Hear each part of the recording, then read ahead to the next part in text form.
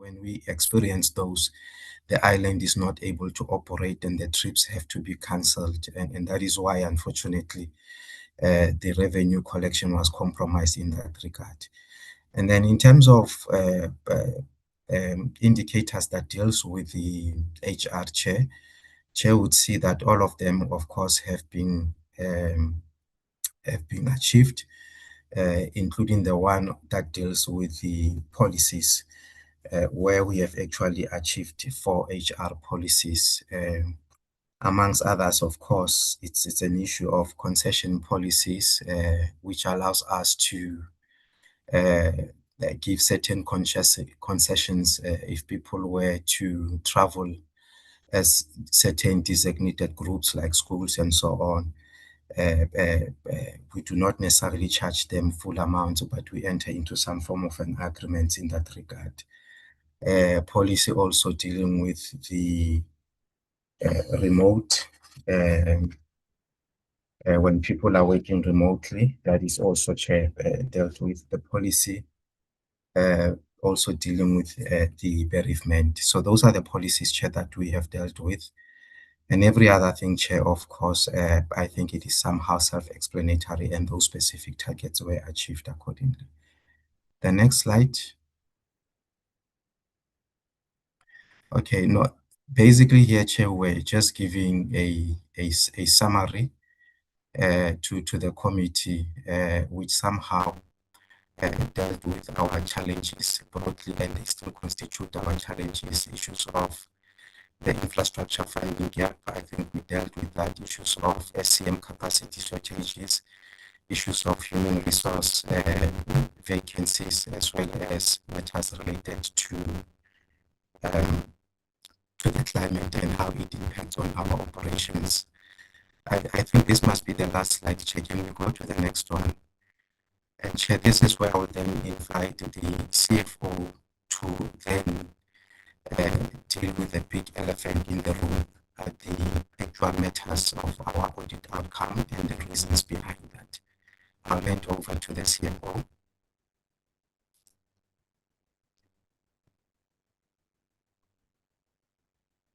The elephant.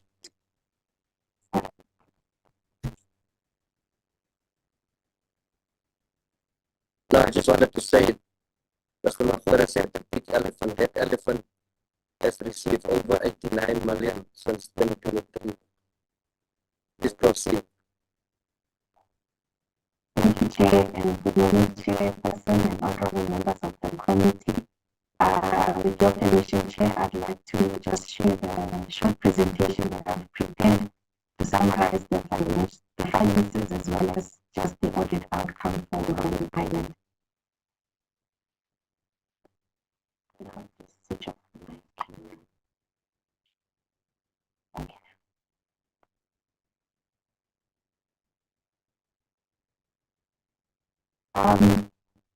Maybe Chair, may I please ask the host to enable that I share the presentation?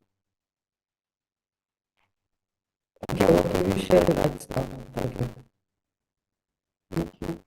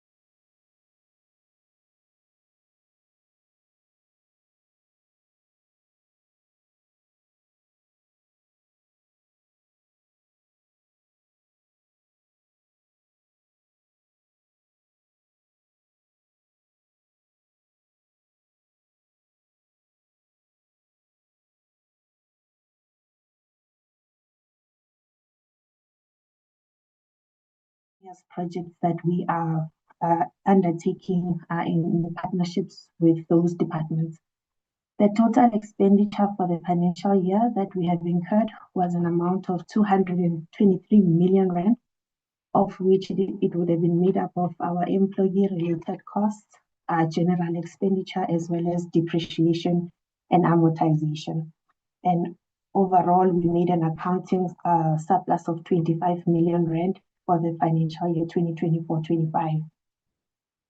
If I briefly had to explain just what I've left behind, when someone asked earlier in other engagements, why would we earn 14 million? My apologies to intervene. I don't know whether I'm the only one, but it seems that the presentation is stuck. Yes, Chair. Well, I'm not the only one. Thank you. Can we have someone to operate the presentation so that it can move and members can see?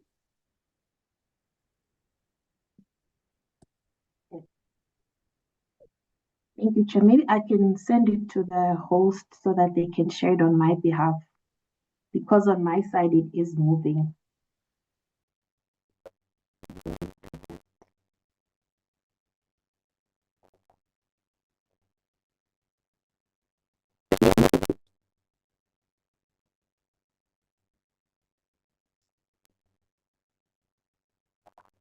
I'm trying to share the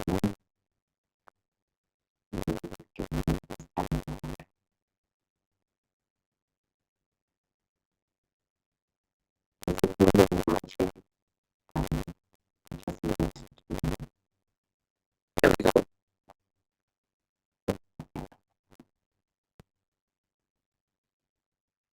I'll just get one to the jump to the top five expenditure, which is included in the 100 million of general expenses, because the other two line items are pretty much self-explanatory.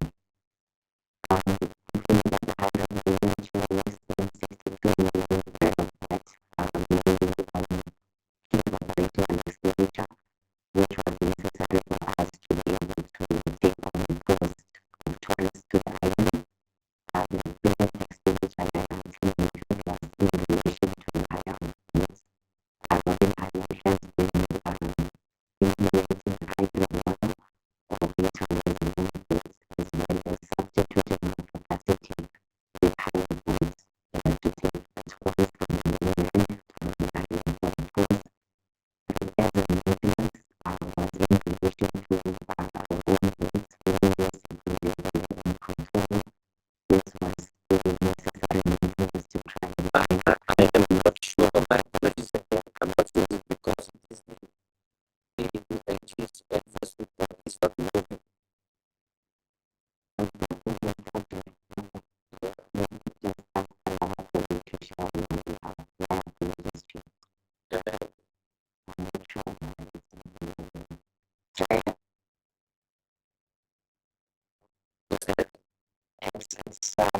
Yeah, okay, so check this, and perhaps maybe I missed an email, but this is not the same presentation that we received for our end. Can we get the updated version? Because my page 6 refers to overview of organizational performance, and I'm not picking up any financial info on this email, so we can possibly get the updated presentation following this. Thank you. Yeah, I think there was an email sent last week, but if it's possible, Javo, can we send that, or do we have the same? I don't have this one yet. She's going to say it now. I was checking, so maybe it takes a few just flag it and then I'll be able to. So once I get it, share it with them. Why did we put the presentations there?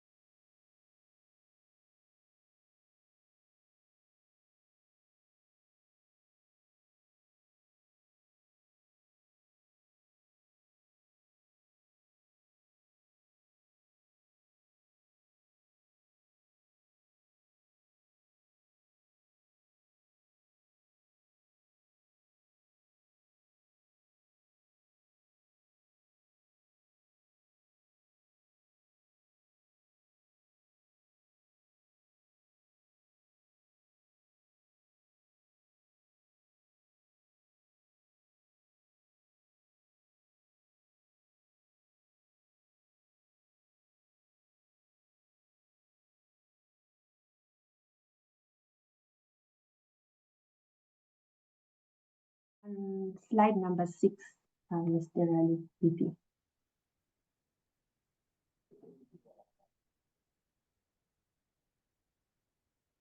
Please proceed.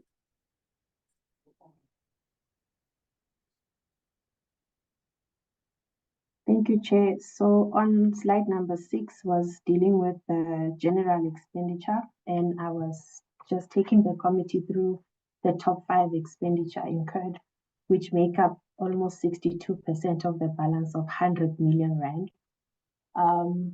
The third expense really relates to consulting and professional fees that were paid during the year, and that was, it may not have been 100% in relation to votes, but however, it's general consulting and professional fees that were paid to consultants hired by the organization throughout the financial year for various services that were required by the entity.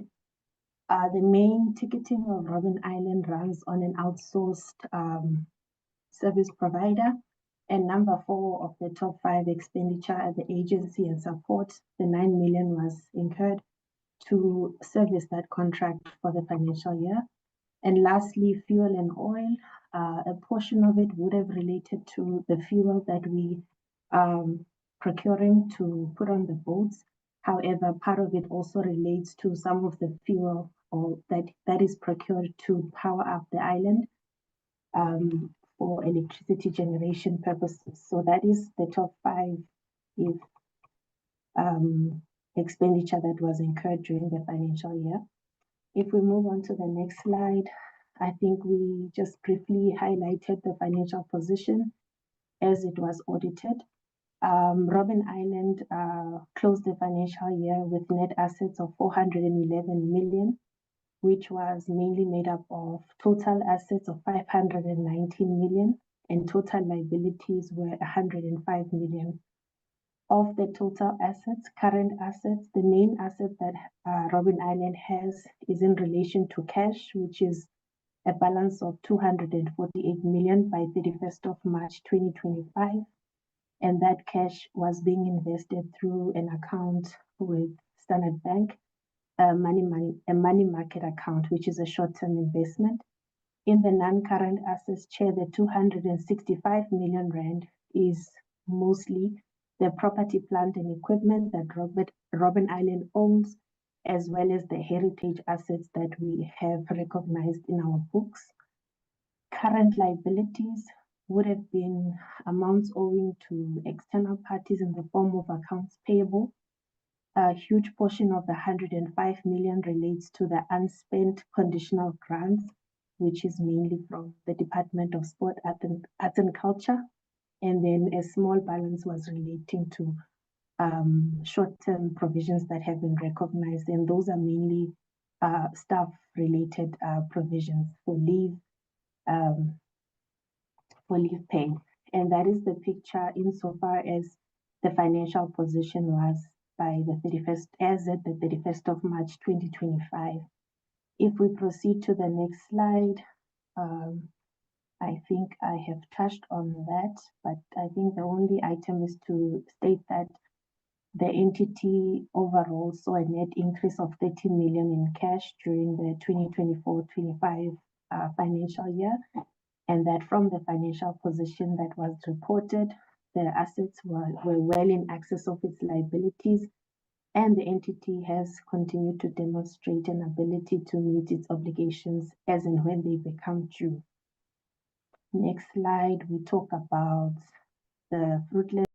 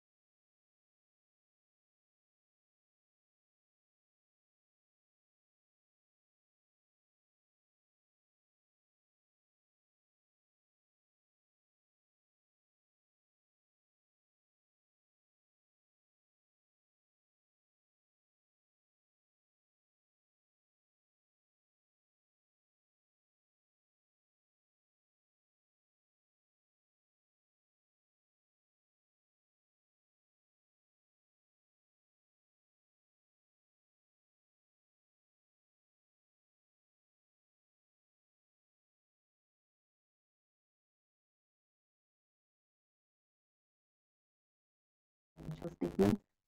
And so we had to proceed with non-adjustments to any of the misstatements that they had identified. In addition to the 44 findings, there was also a material irregularity finding issued. The material irregularity was in relation to the non-submission of the annual financial statements as well as the annual performance reports to the AG by 31st of May 2025. We did respond to the material irregularity and we did submit a formal report in relation to that. And on the 30th of October, we did receive written confirmation that the AG had reviewed our submission and they closed the matter of the material irregularity. And that was really driven by the fact that we subsequently did submit the financial statements. We just included this picture, which is taken directly from the AG, which highlights the areas where we regressed as an organization. The financial statements, the movement, it's an adverse. You can see the regression, the annual performance reports in terms of the targets and how they were captured and the information that was provided to substantiate the targets. With compliance with legislation, the Auditor General was not satisfied with the actions that management had taken in implementing consequence management to employees and officials who were found to have committed the transgressions. We had the finding of the annual financial statements, performance reports, and annual reports that were not submitted by the 31st of May.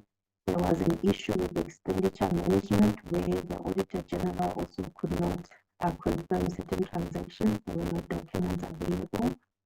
There was the main issue with the revenue management where the Auditor General was unable to confirm the revenue that was recorded by retracing the steps from the system that is issuing the tickets back to our general ledger. We also had a material issue raised by the Auditor General, which related to asset management, and that had to do with us as an entity not performing the impairment assessment on the fleet of vessels that we own. The AG felt that the vessels had shown signs of impairment. However, that exercise had not been conducted.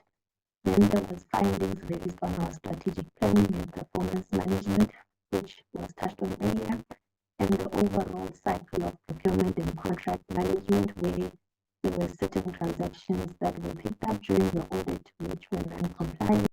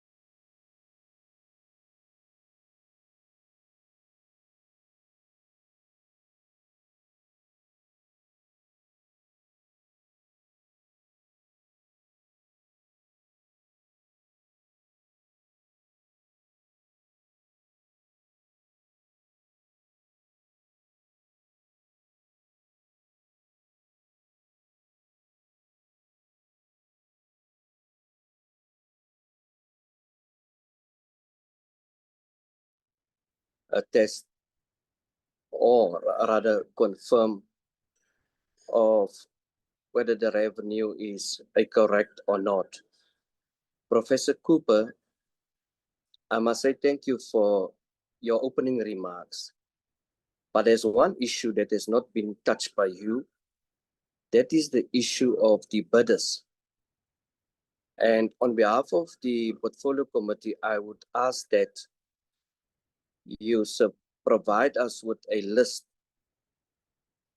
of those bidders who did not score the highest but were awarded the tenders. I think that is very important for public scrutiny. Honorable members, with that said, I'm going to ask members who would like to ask questions. I see Honorable Kobani first, Honorable Molatani, Honorable Potgieter. That is the three for a start. We can, okay, let me say Honorable Khabo, Honorable Mtetwa, Honorable Letsie,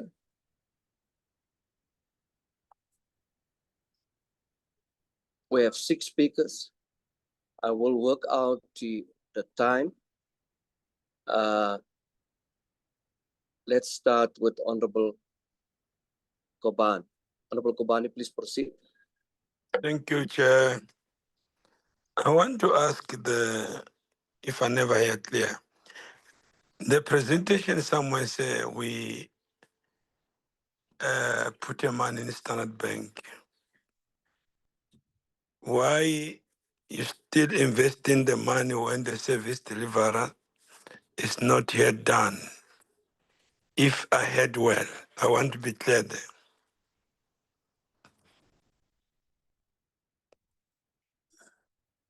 I'm asking a question. To invest the money because the structures is finished to build, or you just invest just for sweet?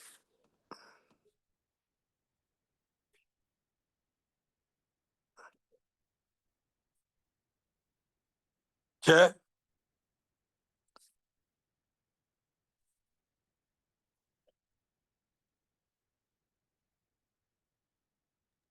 What's happening now? No, the Honorable question is Kobani, are you done? I'm not done. I'm asking. I'm not done.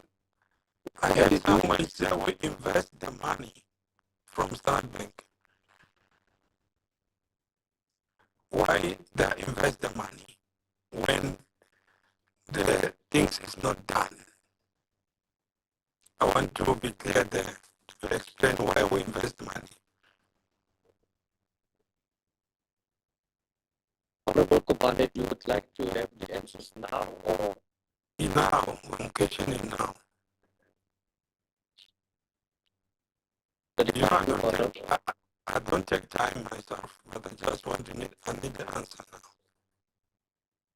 Because, Chair, we had the problem in Limpopo investing the money to VBS and the money get lost. I want to understand this one.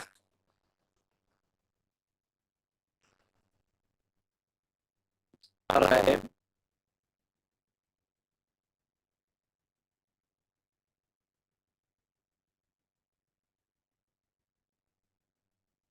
To assist with that response.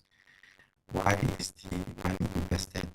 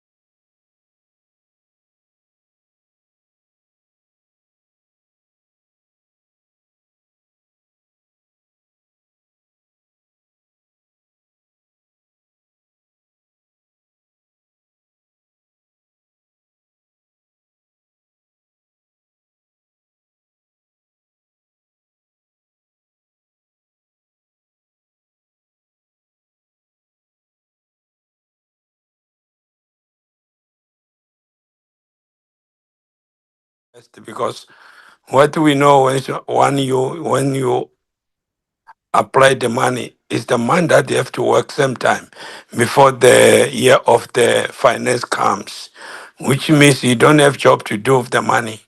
Whatever is 100 rand, you must use it. The money for public you don't invest because it's the public money. You cannot invest something public money that you apply for service delivery, and then which means it's too much. Next year you don't apply because it's too much. The other department, the other organization, that they are short of money. You still want to invest the money, which means it's pam pam.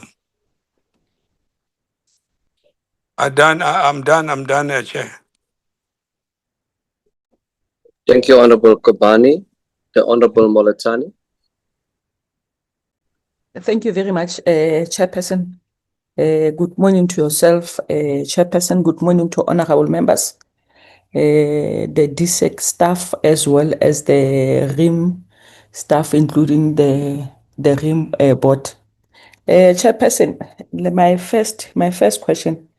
Let me go straight to the chairperson of the board at RIM.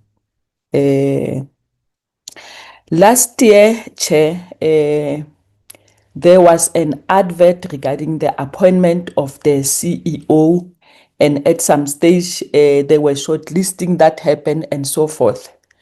We were expecting them that they are going to appoint. Unfortunately, they did not appoint. Instead, we saw again they put an advert for the position of the CEO. Can the chair of the board explain to us what has happened? You've shortlisted the candidates when you're supposed to go for interview. They did not go for interview. They advertise again. What was the reason, chairperson, for that? And for them to put an advert, I think it's another spending of finances. Why did they do that instead of appointing? Remember that last time when RIM was here, the chair of the board said to us that no, we are in the process of appointing. We've already shortlisted and so forth, but they did not. Instead, they went ahead and advertised again, chairperson. What was the reason for that, if I may ask, Chair? RIM.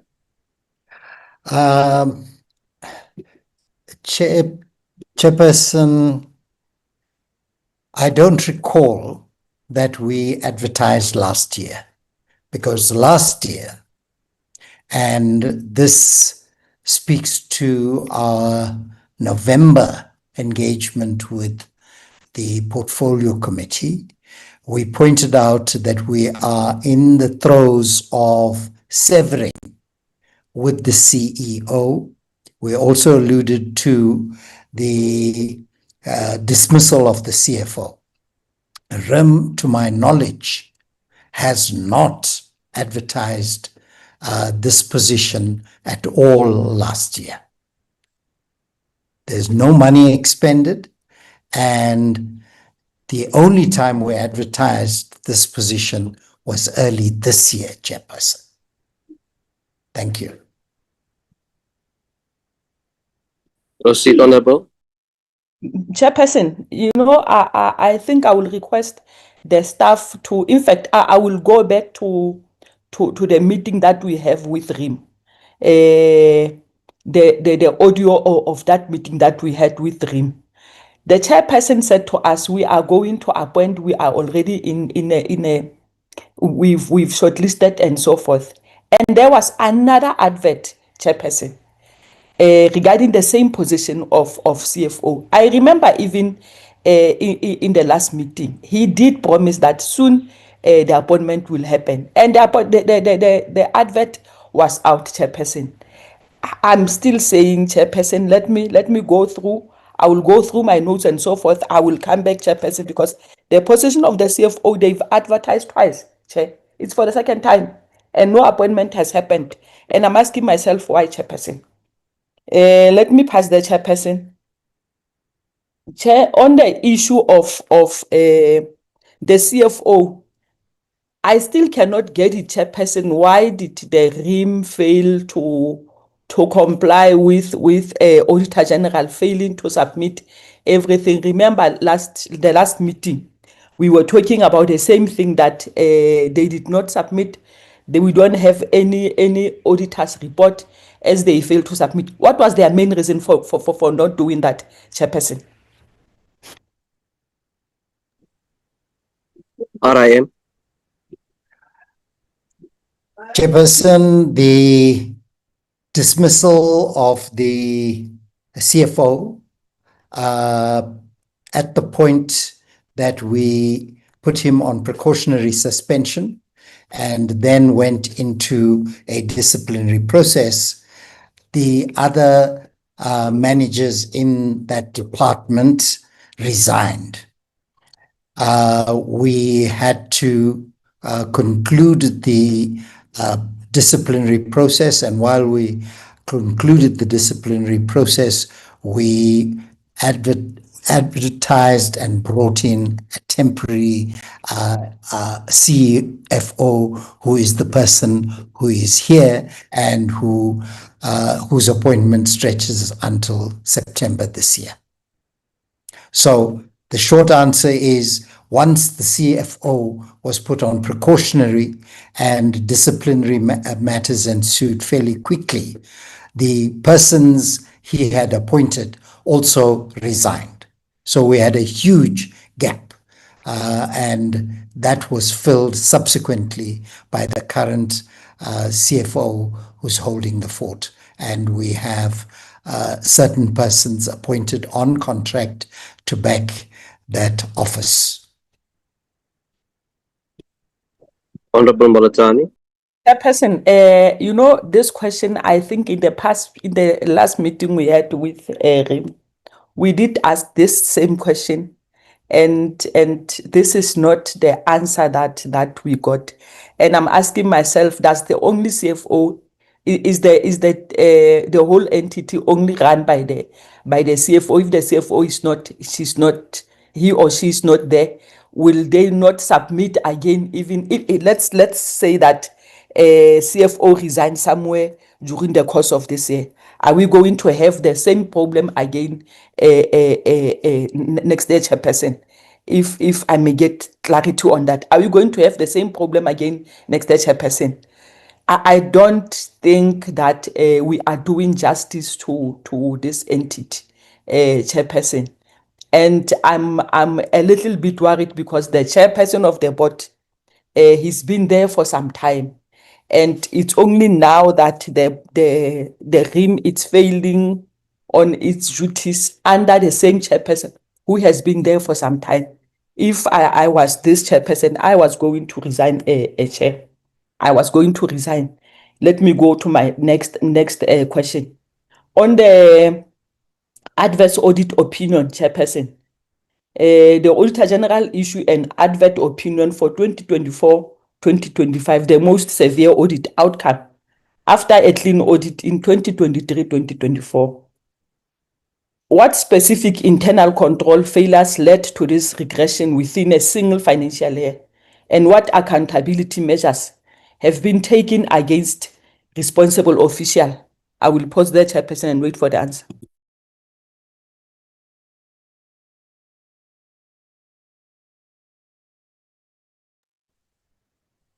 Please proceed, Professor.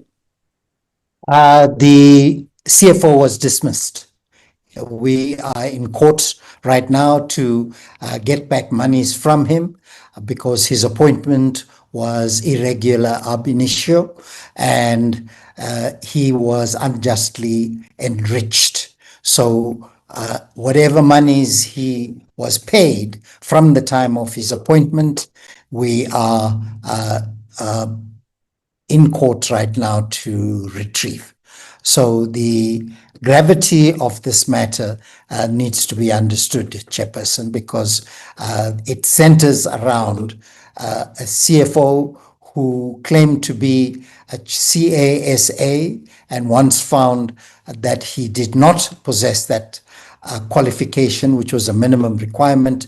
We put him on precautionary suspension, and the disciplinary dismissed him. He's gone on various appeals, all of which have failed, and we now are in the throes of retrieving undue enrichment for his entire salary.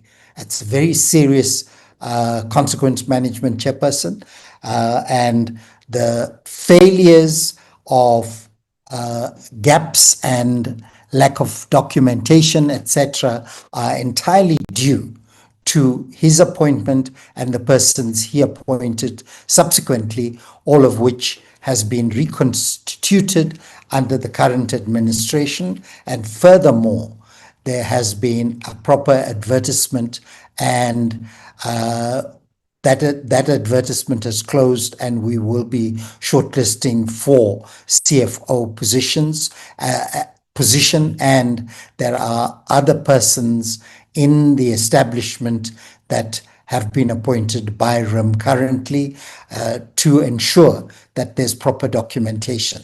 The CFO referred to certain matters like the systems, and even the ticketing system is due to expire. Chairperson.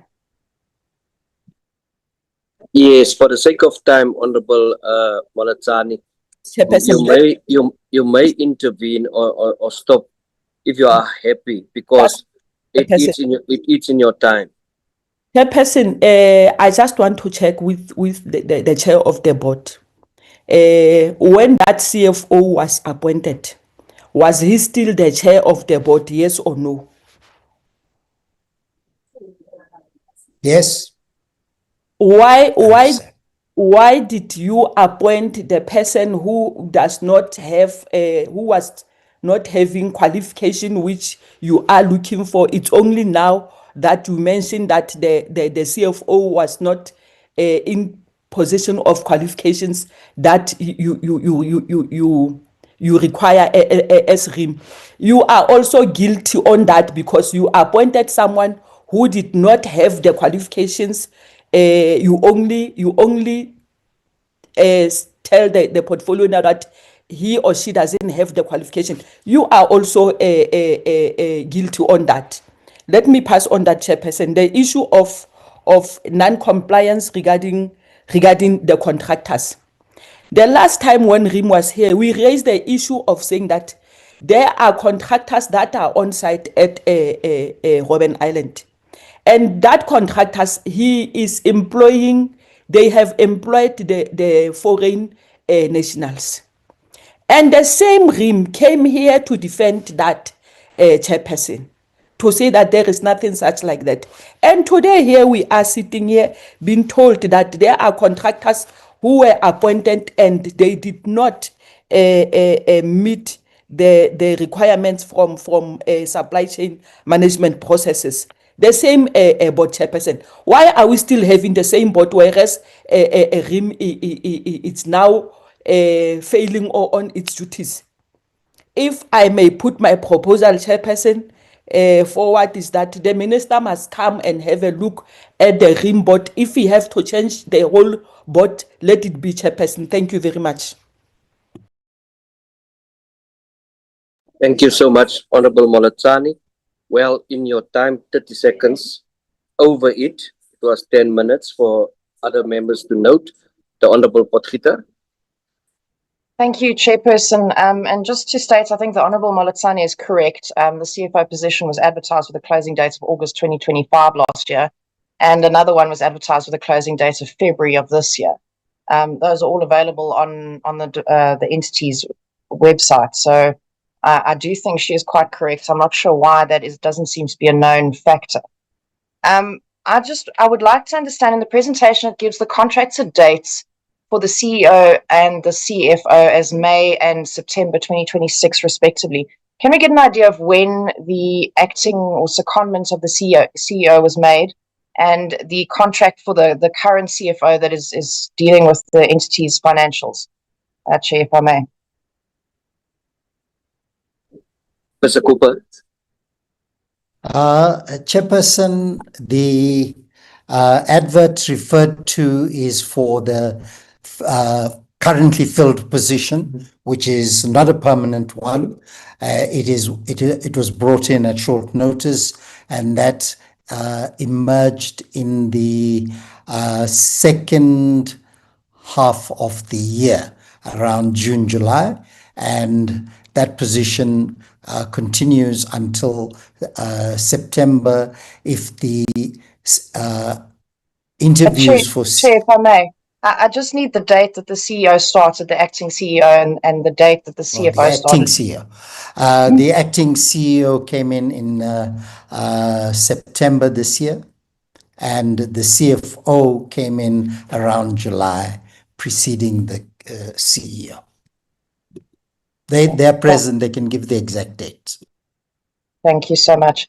Then, Chair, I would like to understand, with regards to the irregular expenditure, it's not detailed in the report. We are an oversight committee, so for me, it's not sufficient to say that the AG has stated that there's irregular expenditure.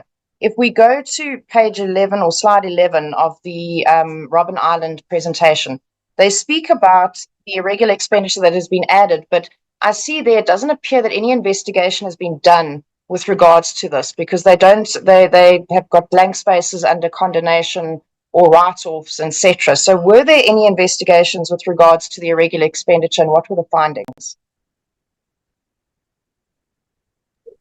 Prof. Cooper.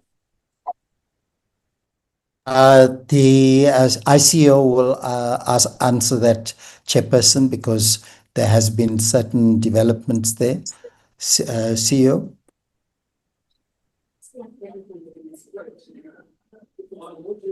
Please bear in mind what the Auditor General's office have said, that no consequence management has been addressed.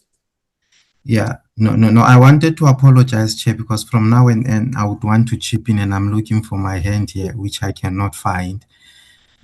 So I should not appear rude, Chair, when I jump in some instances. Chair, one point that needs to, of course, needs to be appreciated is that this report, notwithstanding the fact that it gives an account of 23-24 financial year, it has just been recently concluded. It served through all the relevant structures, council, DSEC, and so on. And now it's before Parliament. And surely there are certain things that we'll have to report, to revisit within the report, particularly those that require consequence management, and moving forward to deal with them. I suppose, Chair, at the next point, when we appear before the council, the committees, my apologies, we should then be able to give an account of that, because it's a matter that has just been recently concluded, and we definitely have to look into those matters. Thanks. Chair, can I clarify then that there have been no investigations on irregular expenditure? To this point, yes, Chair, we have not conducted. No, the answer is no. Yes. Okay. Chairperson, yeah, look, I hear the statement that these will be provided in the next meeting, but I feel like it's always at the next meeting. These are, recurring issues that are compounding. At what stage do you start an investigation on irregular expenditure? For me, it's the minute that you find out about it. I don't think that's a sufficient answer, but I'll leave that in your hands. I'm going to then assume that there's been no corrective action, as you stated, following the regression from a clean audit the previous year.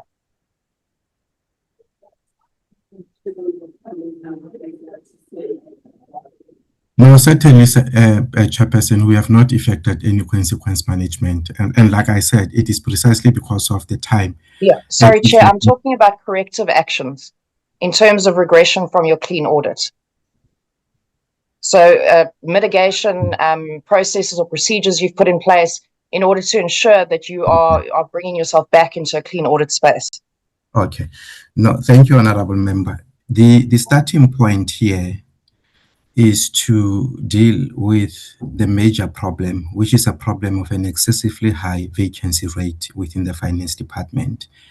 And this, Chair, we have prioritized because even now, you may be aware that the institution is still under the organizational design process, which we are still going to conclude at a later stage, but we have resolved with the concurrence of the council that positions in finance, especially those that are mandatory, they don't have to wait for the conclusion of the process because matters are urgent that needs to be attended there. And that is why we will be going out on an advert very soon if we are not all out already. My colleagues may confirm if we are out already. Thanks. Thank you. And thank you for bringing up the vacancy rate, because it does seem to be a recurring reason as to why there is underperformance or irregular spending. So can you give us an idea of what your current vacancy rate is? You've given us the numbers or the number of employees within the entity, but can we get an understanding of exactly how many positions are vacant and where these positions sit? Can I quickly invite the COO? He sits over HR matters. Can we quickly give an accurate account of that, COO, please? Thank you, Chair, and good morning, honourable members. We are sitting at the 25% vacancy rate, largely in the heritage section. But the council has allowed us to fill those positions that OD won't have an impact on. So we are in the process of filling those positions. But currently, as it is, we are sitting at 25%. But also, if just to give context as well, is that we did not want to appoint before OD is completed, because then you may appoint a person in a role that OD would come back and say, perhaps you needed to match this role with the other, etc., etc. So we're almost erring on the side of caution. That OD process is coming to an end now, and of course, it will develop. It will give us a fit for purpose structure, and we'll go on a recruitment drive. Thanks. Thank you, Chair. I'm trying to understand, the vacancy rate is affecting their ability to manage, the financial performance. I can't quite make the connection between a 25% vacancy rate that's largely in the heritage department versus why there's an underperformance in procurement and financial reporting. If you can possibly assist me, I'm trying to understand how the entity is affected by vacancies, particularly related to procurement and financial reporting. Okay. Okay. Okay. Proceed. Perhaps my answer is the qualitative side as well as the quantitative side. So if you look at the numbers, the home bodies, we have high vacancy rate in heritage. But if you look at the quality, we have a high qualitative rate in supply chain management. For instance, we don't have a permanent SCM manager. We don't have a supervisor between management and those that are dealing with their procurement on a day-to-day basis. So the numbers are not as high as they are in heritage in SCM. So that's how I thought I was responding to the question. Thanks. Then can you tell me how an OD would affect appointing a permanent SCM manager? Surely that is a requirement in any entity or department. How would redoing your OD affect the appointment of such a position? Okay. Absolutely. Okay. Honorable member, I had indicated earlier that as one of the measures to address the problem that led to this situation, it's to improve on our human capital. And part of the process of what we are doing is to take those positions that are not going to be affected by OD process, that are mandatory. And council has approved that outside this process, which you do not have to wait for, go ahead and advertise these specific positions. Amongst those, of course, would be the position that the honorable member is asking about, of an SCM manager, SCM specialist, and many other positions. But of course, currently as it is, we've got that temporary measure of appointing people on contract basis for short-term period. But now that we've got an approval from the council that says No, appoint permanent, even if the process is not concluded, so that you fill the gap and you ensure stability and proper continuity within that specific entity. We are not able to give the exact number. I was hoping the CFO would jump in and say, look, my unit as it is now, it's got a specific number of position and she specifies that number, but we know it's quite a significant number, specifically with this finance. But Thank those you. are the positions we are advertising. Thank Perhaps we you. can give the date. Yeah. I don't know. Chair, if we can get a list of that, because I get what's being said, however, it just doesn't make sense. Perhaps we can get a list of the pertinent vacancies and how this is affecting financial reporting and procurements. And without seeing that, it's very difficult to assess what they're saying, because it does seem like they had contracts in place to cover these positions. But if we can maybe get that particular list.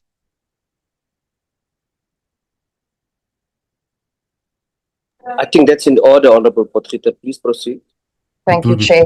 Then I would just like to understand, with regards to your procurement, have any members of your council declared any conflicts of interest or recused themselves from any particular meetings that dealt with specific procurement processes? And in respect to that, have you had any delays with regards to procurement related to conflicts that have arisen within the council itself?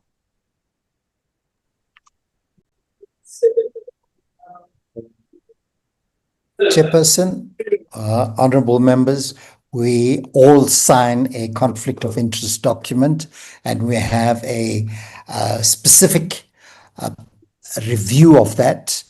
There's been the council plays no role in procurement, and the procurement is done by professionals that are brought in to look at those areas. In fact, the entire procurement process is an executive function. Thank you. So you've never had any conflict of interest declared with regards to any council members and any particular procurement process, is what you're saying? To date, not. Thank you. Yeah, I was going to ask why the financial info wasn't included in the presentation, but I see that's been sent through to us, so thank you for that.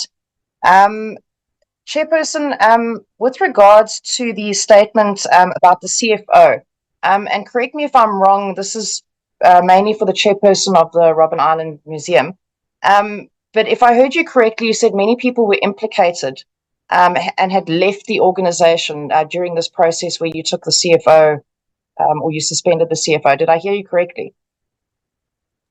Yes, Chairperson, honorable member. The CFO was suspended immediately. Thereafter, the senior manager resigned and served notice on sick leave. The management accountant resigned and left within 5 days. 3 key finance positions then became vacant within a matter of days, and immediately after the conclusion of the disciplinary, we advertised for a CFO who is the current incumbent, and that is the filler position. We have gone through a further... Perfect. No, that's fine. Thank you, Chairperson. I just wanted to clarify that. Can you tell me then whether or not you did speak to criminal charges? Have you taken up, because we can agree that despite the fact they've left the organization, that doesn't stop consequence management, and that's been a big point over the last 2-3 years, particularly because people resign in the hopes that nothing will stop an investigation. So have the investigations continued against these senior managers, and have you laid any criminal charges against them in respect to their actions? Yes, we have. And simultaneously with the CFO, we have moved for a civil action to recoup not only the costs owed to us, but also his entire salary from the time he fraudulently uttered his qualifications. And yes. That's where we're at. No, thank you. That's perfect. Now, I did understand with regards to the CFO. I was just trying to understand with regards to the senior managers, whether you'd specifically laid charges against them. There's a charge laid in terms of the ticketing process. I mentioned earlier that there was a disciplinary underway, but there's also criminal charges laid. Our position on this, Honourable Chair and members, is that fraud is fraud, and irrespective of employment status or other status, that should be prosecuted through the SAPS channels and pursued there. Yeah. No, that's fantastic. Thank you, Chairperson. Chair, I just have two more, I think. I'd just like to understand the role of Charles Cilliers in the interviews and appointments within the entity. I understand that there was no declaration made in that respect. Can you confirm?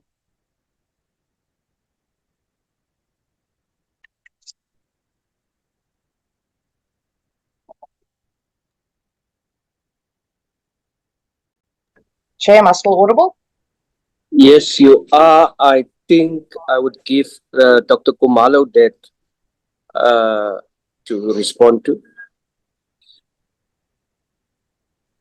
Thank you very much, Chair. I just want to get the question from the honourable member clearly. Yes, Mr. Cilliers was a member of the committee that set for the appointment of the board, but honourable member is talking about declaration. I think that's where I'm just seeking clarity, Chair. The question was the involvement of Mr. Charles Cilliers in the appointment of the council. I think in some of the report, the name come out about of himself, yourself, and Langeveld. Oh, okay. No, yes, Mr. Cilliers was one of the members of I chaired that panel, chairperson, and all the members, including Mr. Cilliers and myself and Mr. Ivan, who are in the panel, yes, we did sign declarations. So there were declarations signed by all three of us.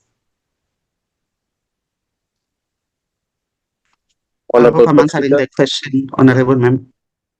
Thank you, Chairperson. Then, Chairperson, I'd just like to get an understanding. We seem to be moving into the space where board compositions, the expertise that is given to us as a committee, lists, governance, management. If you dealt with like some of the arts organizations, we got, music. That for me is not an indication of your expertise. Can we please ask the department that in these presentations going forward, that they give the exact expertise of that particular board member?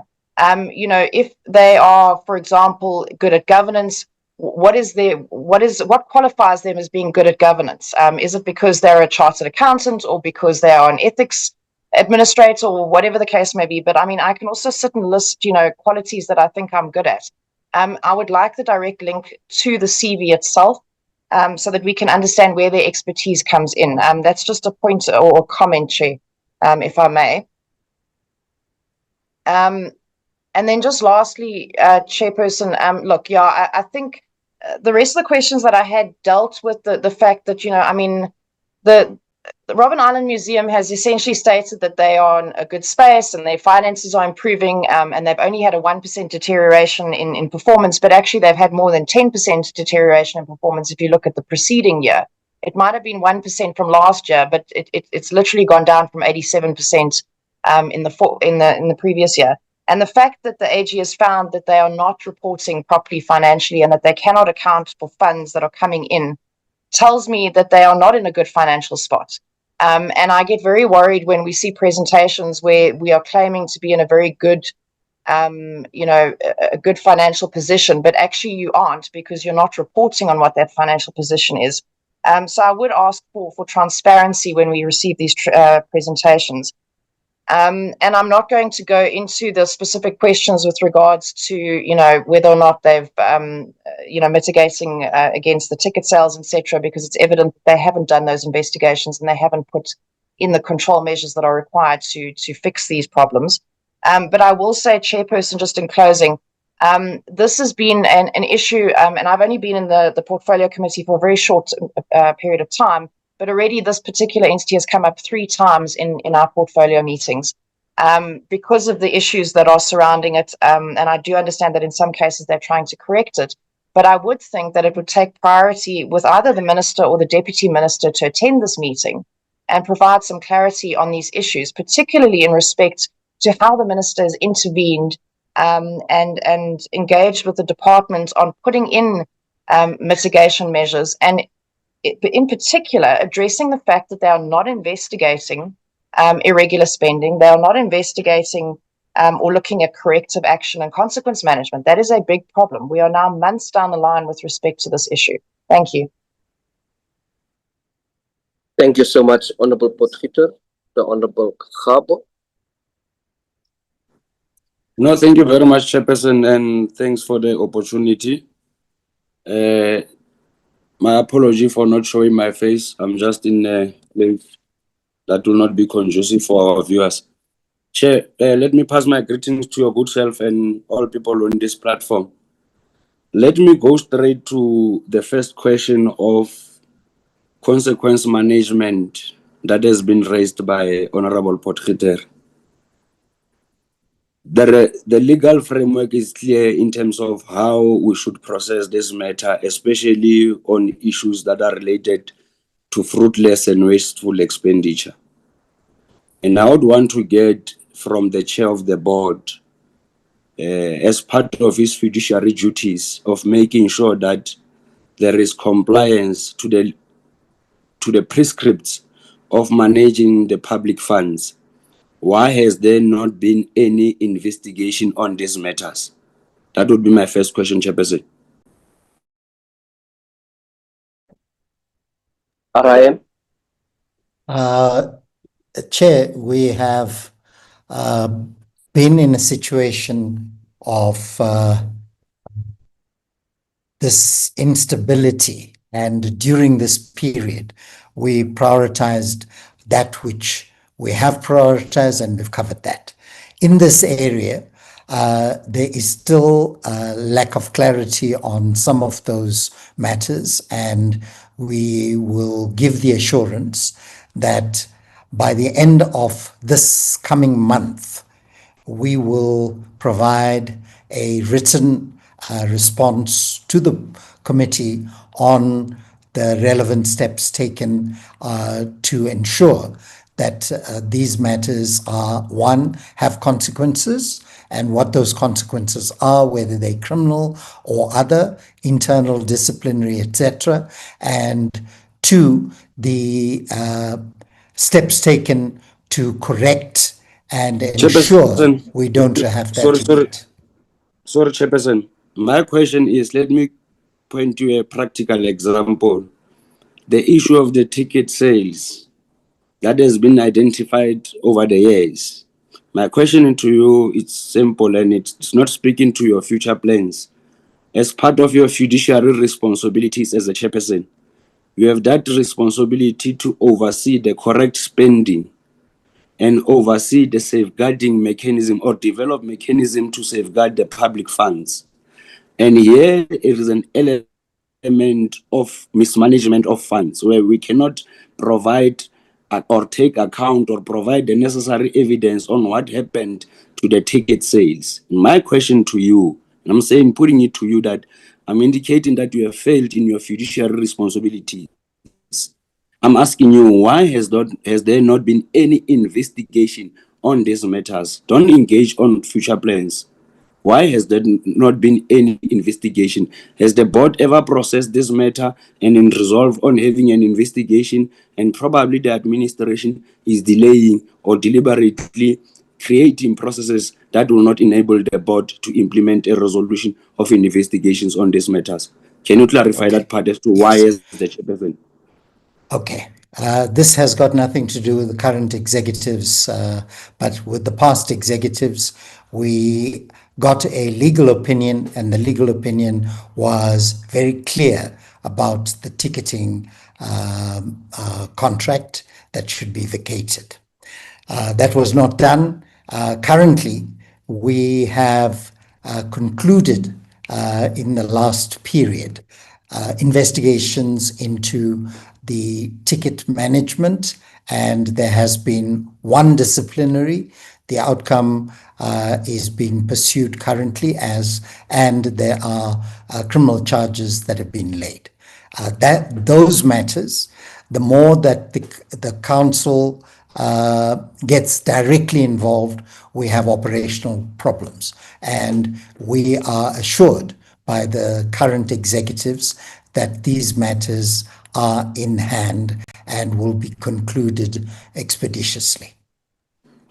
Now, Chairperson, in your response, I'm not getting any indication of you as the chair of the board taking full responsibility of what has happened.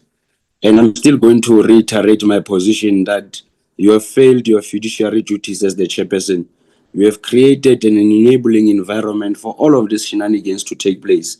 But I'll continue proving that thing as we move forward. And in your response, you are unable to tell us why have you not taken any action, even as the board. Let me go to my second question, Chairperson. I'm going to deal with the appointment of boards, and previously I've always indicated that there seems to be inconsistency on the appointments of board and disregard of the requirements that will put in place. And I'd also largely agree with Honorable Potgieter that like when we are given a background of an individual, we have always requested even their academic background, including their experience in relevance to the board that will be appointed. I'd want to check with I know the names by the way, but I'd want to confirm it on record again. I want to check with the DG. Members of the panel who constituted who constituted the panel that interviewed applicants to form part or to be board members. The panel that dealt with the interview. I want to check with the DG. Can she provide the names of those panel members? Thank you. Yes, Honorable Member, it was myself as the chairperson. Mr. Charles Silias was the other member, together with Mr. Ivan Langefeld. Those were the selection panel members. All right. Previously, we have indicated that there is continuous biasness on the appointment of boards, precisely because of there are not only glaring visible lines of political interest being pursued in the Department of in the Department of Sports, Arts and Culture, disregarding even public service process of appointing officials. I'm raising this because of the very same board, the very same panel, is the very same panel that has led to the appointment of the number of boards whom it's evident and clear in the public that majority of these members are people who are from the Patriotic Alliance political party, which the minister is the president of, and majority of these people whom are appointed as board members, largely they don't even have a background either of heritage or sports, arts and culture. Would you agree with me on that aspect, DG? No, I disagree, Honorable Member. I'm not aware of that instance. Okay, where DG, we look at you are political party. Okay. Yes. You are not aware that in the RIM board, like any other board, we have appointed 6 members of the board whom are from Patriotic Alliance, of which that is not a problem, as every one of us enjoy a constitutional right of belonging to a political party. But these members' experience and academic qualification, it's always in question. And it is for that reason I'm saying that it is this panel that gives birth to the challenges that we are confronted with in these entities that are being led by the department, especially under the Minister Mackenzie. And I'll continue proving that, DG. Let me move forward into this into this entity. Chairperson of the board, can you confirm that you have been the board chair even in the previous board? Yes. Would I be right when I say that in your view or in one of the responses that you provided, you cited misrepresentation of qualifications as one of the reasons of the suspension of the CFO? Am I right? Yes. Would I also be right, or maybe let me start with this one, the role of the board. Can you clarify the role of the board in the appointment of the CFO? At the time, it was in a committee that did it. It was an HR and related committee of the council that did it in terms of the procedure and policies in place, with a certain number of council members and a certain number of senior persons, as well as a DSAC representative. There's a formula for it. So would I be right that the board members were part of the panel that interviewed the applicants for the CFO position? Yes. After the conclusion of the interview processes. Honorable Cabo, my humble apologies. I couldn't get your question. Can you just rephrase that question for me? I wanted to check with the chair, Eleon Chairperson, if would I be right to conclude that members of the board were part of the panel that interviewed applicants for the position of the CFO? Thank you. So I wanted to go further on the issue of the application or the interview process. My understanding is that after the interview process, you would then recommend suitable candidates. Am I right? Yes, Chairperson. Yes, Honorable Member. So those suitable candidates, are they undergoing any vetting process to verify the authenticity of their qualifications and verify the experience that they are claiming they are having? Yes, they were supposed to have been, and we picked up a flaw, and the service provider there's a claim against the service provider in this regard. Okay, fine, noted, Chairperson. Was the vetting done or not, Chair? It was, that's why I'm saying it was supposed to have been done, and there was No, failure. let's not play with words. Was it done or not? Yes or no? It was done. Yes, it was not done. It was done, but not to our requirements, Chairperson. Okay. Now, those vetting outcomes, would I be right to conclude that they were then presented before the board as a recommendation for appointment? Yes, you're right. Would I be right that then to say that it is the board that has appointed the CFO, whom later was proven not to be having the relevant qualification? Chairperson? Yes, if you follow that stream. So, would I be right to say again that you have failed as the chair of the board in one of your fiduciary duties to safeguard the public funds based on this process that you have just spoken of now, of you appointing people as the board chair? Because I'm raising this because of you are presenting before the committee that the matter is before court, you are trying, we'll get to that point. I'm just dealing with the process of appointment. Would I be right to conclude that it is the board under your leadership that has appointed the CFO? And would I be right to conclude that you as the chair, in particular, Prof. Cooper, you have failed in your fiduciary responsibilities in safeguarding the funds of the public in Robben Island Museum? Well, to the extent that I've already explained, indirectly, yes.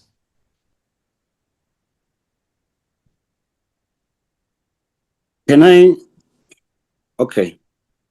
I'm not sure why the minister and the deputy minister, they are not present so that they can take note of some of these things.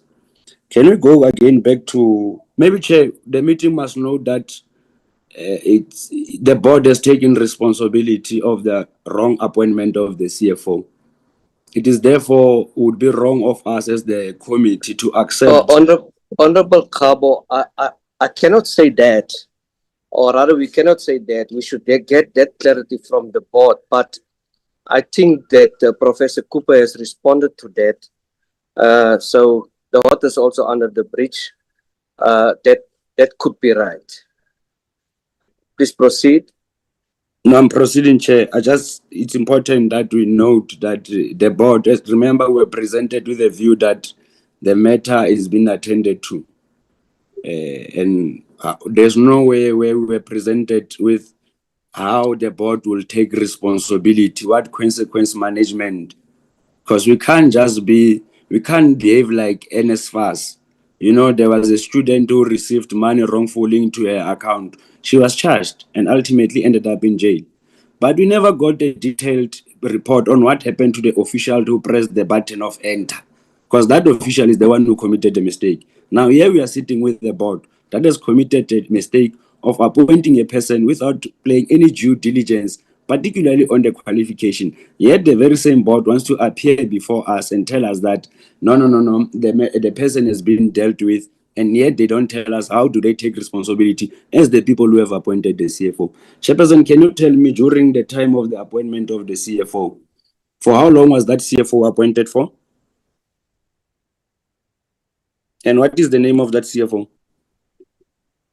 The CFO was Karabo Ramela, was appointed in 2023 on a temporary position, and then the position was advertised and he was offered the post. And I pointed out that we have taken... When was she appointed as the CFO? From when until when? Well, it was from 2023, the beginning of that year, or December the previous year. Okay. Can I check how much have we spent on that official who has unduly benefited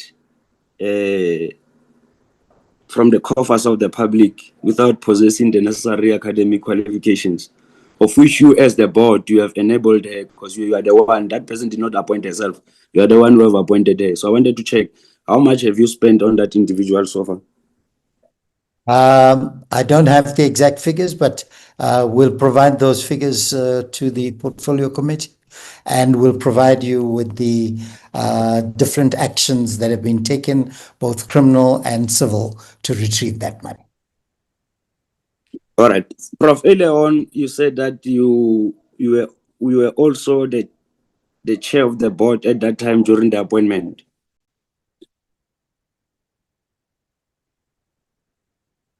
Am I right, Chair? Yes, Honorable Member. Now let's go to the issue of the appointment of the acting CEO. Who is currently the acting CEO? Mr. Lebogang Mogoera, Honorable Member Chair. Okay. When is the contract coming to an end? This contract will end... For you to fill up the position in particular? Oh, we have shortlisted, and the SSA is looking at the entire backgrounds and various other checks that need to be done on 2 shortlisted candidates for the position of CEO. Okay. We expect that it will be concluded early this coming month. Okay. Let me go to your finance department again. And I would like to go back to the issue that was raised by Honorable Matsolo, and the response that you have provided. In a way, I felt that you are just brushing off the matter aside. The issue of the CFO that was reported vacant, and at some point during the committee interaction, you had indicated that the position would be filled in 3 weeks. Do you remember that engagement? Yes, and the current person is that person, Chairperson. Sorry? Incumbent, the current incumbent is that person. So the position is filled? No, not. It's filled, but on a temporary basis. And as I pointed out earlier, once the CEO position is filled, the CFO position on a contract or permanent basis will follow. So would I be right to conclude that you have misled the committee at that time that the CFO position would be filled? Because at that time we're discussing the vacancy rate. Yes, no, Chairperson, the CFO position was filled. I think the confusion is the interim, which is the interim position, and the permanent, which is a contract position of 5 years. That has yet to be done. We have an interim position. Honorable Yes. Khabo, I Yes. just for the record and for others members' sake remind you that your time is expired, but I appreciate the depth and variety of your questions, and also you're probing the right areas. I therefore give you some extra time. You are very lucky today. Please proceed. No, thank you very much, Chairperson. Let's go into. I want you to clarify this thing, Chairperson. It's either you spoke of the CFO position or the CEO position, where you indicated that the position, when you reported to the portfolio committee, that the position will be filled in 3 weeks because of 4 candidates were vetted. Can you clarify that statement so that we clarify the confusion? Yes, that position has been superseded by the current one, where those 4 persons, including the current incumbent. No. Let's start there. Which position is that? Are you speaking about the CFO or CFO? CEO? Yes, CFO, not CEO. The CEO position only got advertised this year. Okay, you reported that the 4 candidates were vetted. What happened to that process? No, Chairperson, the 4 candidates were shortlisted at the time. Or shortlisted, my apologies. Yes, My apologies, Chair. I withdraw that one, Prof. What happened to that process? That process was superseded by council deciding that at the end of the year, in November, the engagement with the CEO at the time was concluded on severance, and we decided that we'll advertise the CEO position together with the CFO position and a company secretary position, which we subsequently did and is currently underway. So I think those 2 need to be understood. The one is what were the reasons of cancel?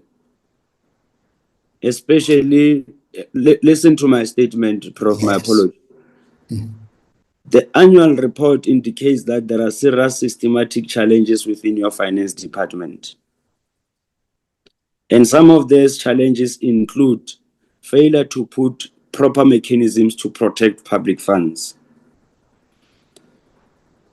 You as a board decide to advertise a chief financial officer. And after all of these processes, you decide to drop off the ball on the most important aspect of your organogram, especially when you've got challenges in relation to the Auditor General's views on the status of Robben Island. What were the reasons of the board to terminate the process? We did not terminate the process, Chairperson. We improved the process because it came to our attention that the manner in which the adverts were done through a service provider and not in the way that we expect to be done, where there is a proper public announcement and offer to everyone out there. That was corrected in the senior adverts, which included CEO, CFO, and for the first time, company secretary. That was That advertised this position that year. you say is that it was advertised through a private company. Who approved that? Because I believe that for a position to be advertised, it is the board that authorizes or gives a green light in terms of how the position is being structured. Part of the board's responsibility is to assess as to whether the position, especially in the top management, the requirements, is it aligned to the requirements as said by the Public Service Commission? And I want to check with you, because you are saying that you have improved. Because maybe Yes. you'd want to improve a problem that you have created yourselves. Now, was the position before it got advertised, and even by advertising process itself done by the service provider, was that process not presented before the board for approval? Not really, Chairperson. That's why we Honorable Khabo, intervened. please wrap up.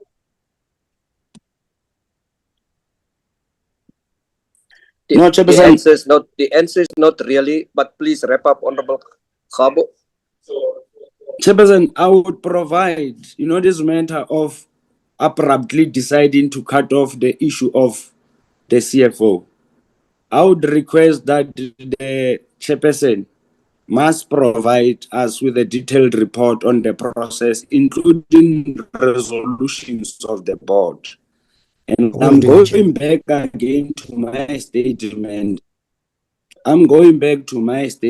Chairperson, that the appointment of this board, Chairperson, there's been a lot of biasness, and unfortunately enough, we are not expecting even the DG to agree to this matter. But on the number of entities, there is a proof that indeed there is biasness from the side even of the minister.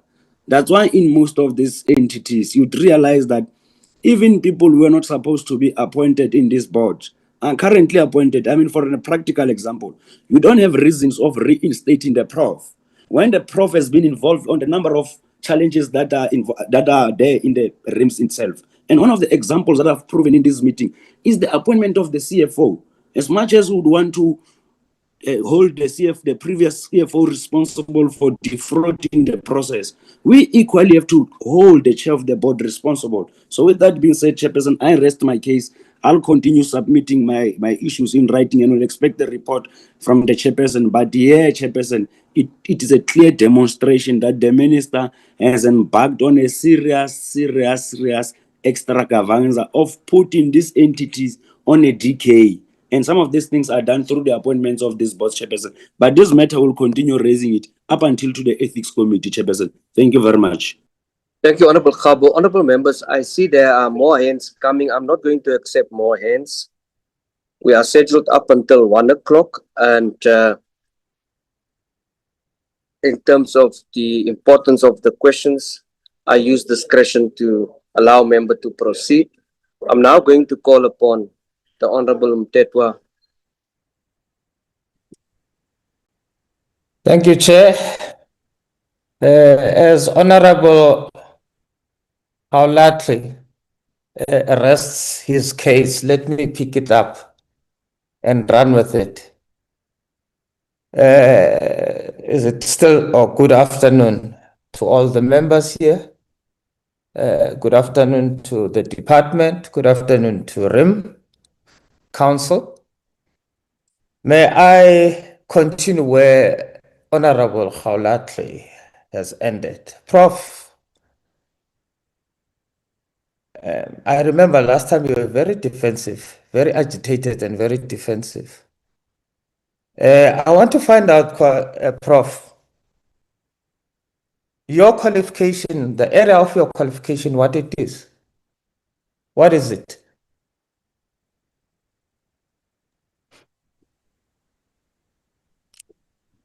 My area of qualification is I've got various degrees with a terminal doctoral degree in clinical community psychology.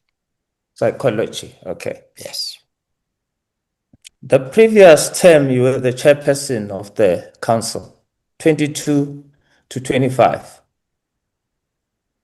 Is that correct? Yes.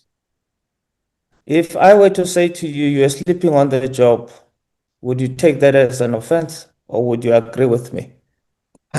No, I would say that it would appear so, but if you follow the minutes and instructions and resolutions, you'll find that an entire organizational design process was instituted and the process of appropriate appointments in appropriate positions was instituted, as well as the refined process for senior executives.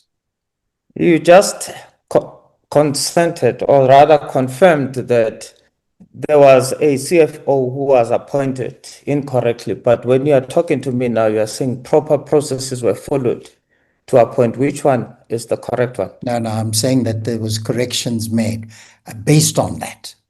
Corrections. Maybe let me do this, because it seems like you're distancing yourself from every decision when the buck stops with you as the chairperson of the board.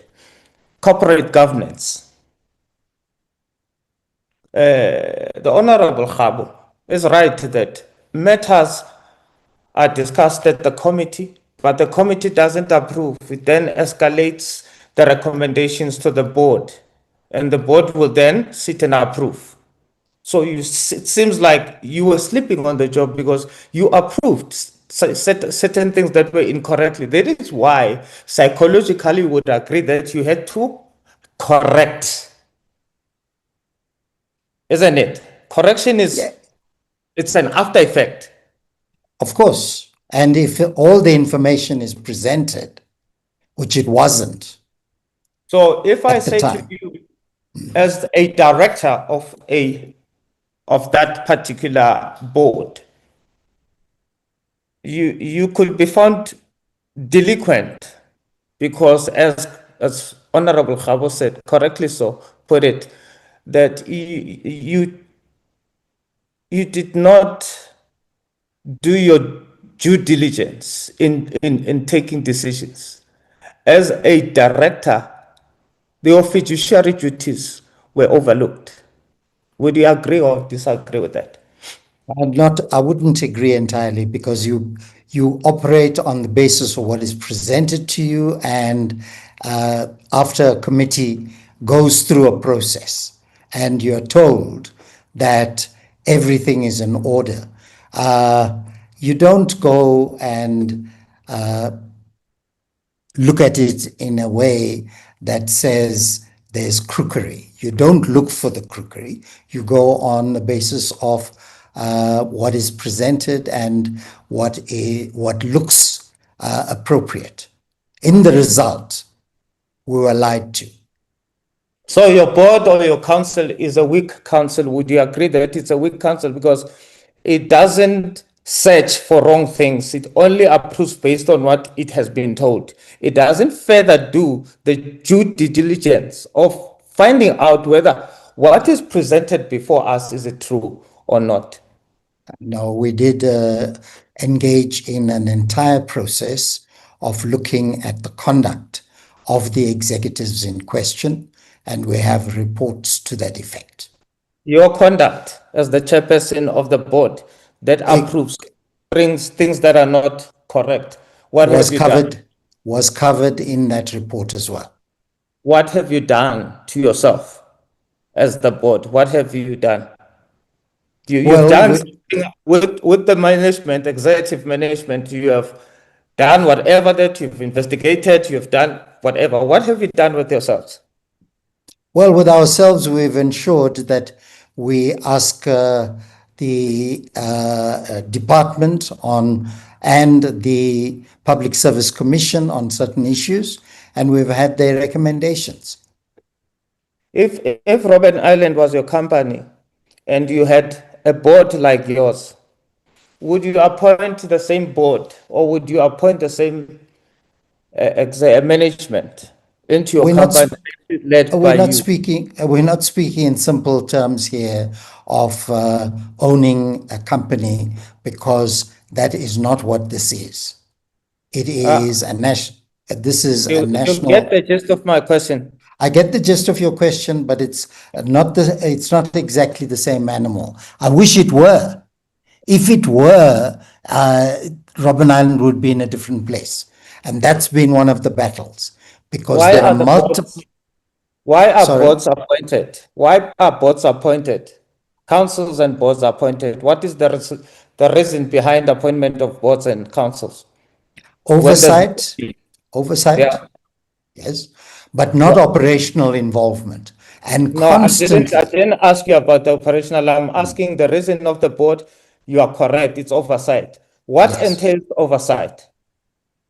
To Well, your knowledge, what entails oversight? It's getting the appropriate information, and whenever any question arises, which it did in this case, to take swift action. Okay, so in the appointment of the CFO who was not qualified, did you get the right information? Did you do your No, oversight? we did not get the right information. And when we were notified, we took immediate action. You see, that's what I don't agree with. You are saying when you were notified by who? By the CEO, who was responsible for the process. You're sleeping on the duty, dog. Prof, unfortunately, I'm going to rest it on that point, or rather lay it down on that part, that you are sleeping on the duty and you then are the same chairperson who has now moved into the second term. Do you have confidence in yourself, Prof? Oh, yes. Yes. What would you say has improved in your leadership style from the one that you had that has resulted in an adverse opinion from the Auditor General to the chairperson that is now looking forward to rectify what he couldn't rectify in the previous term? Previously, I adopted the position of hands-off in terms of operational matters. Subsequently, it is investigating and asking for documentation and proof on a variety of areas which are underway right now. Okay. And it does result in delays.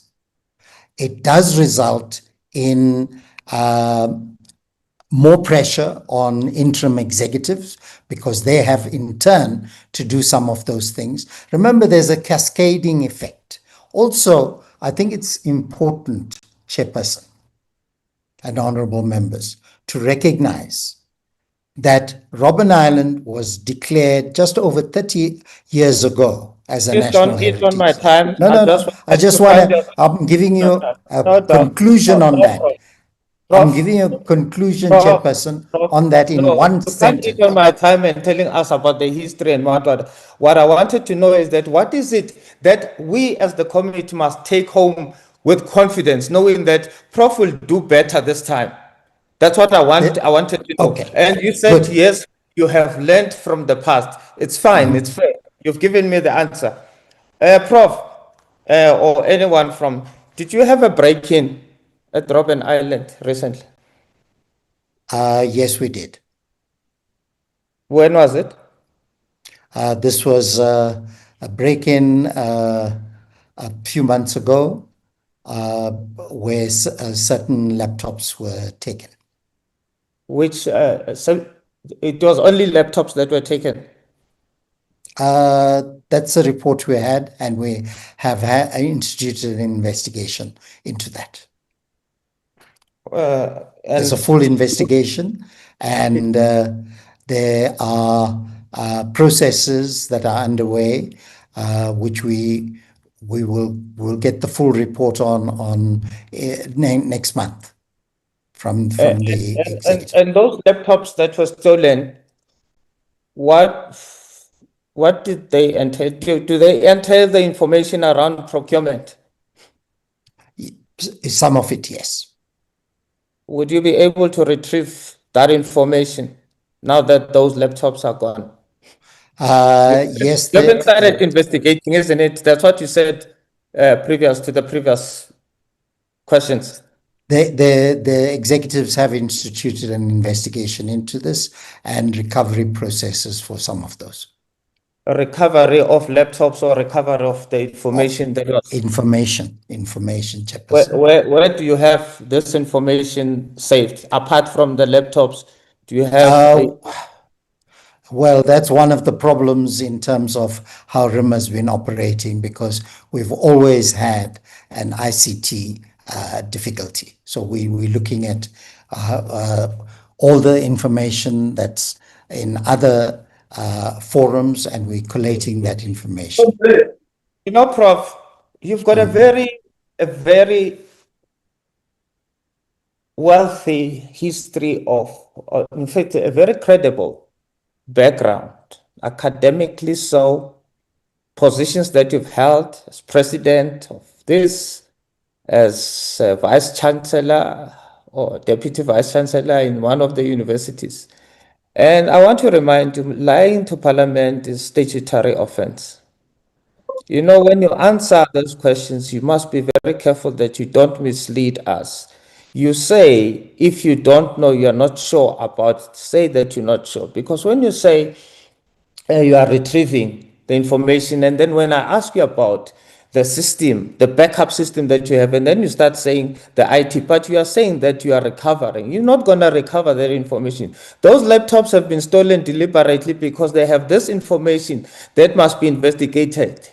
And that's why it is very suspicious. We must further say there must be an external investigation done. The minister must look into this thing, because those laptops, how do you, first and foremost, how do you enter into an island and go into an island to go and break into an island and not be found? Or maybe they use what? Anyway, that's fine.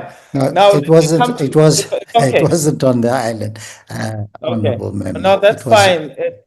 Let me go to the. Although there are problems on the island as well.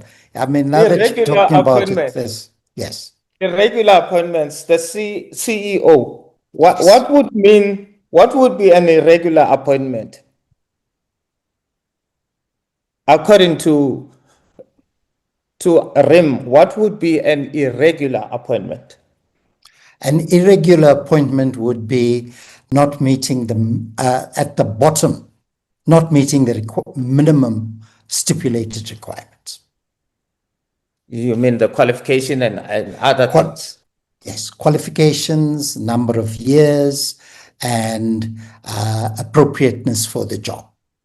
Would policy, the violation of the policy, the RIM policy, be also one of the things that you could regard as irregular appointment? If there is a violation of the policy, yes. Ms. Nothando Zondi, do you know Ms. Nothando Zondi? No, I don't know her, but I know of her, yes.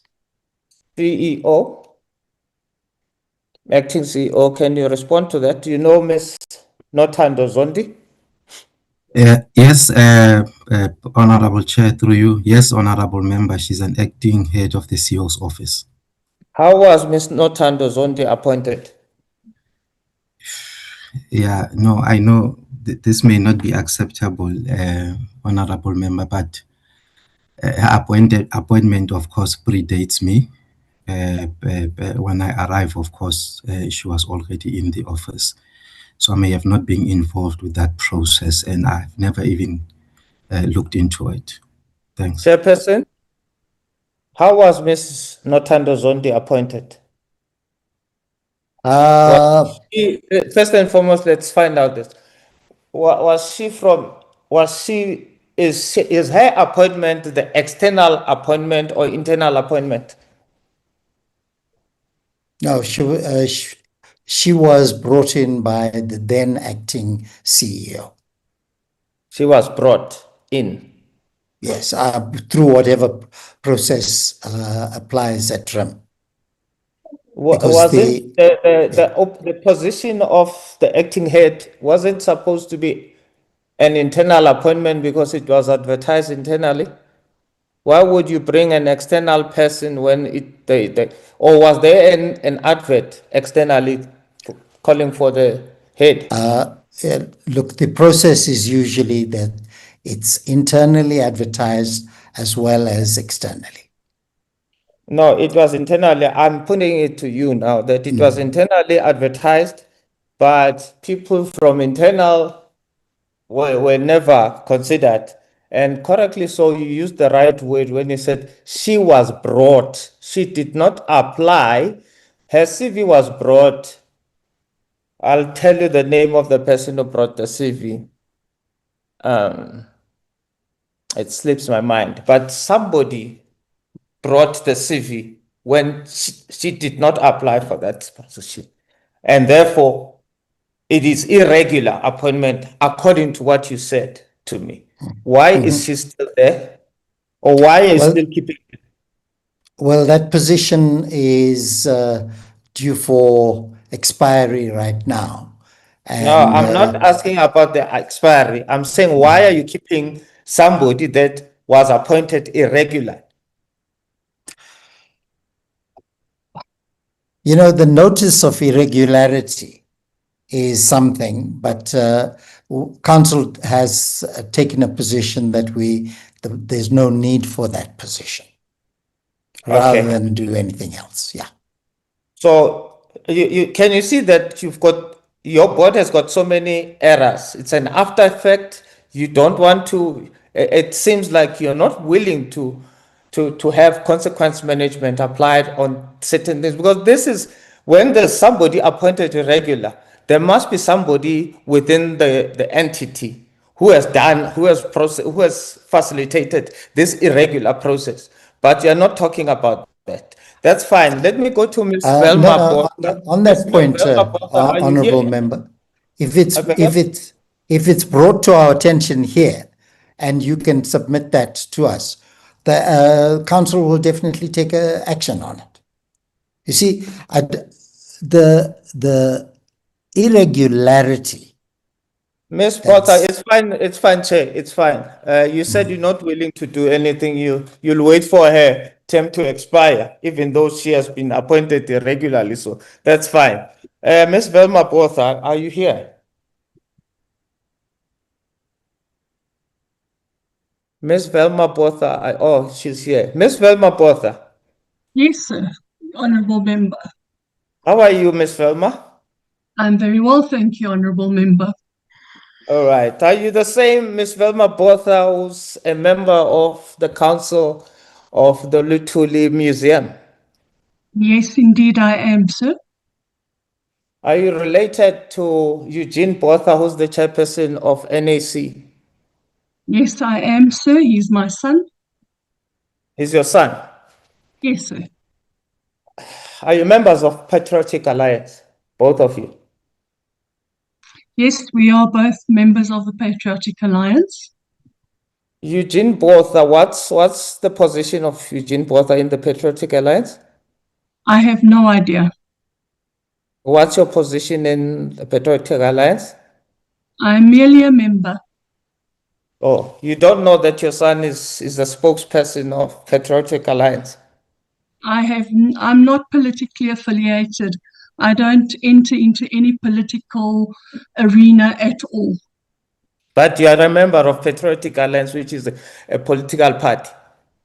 Yes, sir. I'm sure you're a member of a political party. It is our constitutional right.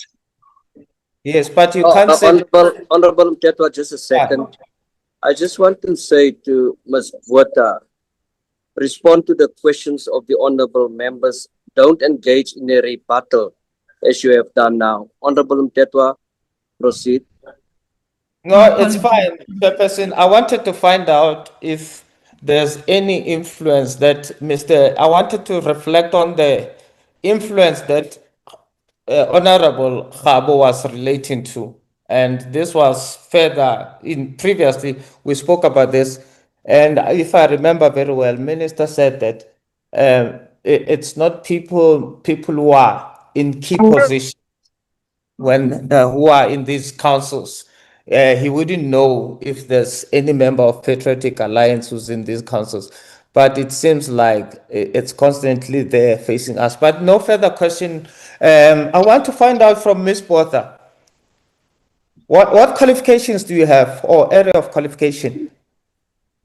I have 18 years experience as a company secretary. I've completed my certified director training.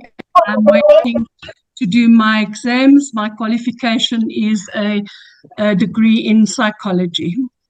Psychology, yeah. Okay. So at least you've got a very strong relationship with Dr. Seth. It's psychology. It's like we can talk and get along very well because we understand each other Can better. someone just mute Honorable Mutaung, please? Honorable Mutaung, this is not the first time that you are having these meetings in the broader public where there is a lot of noises. I don't have a problem with that, but please mute your gadget. Honorable Mtetwa, proceed. Ms. Botha, as somebody who has studied, who has been a company secretary, what would you say about the issues of the opinion, the adverse opinion? What normally would the company, as the company secretary, what is your role, or what would you attribute your qualifications and your experience in terms of what you are doing now at RIM? The impact that you would give, you provide at RIM. Well, the first issue would be to address the audit findings and to implement corrective actions and proper governance processes where those might have failed in the past. We are also a council that was appointed on the 1st of July 2025. We're not from the previous council, Honourable Mtetwa. Yes, that's why I'm asking this question deliberately, because you are new. Chairperson is conflicted with the other board that actually has resulted in an adverse funding. Are you in the governance committee? We don't have a governance committee. We have a FinCom, ARC, corporate, core business and corporate support. Okay, and Ms. Ramechwen, I hope she's here. Yes, she's here. Ramechwen, are you in the governance committee?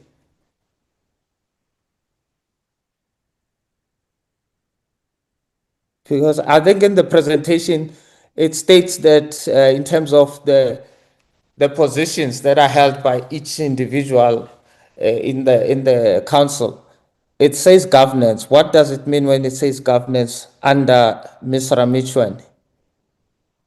Good afternoon, honorable member, and good afternoon. Good afternoon. Yes, thank you, Dr. Muteta, for your question. We actually don't have governance. We've got FinCom committees, FinCom committee, and we've got corporate services as well. So, but if you I don't know what then is the leading question to your answer, the leading answer to your question. Maybe I should wait for the next question to in your own presentation, if you can go to your presentation, if I could ask them to put the presentation up now, it will show you that under Ramechwen, it says governance. So I thought maybe that's governance committee or something. It doesn't say Ramechwen FinCom, but it says governance. So I don't know what it relates, or maybe the presentation is misleading. that there's governance, because the problem we are faced with the RIM is the issue of governance. There's no corporate governance here. Governance has been thrown out of the window with all these expertise and qualifications that are there. Still, governance is dololo. So can you explain if your presentation is misleading us or it was an error that it states that it's governance? I don't know what it means when it says governance, or maybe you've got the expertise of governance. So I think a bit of a confusion here is in terms of you're talking about governance as in a responsibility, or as in or you're speaking about governance as in a committee. So I don't think the presentation was misconstrued in any way, but I think they were just saying that's where our strengths lie. But we don't have just a governance committee in Britain. Oh, so the presentation was maybe talking about governance expertise. Tell me, do you understand what corporate governance is in terms of RIM? Yes, I do. So What would be the process? What would the process be if there is any appointment in the senior executive role to be appointed? What would be the steps taken by, under normal circumstances, what would be the steps taken by the council? all right. Do you mean, just from the council point of view? I think obviously when it comes to the higher positions, the council's responsibility there is to oversee the process and to make sure that minimum requirements are met, to make sure that with all due respect, I'm not asking the role of the council. I said what steps would be followed. Maybe we'd like to what steps would be followed? What from the application? Is that what you're saying? I'm saying, here's a role. You have to appoint a CFO. From a governance point of view, what would you do? What would be the first step in terms of RIM? What processes do you follow? What steps do you follow before you appoint somebody? You agree that there's no CFO in the company or in the organization. We need to appoint a CFO. So as the board, what do we do? What do you do as a board? Okay, I hope that how I'm going to answer this will kind of answer your question.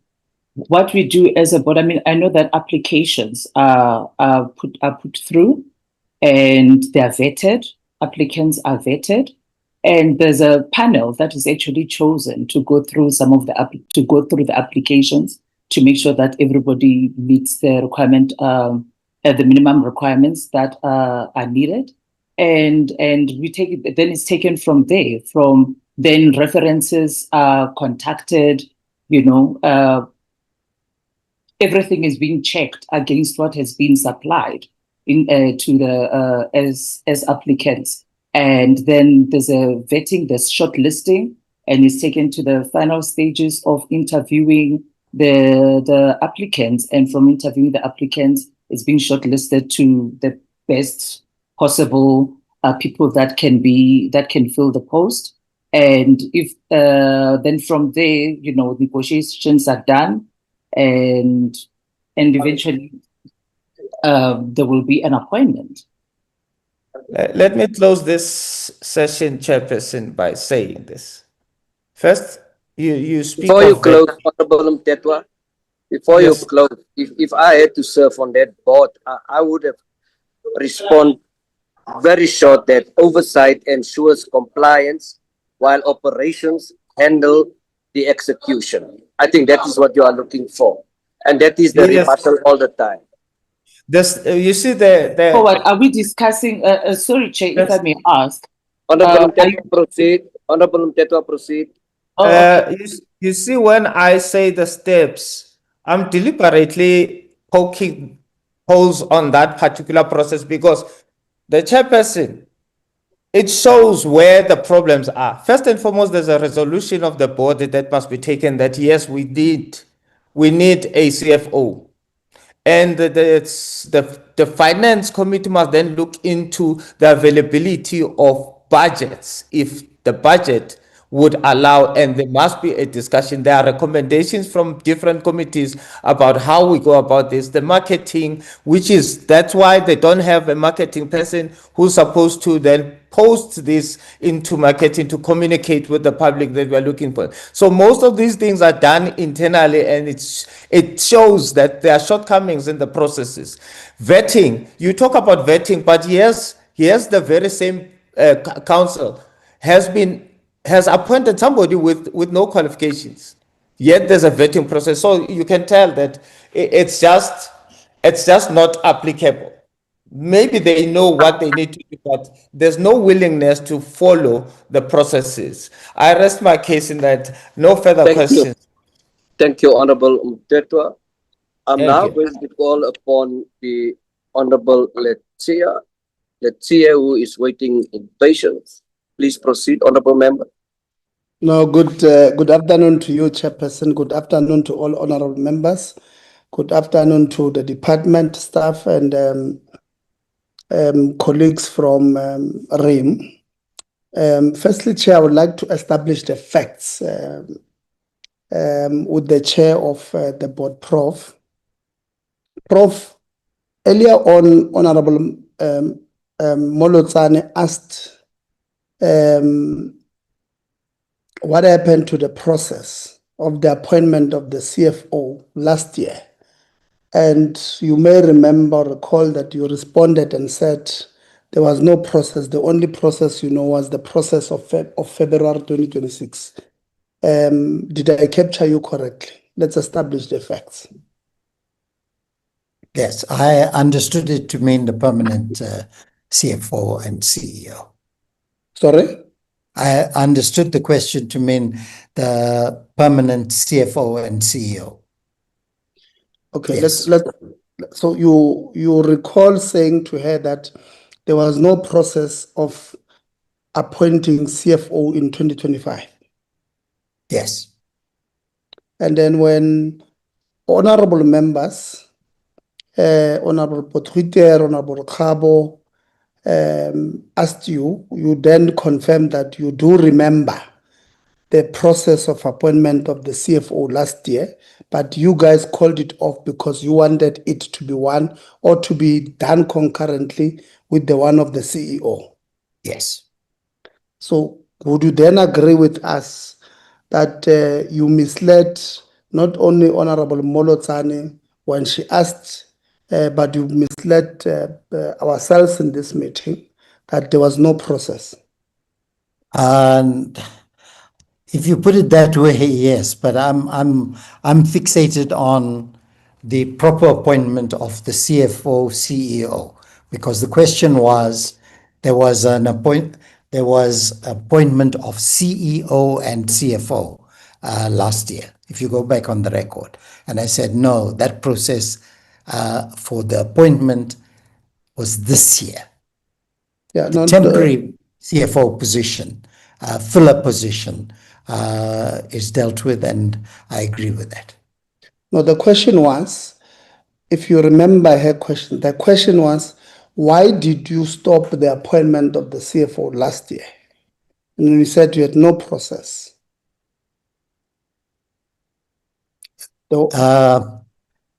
Why did you stop the process to appoint the CFO in 2025 or initially?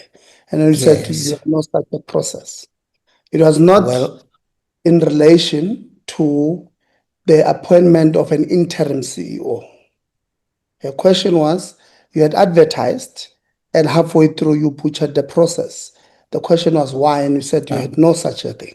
That's the confusion, Chairperson, that we did not have at all an appointment process for the CEO last.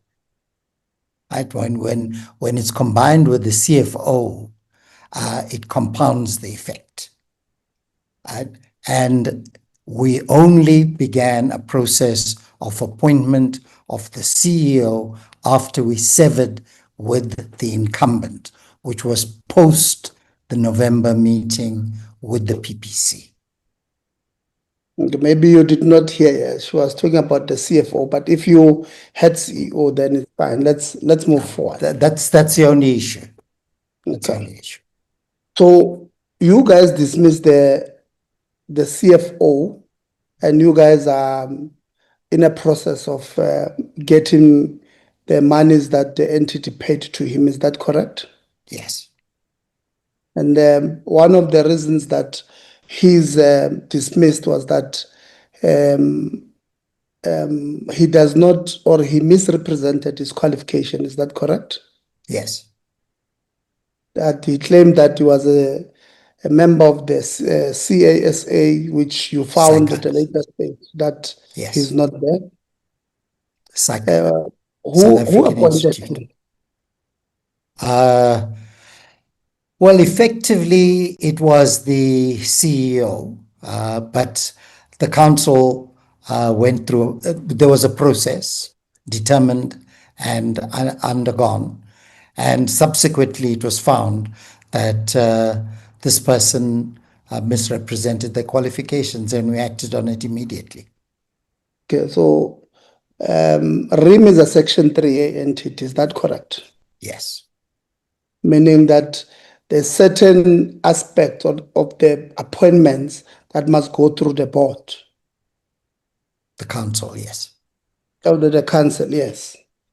And the CFO, as a member or position stated in an SMT of that institution, should also be appointed, or the concurrence must come, or the real appointment really comes from the board after getting the report from the CEO. Is that correct? That's right. So the board had appointed the CFO in essence. Yes, after that process, which I have pointed out was seriously flawed. Yes. So the report that you got from the CEO, former CEO, and HR indicated that there was vetting that was done. Yes.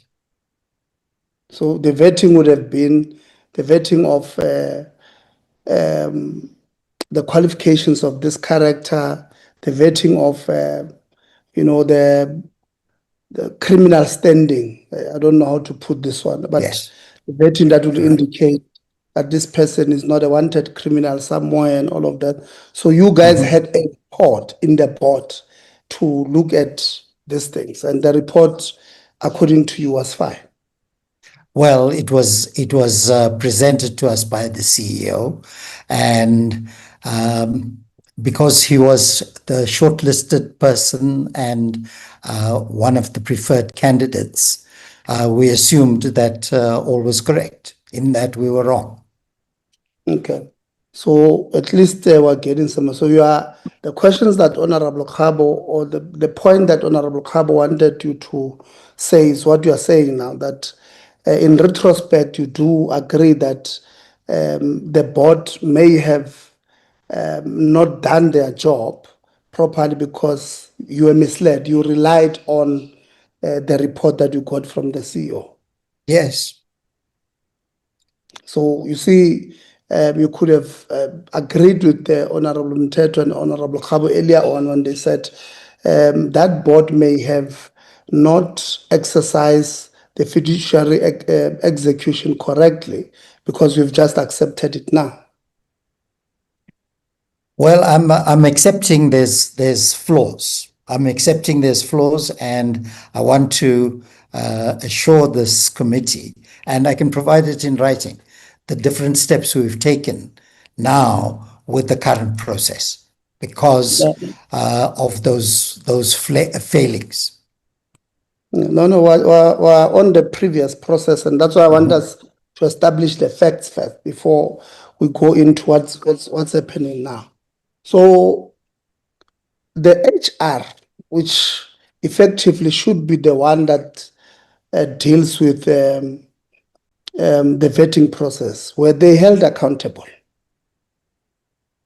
I know that there was a disciplinary. I don't know whether it was consequent to that or prior to that or during that process. There was a disciplinary and the HR person was dismissed. But HR is another area that we are seriously incapacitated. It's not been mentioned before, but it has been seriously incapacitated, and council has given the authority to the interim CEO to rectify where that can be supplemented without affecting the organizational design process, which will see conclusion at the end of this coming month. Okay. DG, you were part of a process that interviewed members of the panel, members of the council to become council members. Is that correct? You chaired the session. Yes, Honorable Member, that is correct. And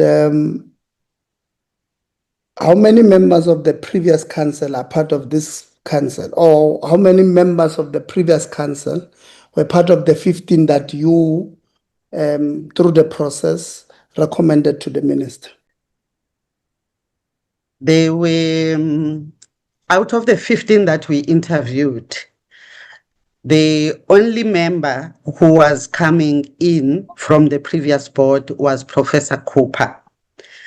We did not interview Dr. Vukuza, who came in as part of the recommendations for continuity. So she's not one of the 15, but because she was coming in as part of the continuity recommendation from the board, her name was then included when the submission went to minister. So in terms of old members from the previous board, it's those 2 members. So from the 15 that you had a number of, I don't have the slide here now, the number of people who applied, maybe 700, whatever the case may be, you recommended 15. And I'm asking, from the 15 that you guys recommended, how many were in the previous board? That's what I'm responding to, Honorable Member. We did not recommend. Can I just take you a step back? We interviewed, I don't have a number now, I think in the presentation No, it would have been. let's not get to interviews. So before That's you get what I'm to trying interviews, to explain. no, you want to tell me about interviewing people. I don't want us to get there first. The first step before you interview people, you shortlist them. Is that not so? That is correct, Honorable Member. And I'm asking you, and I'm very clear on what I'm asking. How many people did you shortlist before we get to the interviews? How many people did you shortlist that were part of the previous board or council? 1 member out of the 15. 15 people were shortlisted. 1 of those members was Professor Cooper. So there's only 1 person who was in that board, on that council, that you shortlisted. Yes, Chairperson. Sorry, Honorable Member, but I've already actually also explained that if you look at the current board, there is also Dr. Vukoza who wasn't interviewed. Yes. And then she was not interviewed, and she was not what she was put. So how did she come about? When the term of office of a board comes to an end, the board is enabled in terms of their legislation to submit names for continuity. So that board submitted 5 names. And those 5 names, all of them will then go to the minister. We would not interview them because they are coming in as part of continuity. So there were 5 people that were, and Dr. Vukoza is one of them. So with that in mind, why then did you shortlist the chair? he was not, we would not interview anyone who submitted as part of continuity. Professor Cooper wasn't one of those people. Okay, so before you shortlist, the board gives you names of those. Okay. Okay, and but then these laws don't make sense. So you have a two-pronged process of getting council members, ones that are shortlisted and the ones that are on the continuity. So does it guide you on how many you can take on from these ones of continuity? We would not tamper with the names, as I'm saying, Chair, Honorable Member.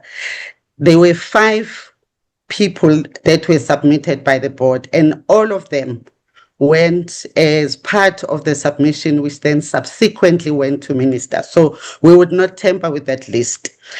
And then what we would deal with are those that have applied. And Professor Cooper, much as he was in the previous board, did apply when the board was advertised for. So those are the two processes, yes, Honorable Member. Okay, now let's deal with your process. Now, when you are dealing with the shortlisting, especially when it comes to incumbent members of the board or the council, do you look at the performance of that council?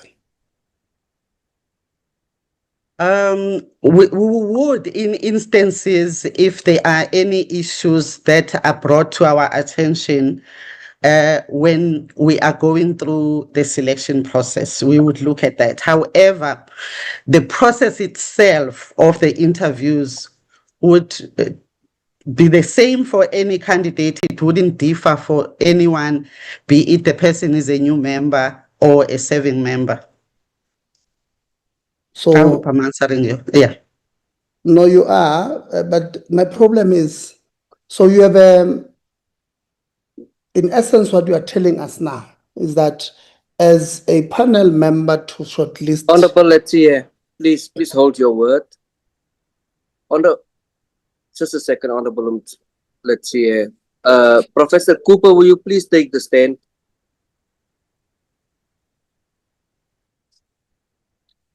Yes.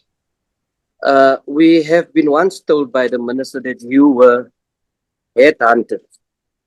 We now hear the director saying, Dr. Kumalo said that you applied. Were you headhunted or did you apply? The DG is These things correct. are on the record. Yeah, the DG is correct.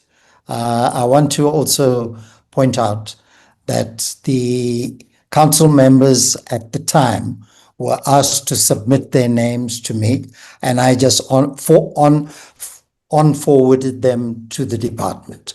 Anyone who wanted to serve. Take your time, Prof. Have a little bit of glass of water. Take your time. Yeah. My question is, were you headhunted or did you apply? The minister told us he headhunted you in one meeting. Yes. Dr. Kumalo told us now you applied. What should we take? And I responded I think it was the November meeting, Chairperson. I said I had submitted an application, right? And the minister came to me and said, I want you to be the chair, and that's where the headhunting comes in. He approached me more than once. Proceed. No, thank you very much. DG, is it not so that people who serve or the people who apply are supposed to be nominated? Is that not the case? That's correct, Honorable Member. They are nominated. So this word apply and nomination are two different things, in my understanding. So which one is it here? What transpired? The procedure is we would issue a public nomination request, and the person who is nominated, Dr. Khumalo, for argument's sake, would not submit that nomination if it has not been processed with the person that they are recommending. So ultimately, for us to then have the profile of the person who has been recommended, the candidate would have been consulted and submit their profile. So that is how, or that is what we then get when we sit for interviews or shortlisting initially. Dr. Khumalo, you and I understand clearly what is the difference between apply and nomination. It across everywhere. When you nominate somebody, you'll need to get their CV to include on, but it's a nomination. It's not an application. An application is something that you put yourself. A nomination is what I can put on your behalf, obviously after getting your concurrence or you agreeing to even giving me your CV. So let's not try and play with words. We know what we are talking about. What Chairperson, what creates a problem for me is when officials of the department wants to treat us like we're illiterates, we don't know what we're doing. They want to treat us like we were just bored when we're doing our jobs here. So I want to give the DG another chance to rectify what she's saying here. But she must not do so thinking that these members of parliament who ask these questions, they are doing so because we are illiterate. We are not. And we take a serious offense to some of your answers that, you are just answering us as if you are responding to children. And I want us, the reason why, this is state resources that are, that we're talking about here. And we don't take kindly to the fact that you want to respond to us as if, we don't know what we're doing. We've taken oath. And part of that oath is that we're going to be truthful, honest, and accountable to the people of this country. And this is how Parliament has resolved that we must do our work. And I don't want us, to leave this session thinking we're going to have a problem with yourselves if you want to respond to us this way. Now I'm going to ask again. The prof, the chair of RIM, was nominated by who or what institution?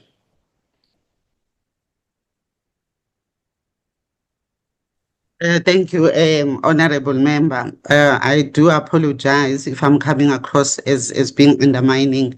You are correct, Honorable Member. The process in terms of selection of the council is through nominations.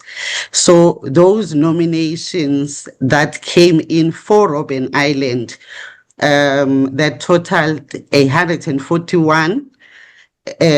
One of those was Professor Cooper's.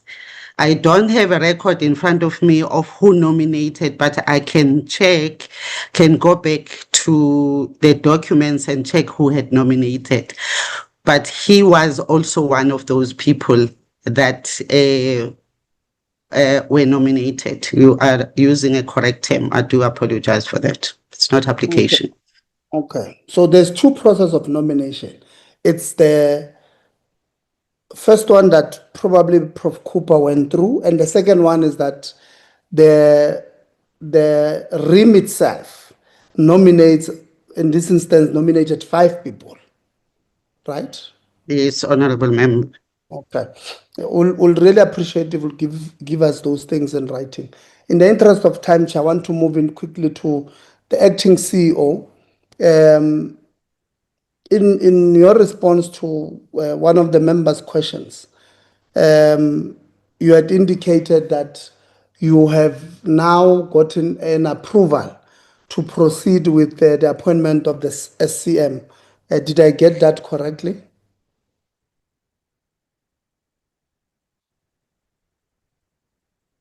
acting CEO? Professor Cooper. Correct, Honorable Member. When did you get this approval?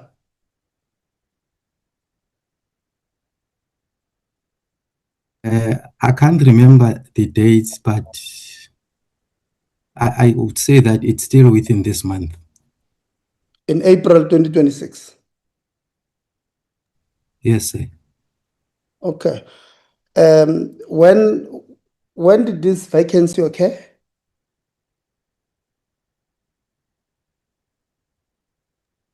Upon my arrival, the SCM manager position, my arrival was in September, Honorable Member. There was a person appointed on a contract basis there. And then when the contract lapsed, the person was released. And the person who was also appointed in contract as LG supply chain specialist was then appointed in that specific position of a SCM manager. So effectively what I'm saying is that currently those positions are not necessarily vacant. There are people working there. However, they are appointed on contract basis. So I don't remember at any given point that the position was completely vacant, but it has not been filled on full-time basis. And yes, it is part of these that are approved sometime this month to be advertised even before the completion of an organizational design process. Thanks. Yeah, so the reason I'm asking this is that when Honorable Potgieter asked, why have you not stabilized the institution by appointing an SCM, a full-time SCM, you said it's because you guys were going through an OD process.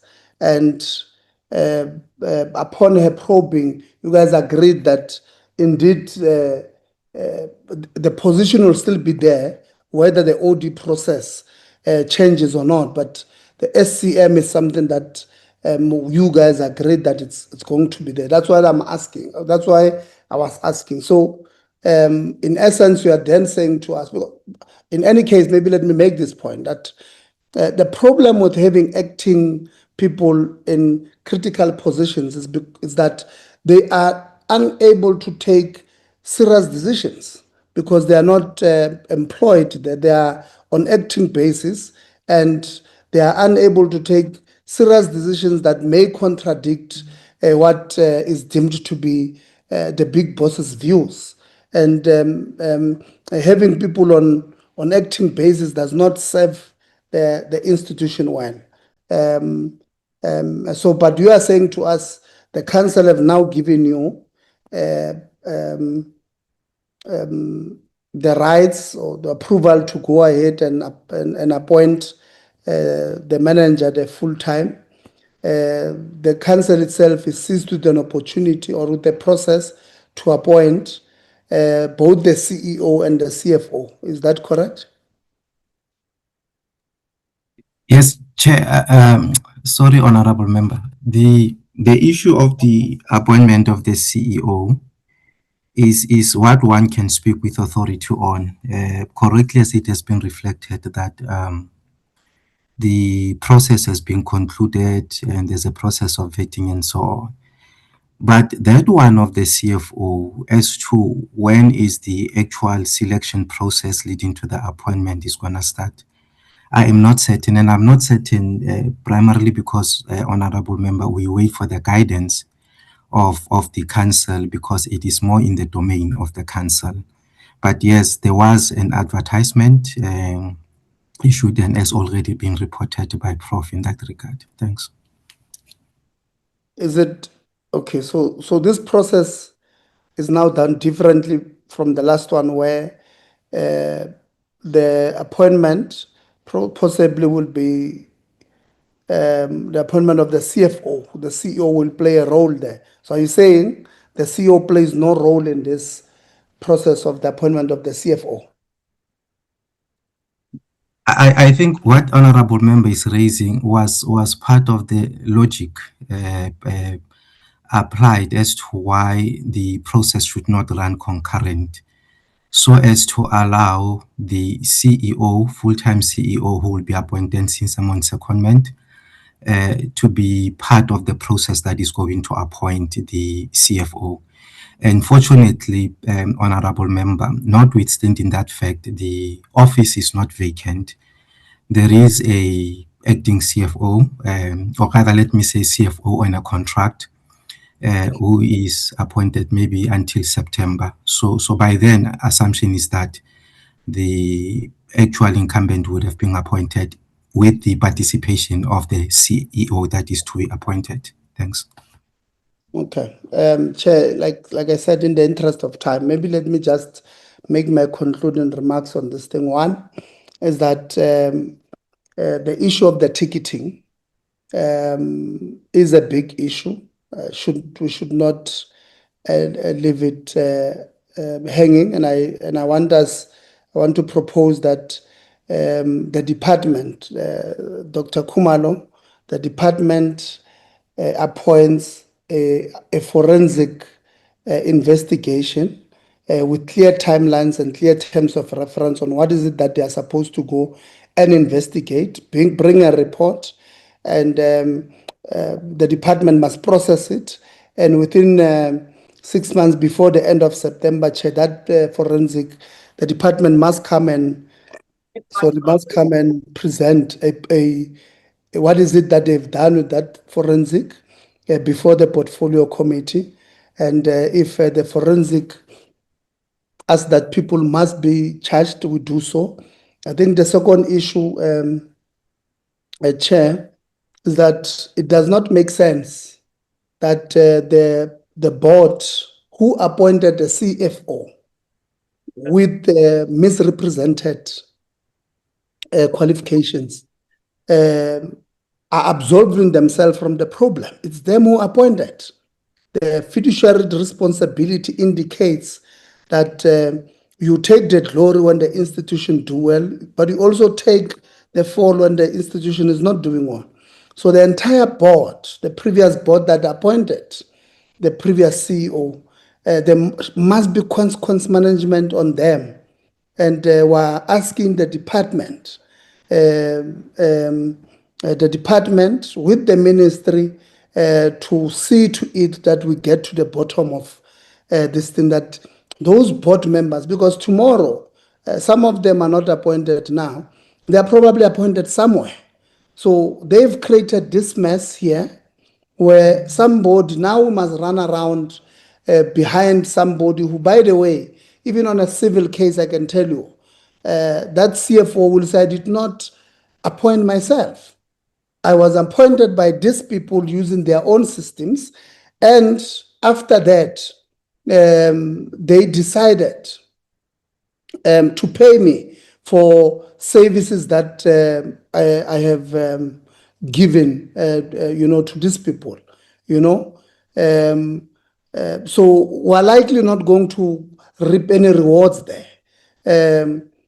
As I'm seated here, Chair, I'm not comfortable that when AG is busy auditing now, I'm not comfortable if AG, after auditing, will come back and say, I'm giving this entity a better, a better audit opinion, because the previous one, which is adverse, the AG says there's no consequence management. What we can tell that it's a friends like this arrangement where we say, don't go do this thing, will protect you. I mean, if this board, so I'm caught now in my mind, I'm caught in two places at one, whether to also blame this board for not following up on these things, which some might accuse me of not being fair because they've just came in now. But maybe if we give them an opportunity, they must go and make it's your fiduciary responsibility to make sure that public funds they are protected. So I think, Chair, I would want to close it at that.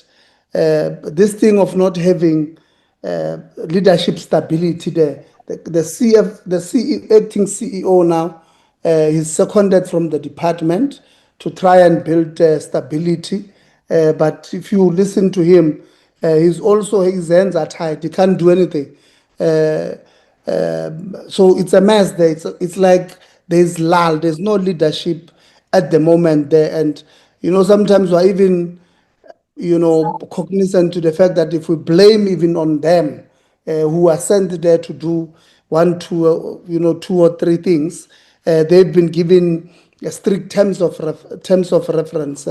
So I think we must have a conversation with the ministry as soon as possible. I obviously would not, because of time, will not enter the point where Honorable Khabo and Honorable Mteto entered about political deployments of people in this, people with close proximity to people who make these appointments. So I felt maybe next time when we have a meeting with the ministry, with the minister and the deputy minister in the department, those are issues that we will go straight into. Thank you very much, and I apologize for taking slightly longer, Chairperson. Thanks. Thank you, Honorable Letsie. Members, we still have to do the APP. So we still have another hour to go after Honorable Kosi and Honorable Molatsani. Second bite, she's going to get 1 minute. Honorable Kosi, it's your turn. No, thank you very much, Honorable Chairperson, and greetings to your good self, my colleagues, the department, as well as the staff. Chair, the issues that has been raised by my colleagues are very much serious and sensitive and critical as well. But we must register our concern, Chair, that we are taken as if we are here for the sake of coming here, because the way issues are responded to us, it shows that people don't care. On the issues raised, especially on the CEO issue, I'm glad that Professor has just accepted that he misled this portfolio committee on the issue of the process started last year. But I think my colleagues covered me very well on that one. I will then just go to the issues on the executive leadership and governance. He made mention that on heritage there are vacancies. Indeed, 2 key executive positions, Chief Marketing Officer and Chief Heritage Officer, remain vacant. I just want to check that how long have these posts have been vacant, and what impact has this had on RIM's marketing revenue and heritage conservation's work? And what is the time frame for filling this post? I will then come after. Thank you. RIM. Thank you, Chair, and thank you, Honorable Member, for the question. First, to confirm that in terms of the macro structure that has been approved by the Council, which of course is still part of the organizational design process as we also conclude the microstructure. The position of the Chief Marketing Officer has been removed.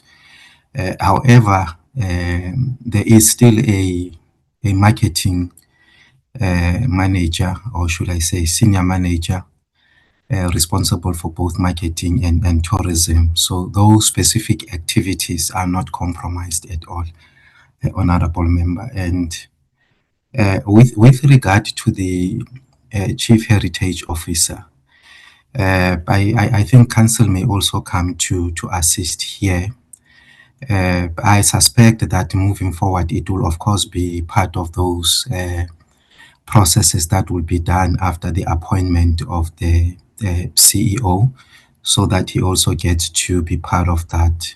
Thank you very much. Thank you very much, Prof. I just want to get exactly the time frame because, you know, this post has been vacant for the longest time.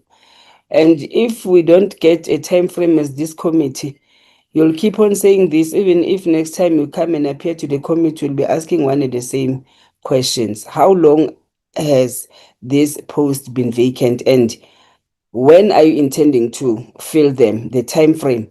If you don't have a time frame now, will you be able to tell us or to write in writing as to say when are you intending to fill it? Because these posts are compromising the whole revenue of this entity. Thank you very much, Honorable Member Nkosi. I am not able to confirm, and I'm going to appeal, of course, to colleagues who are able to assist because upon my arrival, Honorable Nkosi, in September last year, the position was not filled. However, there's always and there is still an acting chief heritage officer whose substantive position is senior manager for heritage. But I am not certain at all, and I will invite me, perhaps Prof, to assist with the actual fact of how long. And then I can confirm, Honorable Nkosi, that we should then be able to write to the committee and confirm the actual timelines of fulfilling these positions, including that, of course, of the CFO. Thank you. Thank you very much. We'll be glad to get it in writing, please. My other question, Chair, is the APP plans for... We'll provide that in. No, thank you.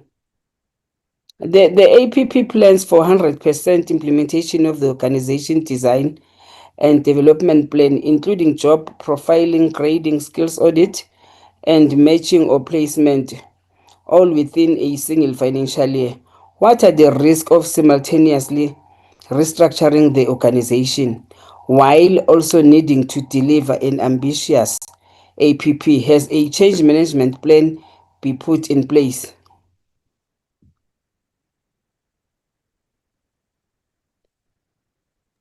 Thank you for the question, Honorable Nkosi. No, indeed, I think here, in a way, Honorable Nkosi, we have created a problem for ourselves by not necessarily paying attention to this specific deliverable right from the beginning of the financial year. Because indeed, if the intention was for us to have a 100% fully filled structure by the end of this financial year, for example, the process of organizational design should have started much earlier. We unfortunately, and I don't even want to go to the reasons as to why, because it would sound like we're making excuses. It delayed that entire process, and it started quite late. I know that it started after my arrival, a few months after that. It was scheduled to be finished in April, but unfortunately, due to some challenges encountered by service provider, they have requested an extension of time until the end of this month, end of May, excuse me.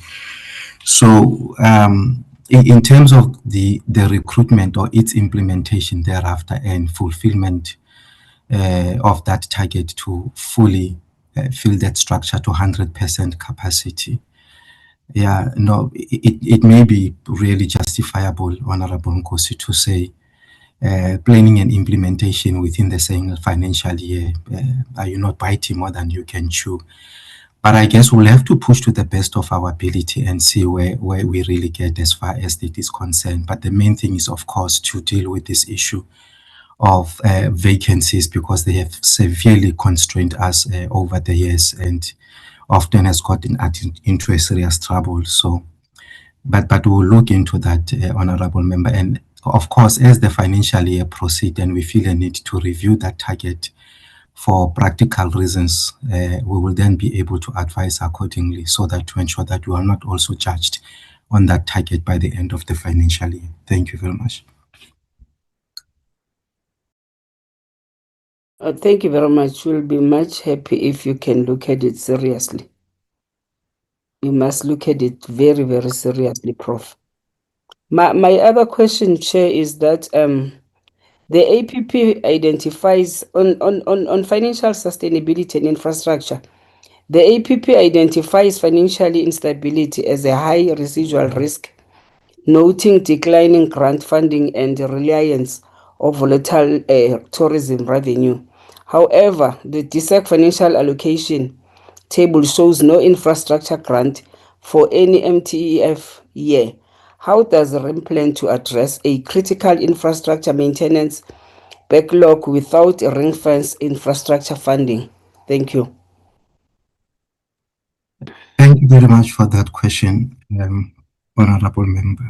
Honorable members may have seen that we have somehow been on the media for these past few days, and one of the issues that has been a burning issue is the misinterpretation of people who want to create a panic and saying that we are trying to turn Robben Island into a Disneyland, when we are actually investing on our infrastructure as part of the requirements, of course, of preservation and conservation. But additional to that, we repurpose many of these facilities. I earlier reported on the guest house as well as the MPLC and one of the houses, of course, that we are repurposing and tested to be a guest house. The intention with all that repurposing initiative, without moving away from the heritage requirements that must be observed in all that we do, is to ensure that we respond to an outcry, a demand, and a request from our customer base to make provisions for overnight tours on the island, which in themselves, of course, will improve significantly on our revenue generation. So it's part of the things we do.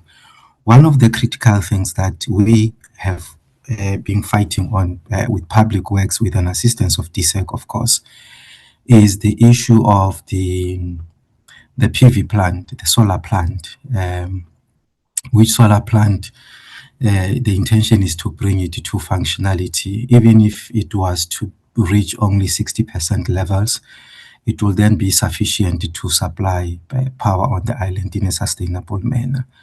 So once we get to do that, it simply suggests that we would reduce significantly on our expenditure of fuel, because as I reported last time, Honorable Member, and it was even before the conflict happening in the Middle East, we were spending about 900,000 per month on burning the diesel. So once the solar plant gets resolved, that money will be a saving to us, and it will then be redirected towards other uses. Thank you. Thank you very much, Chair. My last question is the APP targets 25% digitization of archives by year end, and what is the total volume of archival material to be digitalized, and what is the long-term plan for full digitalization given the scale of Robben Island historical documentation? Thank you, Honorable Nkosi, for question. And with your permission, Chairperson, I am going to be inviting some of the colleagues, but I understand the question not to be asking the importance of digitization, and will save time not to deal with that, assuming that, of course, that is known, and I'm aware about the projects that are underway as far as that is concerned. But I will invite Mewoji to give us the response in line with the questions that have been. May I ask that piece be submitted in writing? We are running out of time, and I must say, Honorable Nkosi, it's a very, very important question. You listen to the entity, we're having problems with the weather. We also on an international level, I think we're far behind when it comes to our digitalization. We are very, very far behind. It's a very important question, and we need to start investing in that area to like having visual tours. Other countries have visual tours and that kind of thing. So there's an utmost need for that. Can I ask that be submitted in writing?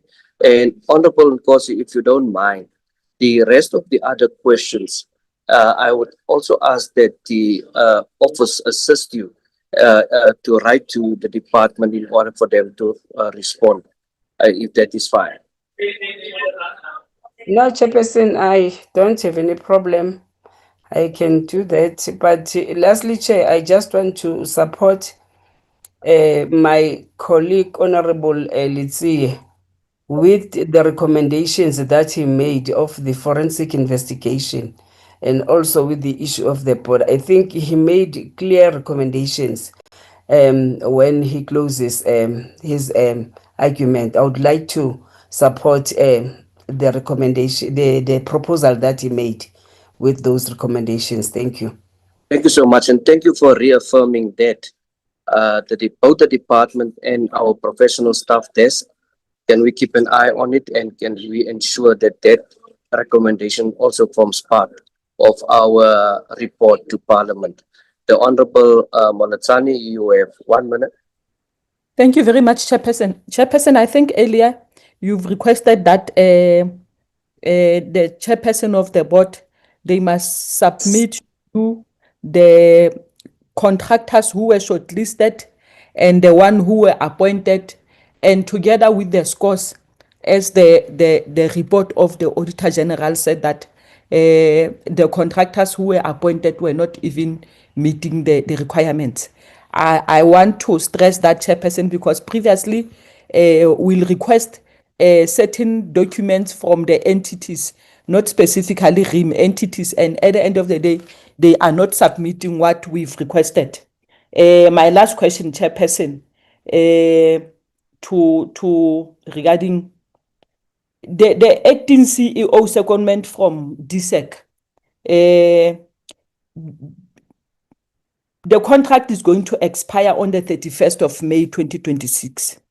I just want to check with the chairperson of the board, what is the status of the permanent CEO appointment processes, and what continuity measures are in place to prevent a leadership vacuum at the most critical time in the institution's governance recovery.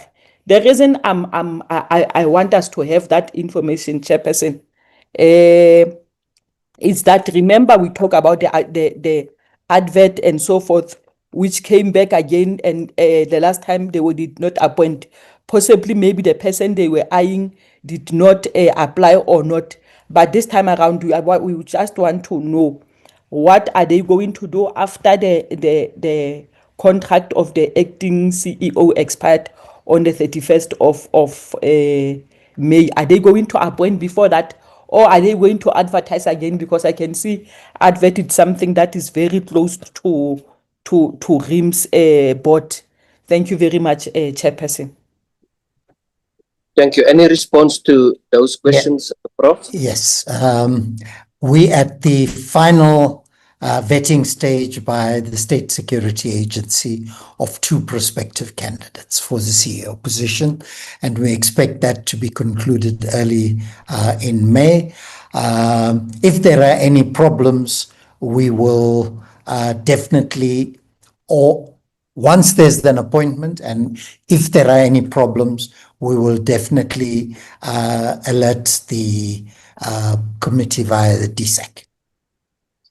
Thank you so much. Honorable members, allow me to make the following closing remarks and what has transpired from this session.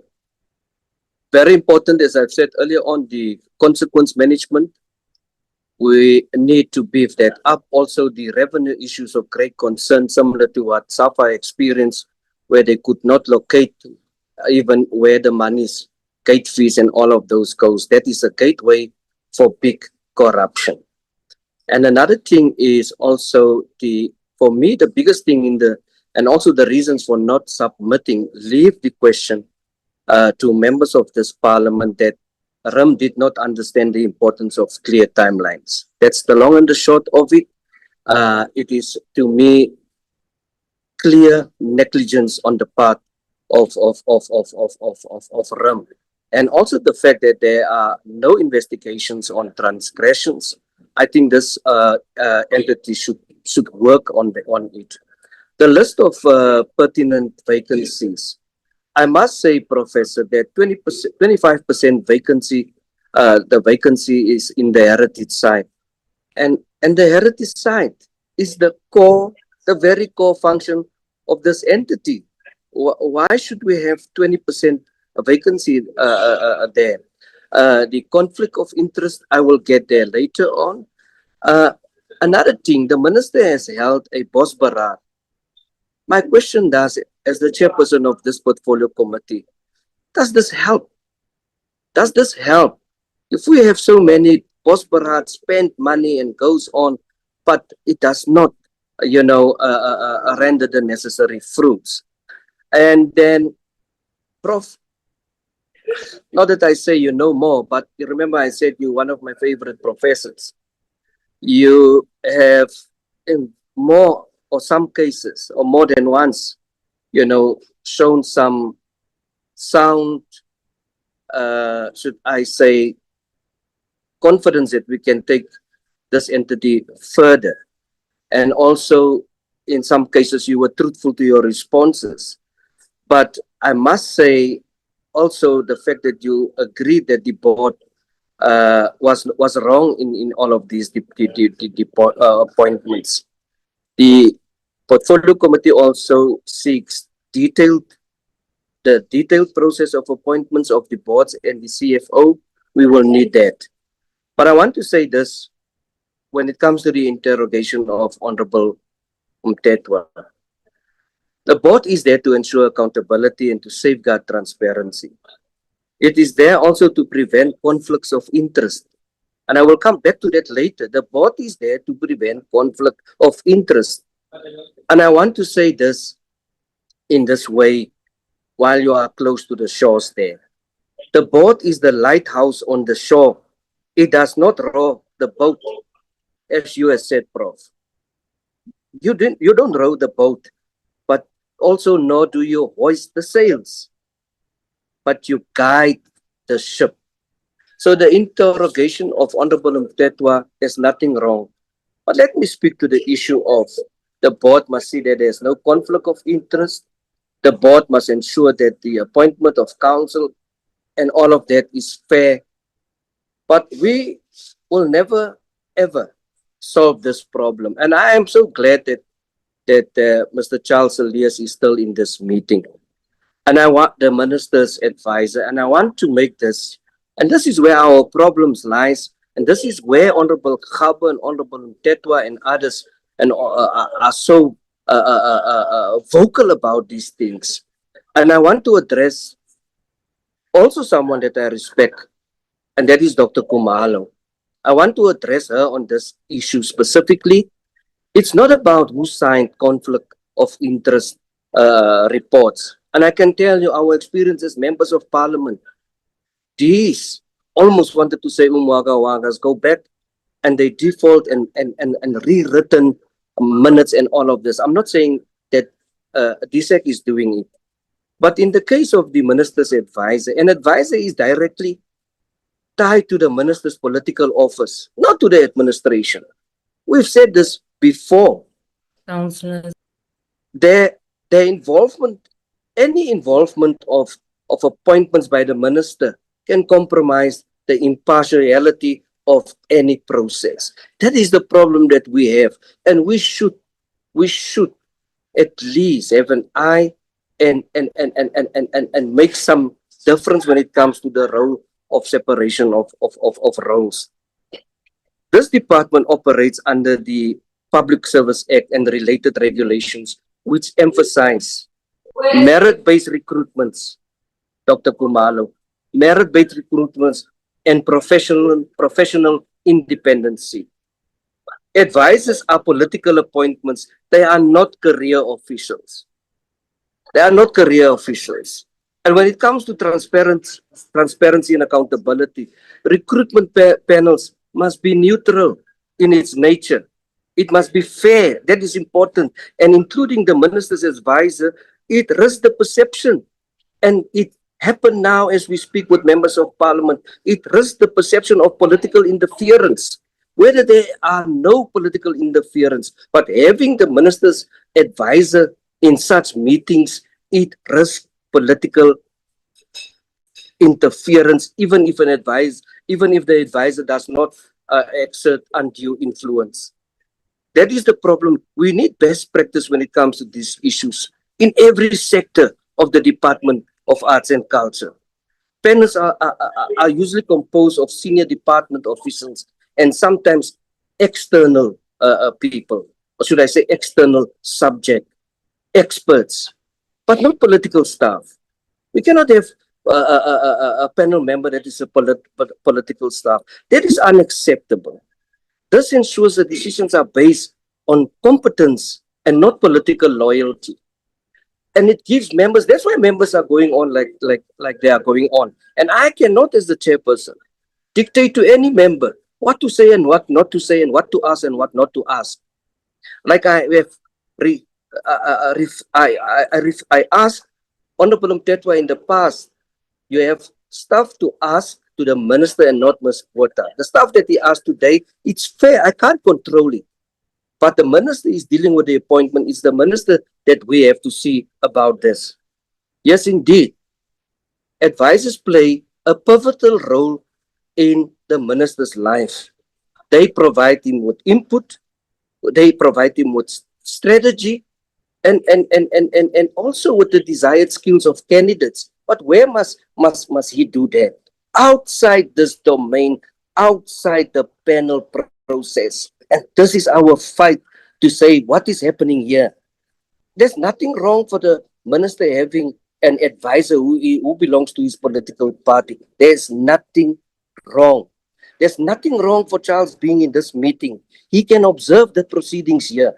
Even in that panels where you are, Dr. Kumalo, Charles is entitled to observe it. And you have to go out there and give context to the minister. That is what the purpose of advisor is. And that's why I stopped in the past the involvement of Charles in writing and responding to letters where we are involved. So, advisors cannot at any given time take part in voting, in discussions. Charles has the right to sit in this meeting. He has the right to go out here and to feed the minister with the necessary information. And these things could have been avoidable. It could have been avoidable. If we talk about disclosure, we must be honest with one another. I can ask now, if there was a strict disclosure, in 5 minutes' time, it could have been on this wires here to say, yeah, it is. But now we wait 10 years, and in 10 years, someone is writing his own disclosure and recusal rules and all of that. But these kind of rules, recusal rules and disclosure should apply to protect the integrity of DSEC. It should apply to protect the integrity of the department as well. And that is important for us. That is important for us. So, honorable members, the minister's advisor should not formally sit on a department's panel. That is my view. If there's other views by DSEC, if there's other views by the minister, let it be. But for me, every political party in the past has fought against the blurs of lines between political influence and administrative neutrality and administrative justice.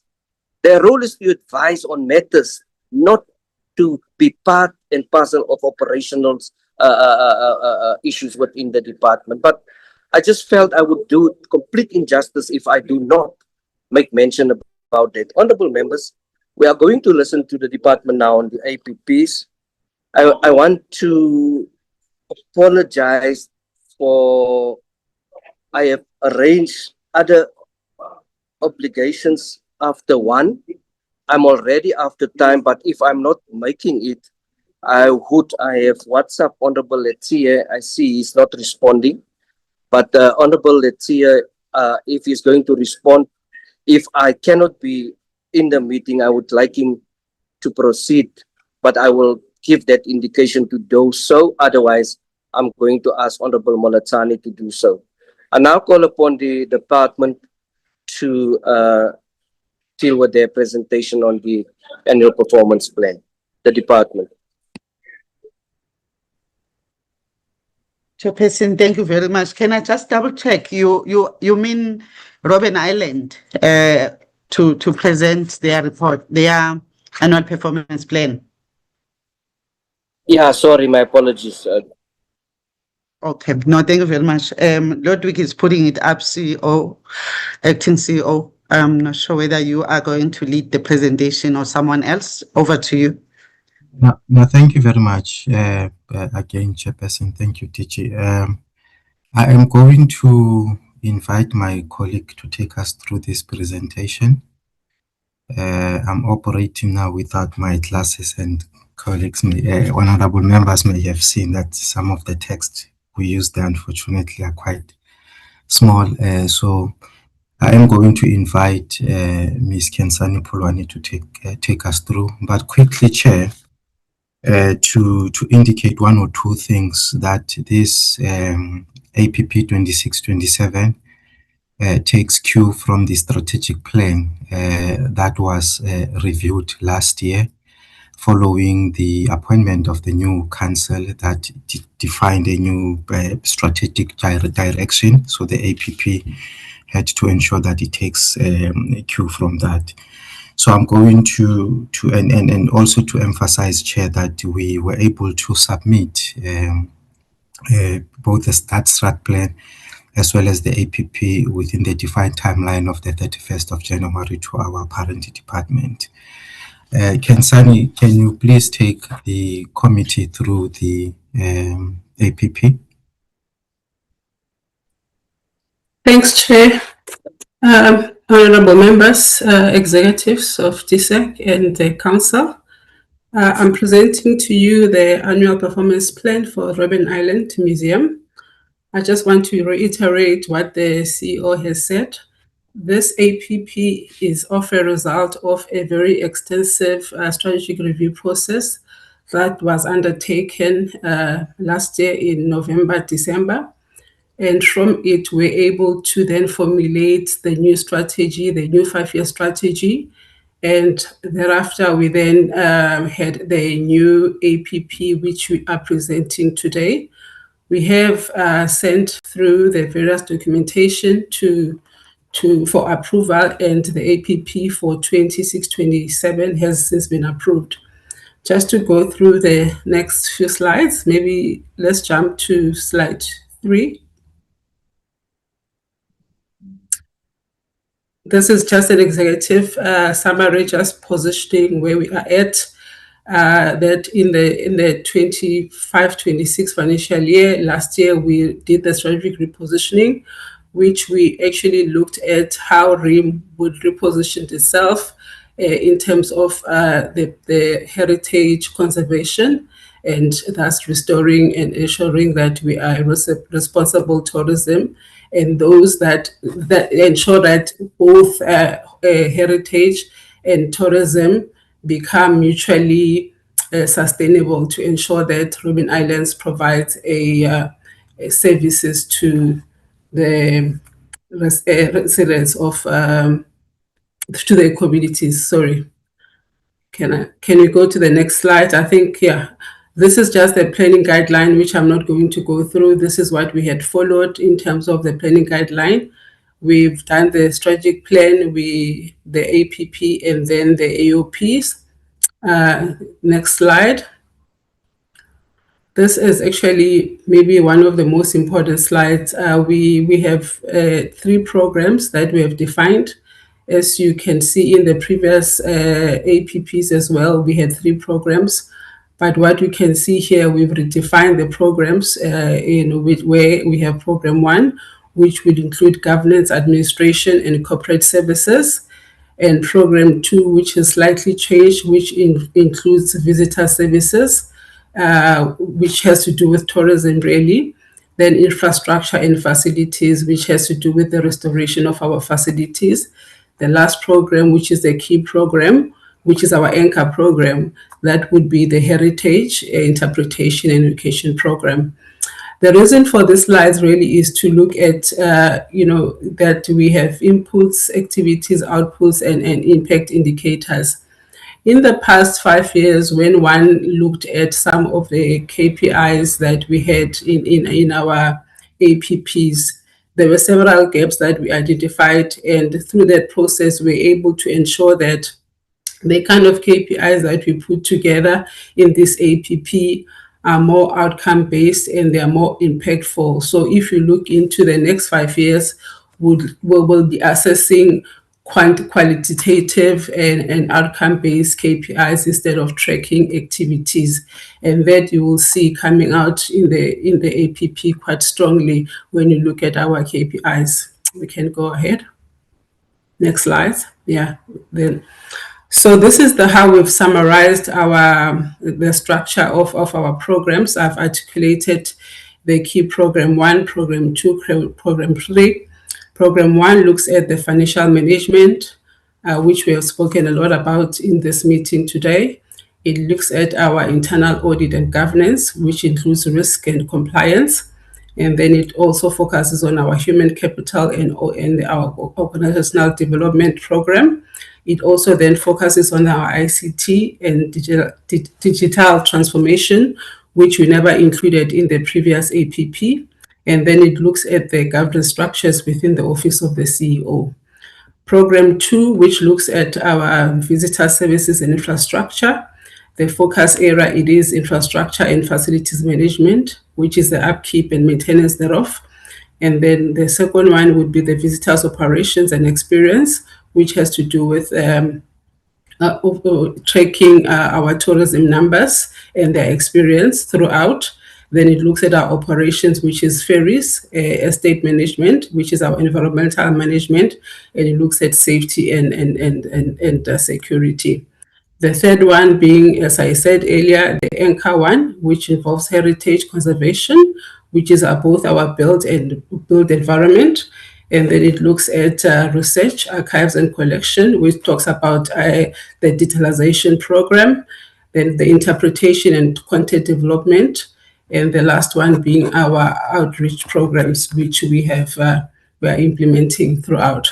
I will just go into the details of each program. We can go to the next program. So maybe you might not see this program a lot, but what we were trying to articulate here, I will talk to the rest. We're trying to articulate that in our new strategic outcomes, you can see SO3, which are around financial sustainability and capable governance. These are our strategic outcomes, and the APP outputs, would include what we've articulated here, which is in our APP. And then what we've done is then we have then made sure that our strategic outcomes, our APP, and our AOP, which is our annual performance plan, there is a full alignment in terms of what we can track over the next 5 years. So you can, the first column is a 5-year outcome. The second column is our annual targets. And then the third column also becomes our annual target, but this is based on our departmental KPIs, which are contained in our business plans and operational plans. So if I go through detail in program number 1, next slide. This is just, I'm not going to go through the detail of the slide, but I think what is important just to note is that in the previous APP, we didn't have, not all the quarters had quarterly targets, which became a problem when tracking performance over the quarters. You'll find that there will be KPI that will have only Q4 year-end target, which is called a cumulative year-end target, we've made sure this time around that each and every quarter we have quarterly targets that actually tracks the performance of each quarter. That will ensure that there is ongoing monitoring of our KPIs in each and every quarter, and we are able to report exactly milestones achieved for each quarter. You will note that the finance indicators in the previous APP, we only had one indicator. Now we've included 3 indicators, which obviously include the issues of compliance that we've talked about in the meeting that has been raised by the AG, the issue of an audit report, audit opinion, and how we can deal with the issues that the AG has raised, and the indicators there articulate what we're going to do in each every quarter. And then the last one being ensure that there's adequate financial administration as per the service charter. This really talks about that we ensure that all governance processes that are supposed to be done, from supply chain management to all the various financial management, are adhered to at all quarters. That's why you have 100% in all those quarters, and it is a statutory requirement. Then there's the KPI that deals with internal audit. It's another governance KPI which we didn't have in our previous APP. We've included here the implementation of the internal audit plan, which is tracked by the audit committee on a quarterly basis, whether we are actually implementing our audit plan adequately. We are saying that we want to implement it 100% by Q4, but we ensure that we have quarterly targets in each and every quarter.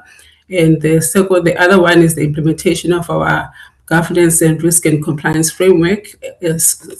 Also, I mean, when we were having a conversation here, we're talking about how do we ensure that there's good governance in terms of our council, in terms of our risk, and in other compliance frameworks. So this is to ensure that council's oversight role in terms of managing oversight, in terms of RIM, is adequately tracked in terms of minutes, in terms of resolutions, with regard to how RIM oversight processes are going.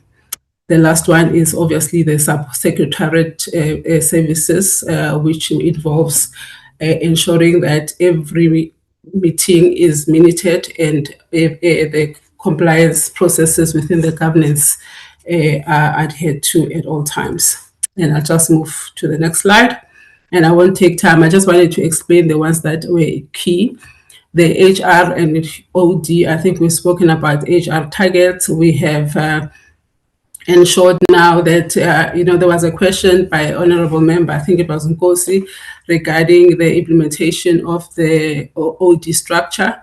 This year, the target was 25% thereof, and this year, in the 25-26, in the 26-27, we are saying we're going to be implementing 100%, but that is based on the deliverables that you see, which means we are basing it on milestones per quarter. So milestone for Q1 will be achieved, and milestone for Q2 will be achieved. This does not mean that our organizational structure will be implemented 100%, all of it. We are just tracking milestones for that quarter and ensure that in each quarter, every milestone is actually achieved. The other one is really ensuring that the implementation of the integrated performance management framework.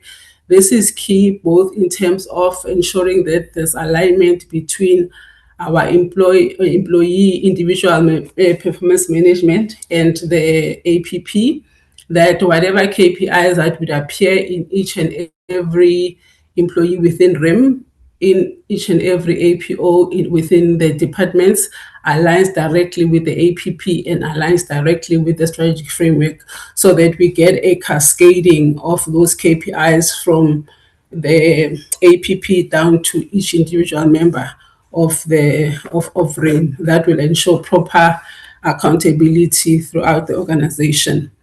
And the last one, obviously, is basically the implementation of the HR charter in terms of their services.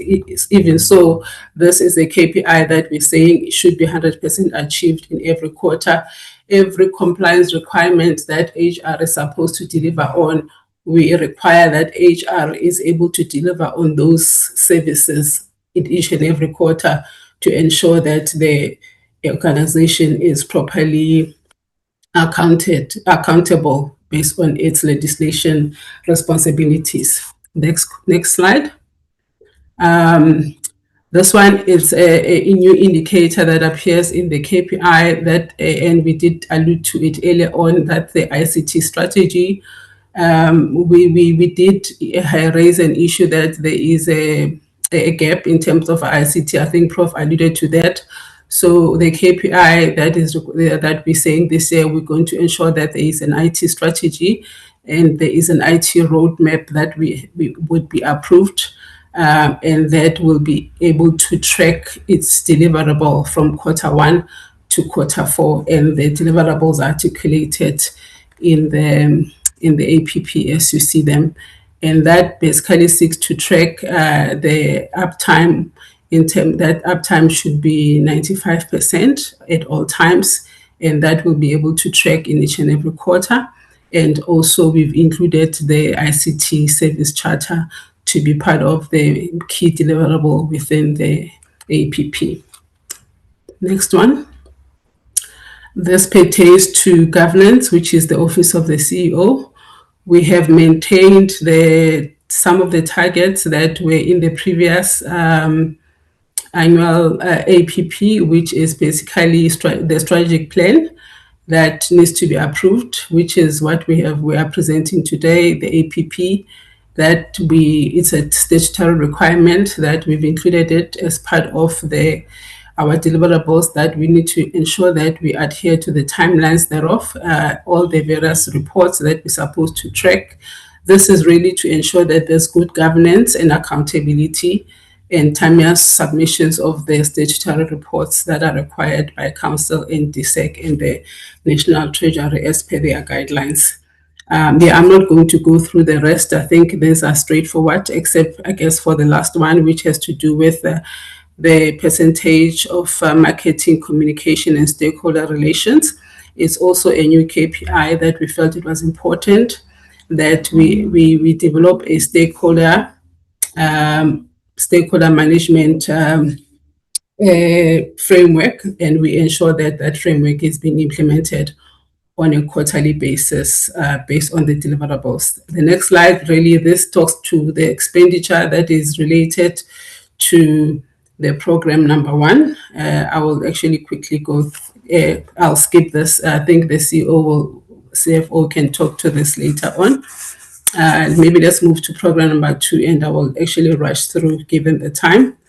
Program number 2, these are same with program number 1. What we're trying to articulate here is the relationship between the strategic outcomes, the APP, and the AOP, just to ensure that there's alignment in terms of the 3 various outputs, outcomes, outputs, and activities. Next slide.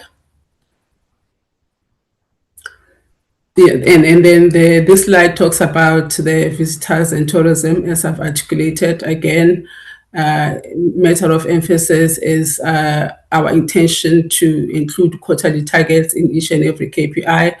You can see that a lot of our targets are mainly based on percentage implementation of various programs, instead of just counting number of this and number of that. The reason why we're doing that is that we want to ensure that there is impactfulness in terms of the programs that we're implementing, instead of tracking just a number. We want to track to what extent are we having an impact, and to what extent are we actually implementing the programs that we have set out to implement.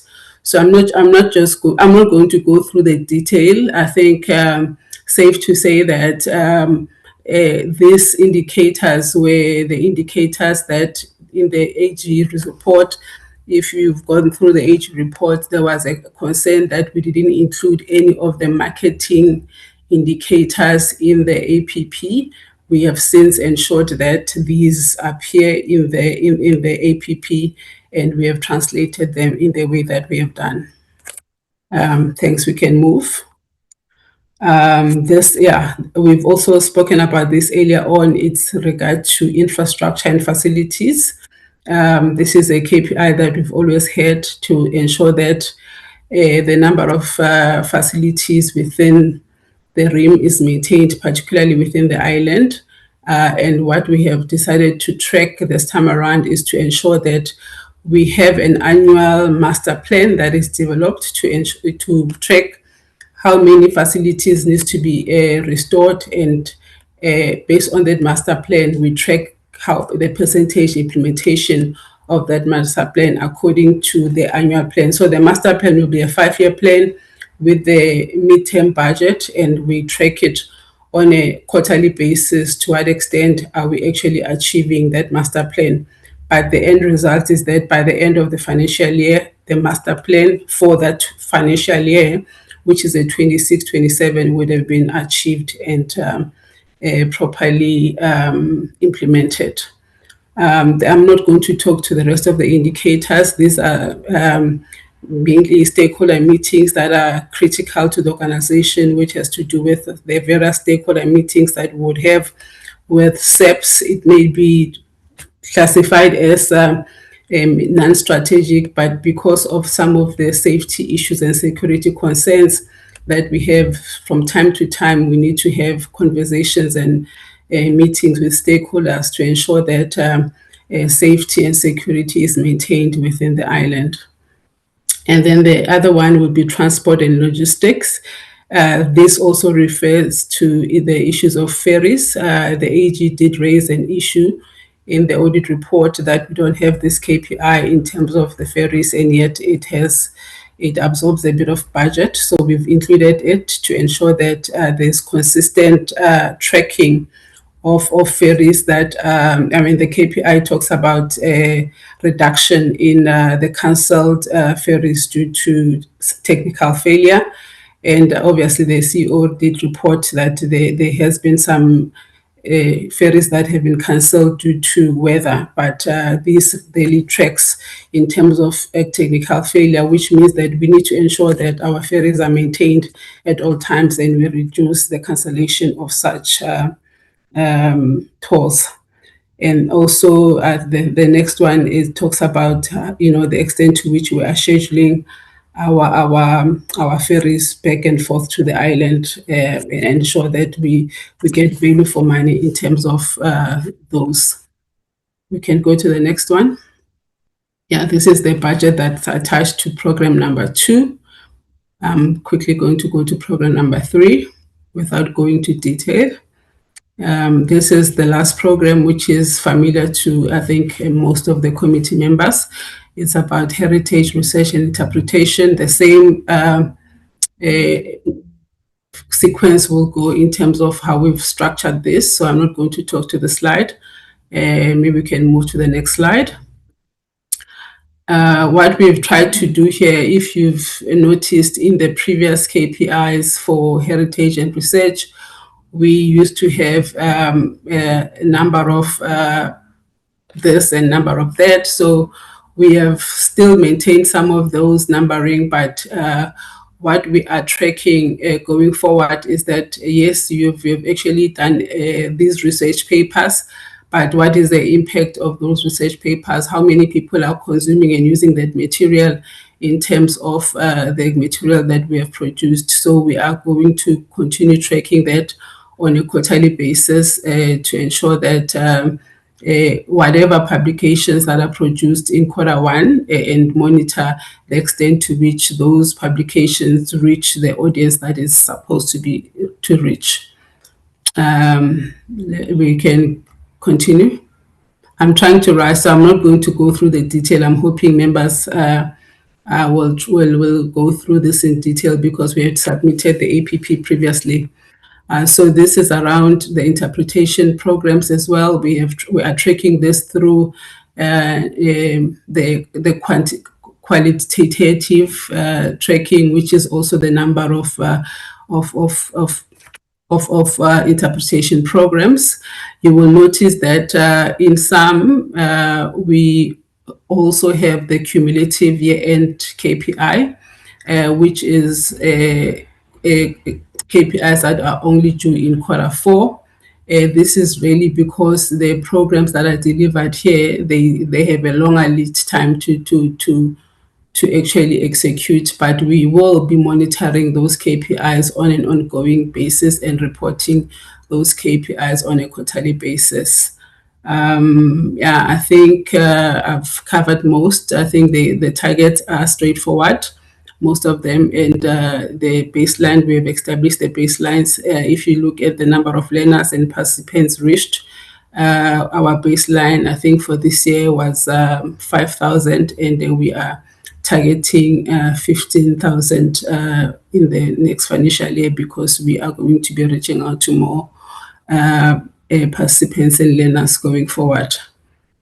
We can move on. I think it's probably the last slide. Yeah, so these are the budget considerations for program number 3. And then I think we are on the last slide. Yeah.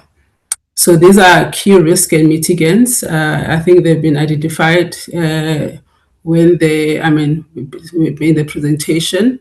The issues of financial instability has been mentioned. I'm not going to go into the detail with that. I think the CFO and the CEO have explained the root cause of those risks, which is declining grant funding and the reliance on volatile tourism revenue. Thus, we're going to look at diversification of our revenue streams through other alternative ways, obviously, which are linked to National Treasury guidelines. The infrastructure failures, we have obviously, there's infrastructure, aging infrastructure, and historical maintenance backlog. And we are in a process of restoring some of the infrastructure as reported by the CEO earlier on. And thus, we have that maintenance program that we're going to be implementing to mitigate this, this factor.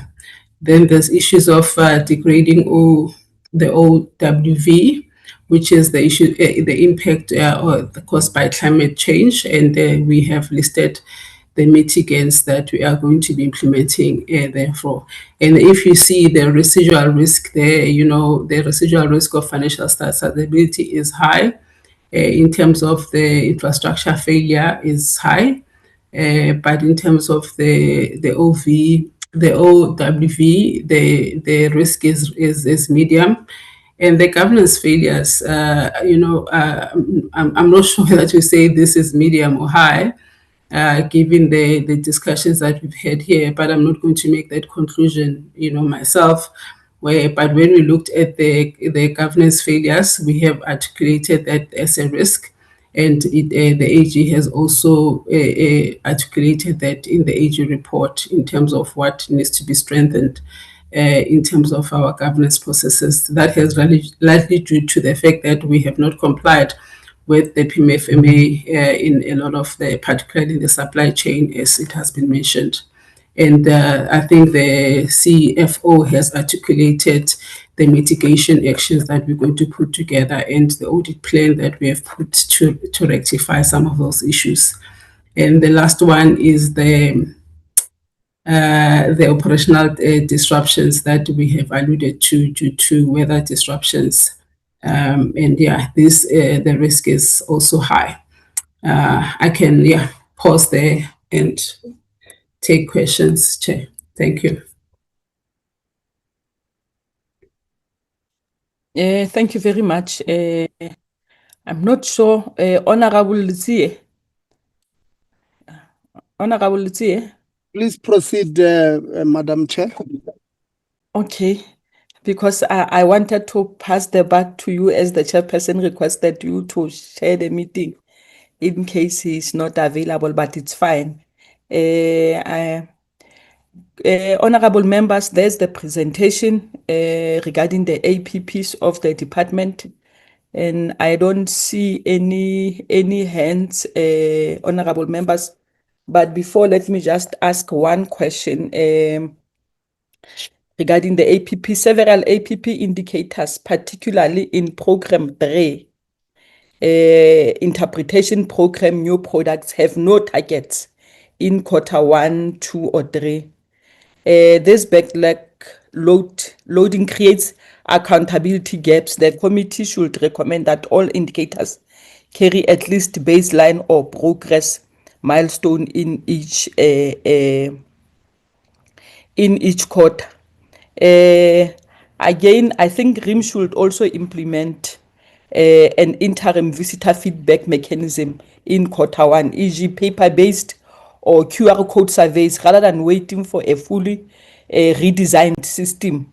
Real-time visitors satisfaction data is fundamental to managing a heritage site. I don't see any hands from the honorable members, or are we okay with everything that has been presented?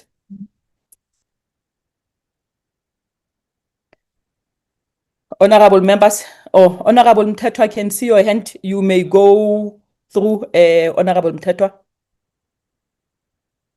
Thank you, Chair. Just one question, that's all.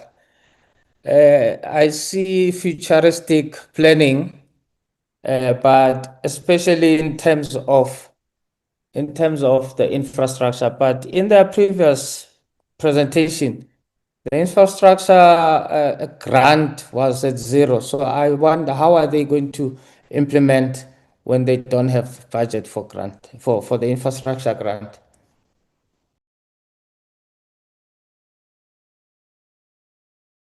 Thank you, Honorable Mthethwa. Are you done, sir? Yeah, it's just one question that I'm asking. Okay. I will wait for the department to respond to your question, and then immediately after the response, it will be Honorable Litsie.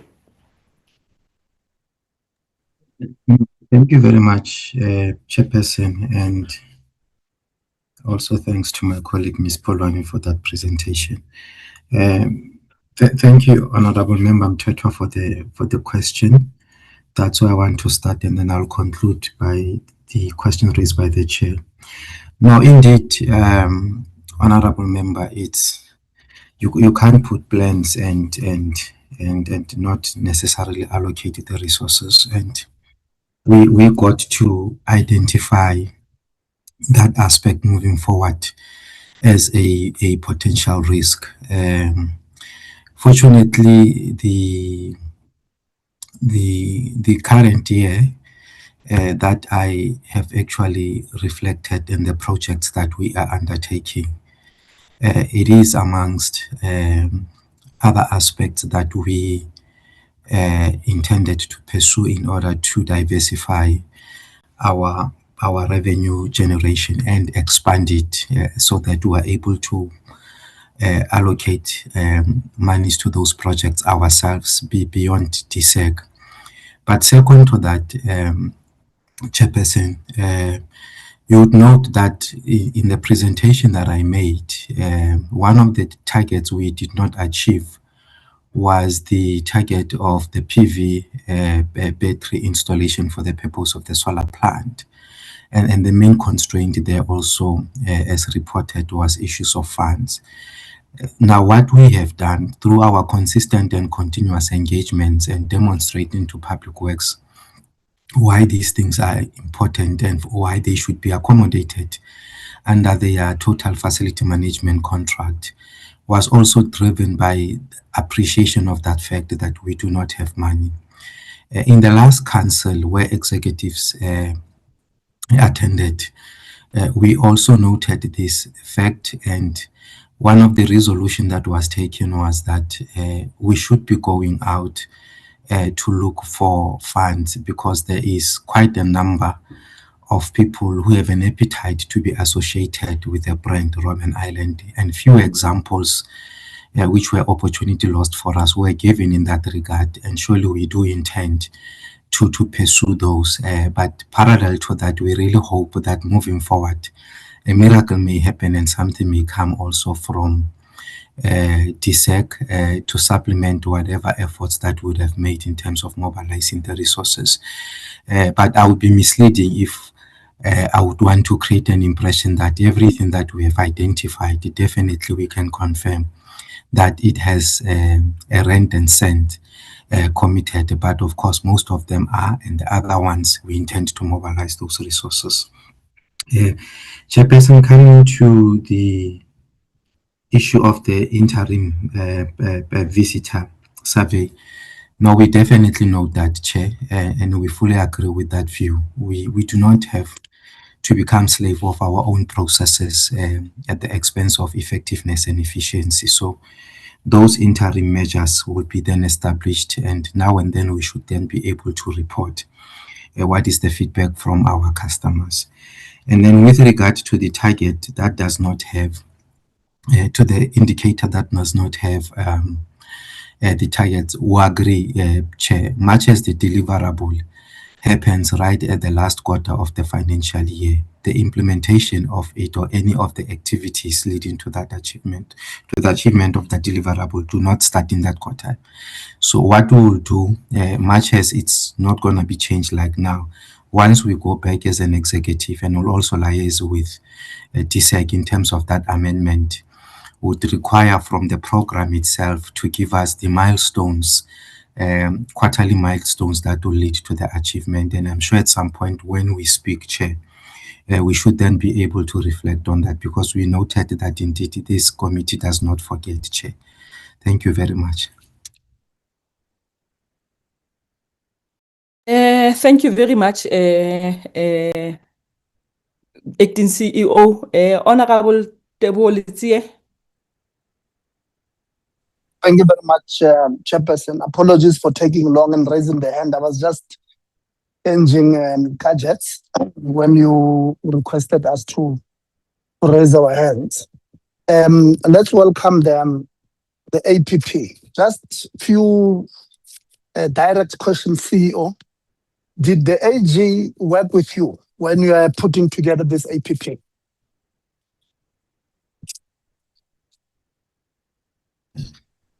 Ms. Pulani would come and assist me in that regard, Chairperson. Okay. But okay. Ms. Pulani, Shall I come in? Yes. Thanks. So what we did is that we subjected the APP through our internal audit processes. They have audited our APP. They've given us a view. They have been satisfied with some of the targeting that we have put together. They did raise an issue that the chairperson now raised in terms of milestone reporting.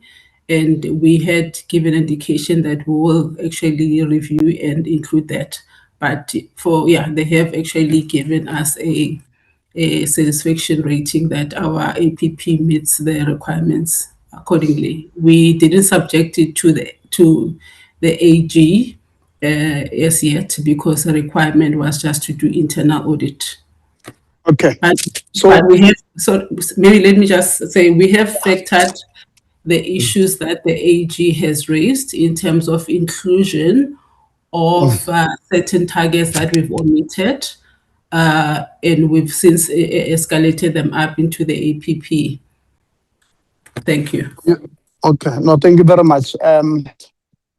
So you are confident that your APPs meet the SMART principles of the AG, because it will be the AG who audits this thing. So ordinarily it will make sense that you subject them to a process of the AG, so that when the AG comes at a later stage to audit your targets, they are measurable, and all of that, so that you don't get a situation where AG comes at a later stage and says, I can't measure this target. It doesn't make sense.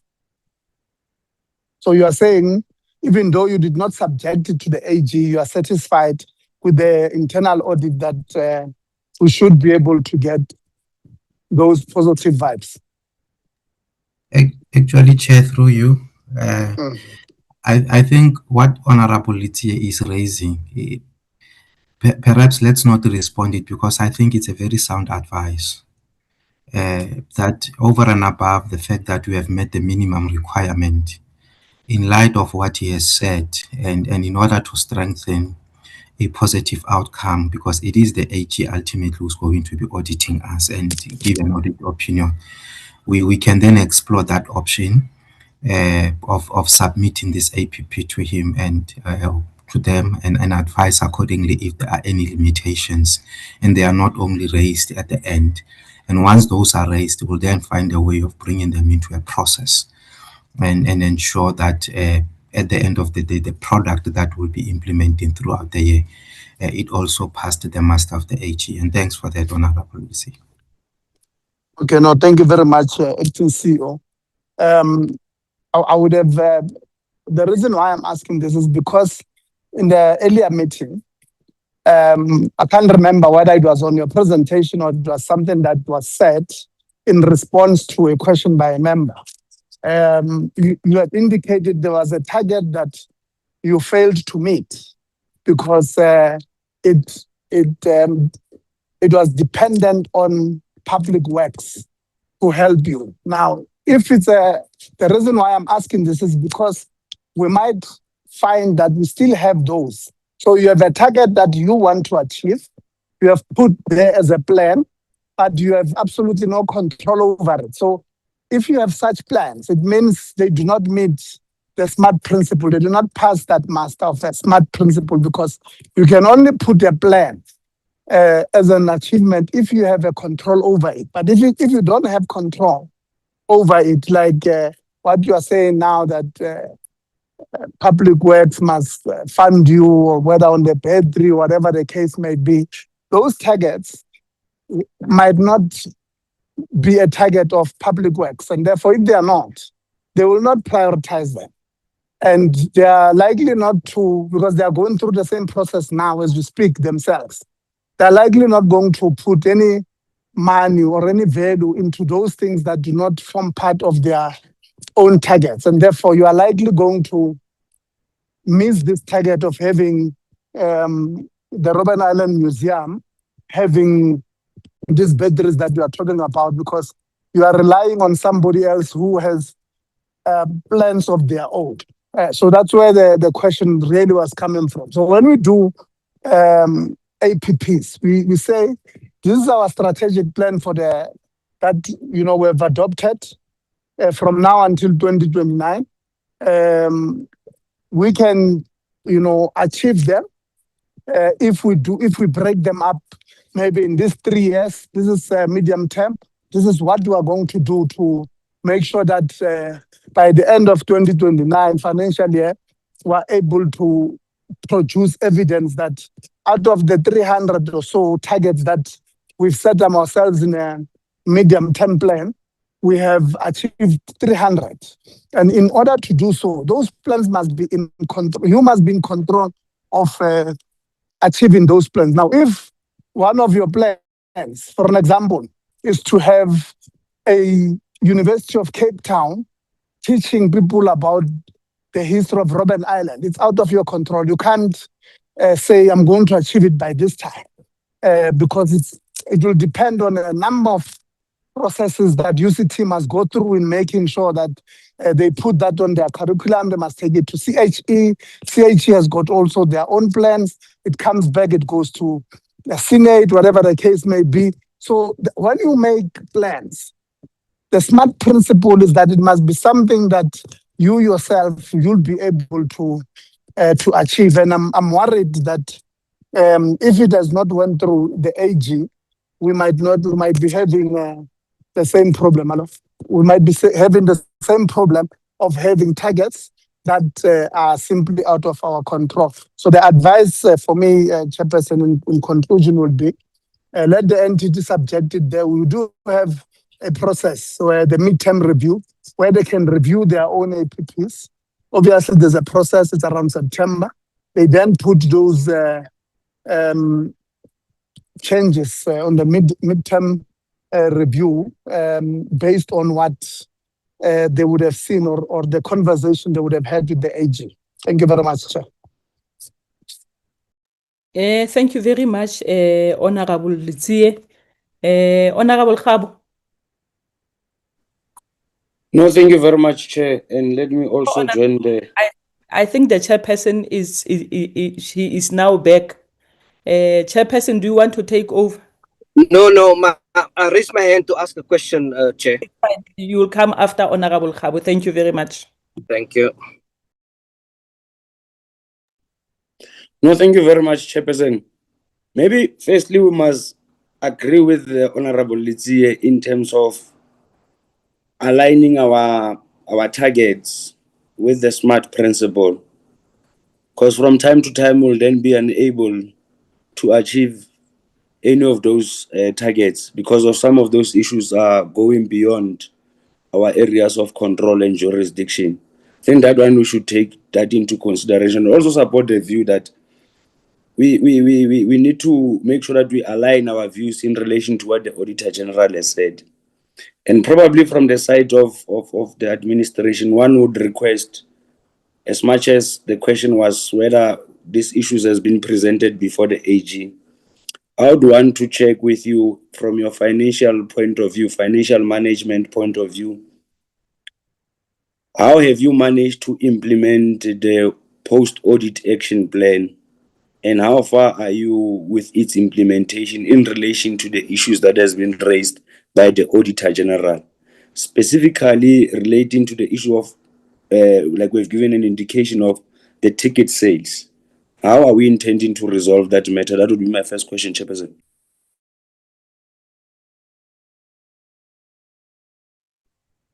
Chair, with your permission, I'm also going to request the CFO to come in here. But because there were non-financial audit outcomes from the audit process, like the issue of the indicators and so on, I can show the honorable members and Honorable Khabo in particular that those issues that have been raised by the Auditor General from what we have presented, we have included them in here. But that is as far as non-financial performance information is concerned. I'll invite the CFO to assist with the question of the post-audit plan and its implementation.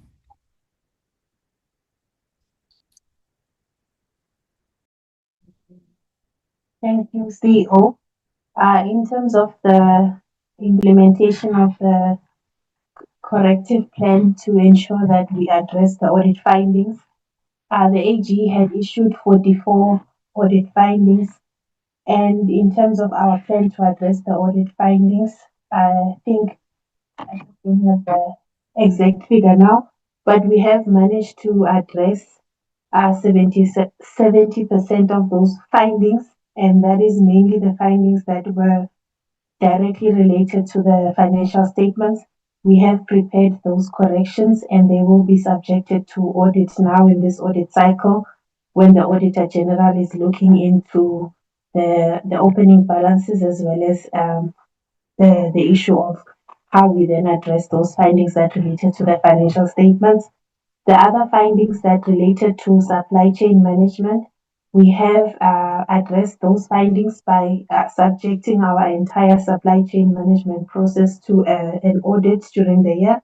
And the purpose of that audit was to really ascertain that the transactions that are there, they are compliant and that we are not having the same issues that were raised by the Auditor General, the issues of the incorrect application of the preference points, that those issues no longer exist. And then with the compliance related matters where there was non-submission of certain documents, we have made sure that during the year we have kept our documents electronically, and for the transactions that are in the general ledger together with the transactions that relate to procurement, that there would be documents available as and when they are requested for audit. And I think in the main, that is how we have approached the issues of the findings that were raised, by making sure that we keep the necessary documents so we can support the transactions in our books, preparing the correcting entries where it was applicable and where the Auditor General has Maybe, Chairperson, sorry to stop you there.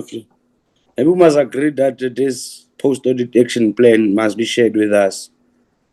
Because having issues identified by the AG and having plans of the institution, it's one thing, but assessing whether those plans are being implemented. I'm raising this because I've made mention, Chairperson, of the fact that the Auditor General identified the revenue from the toll sales that could not be verified. It was one of the statements that I've uttered earlier on, Chairperson. And as a result, that was due to inadequate record keeping. Now, from where I'm sitting, the official has just clarified the issue of record keeping by means of electronic. But by means of cabing, because there was an issue of revenue collection. What system have they upgraded in that sense, apart from the collection of information by means of electronic? That would be my other question in relation to the revenue collection, Chairperson. CFO?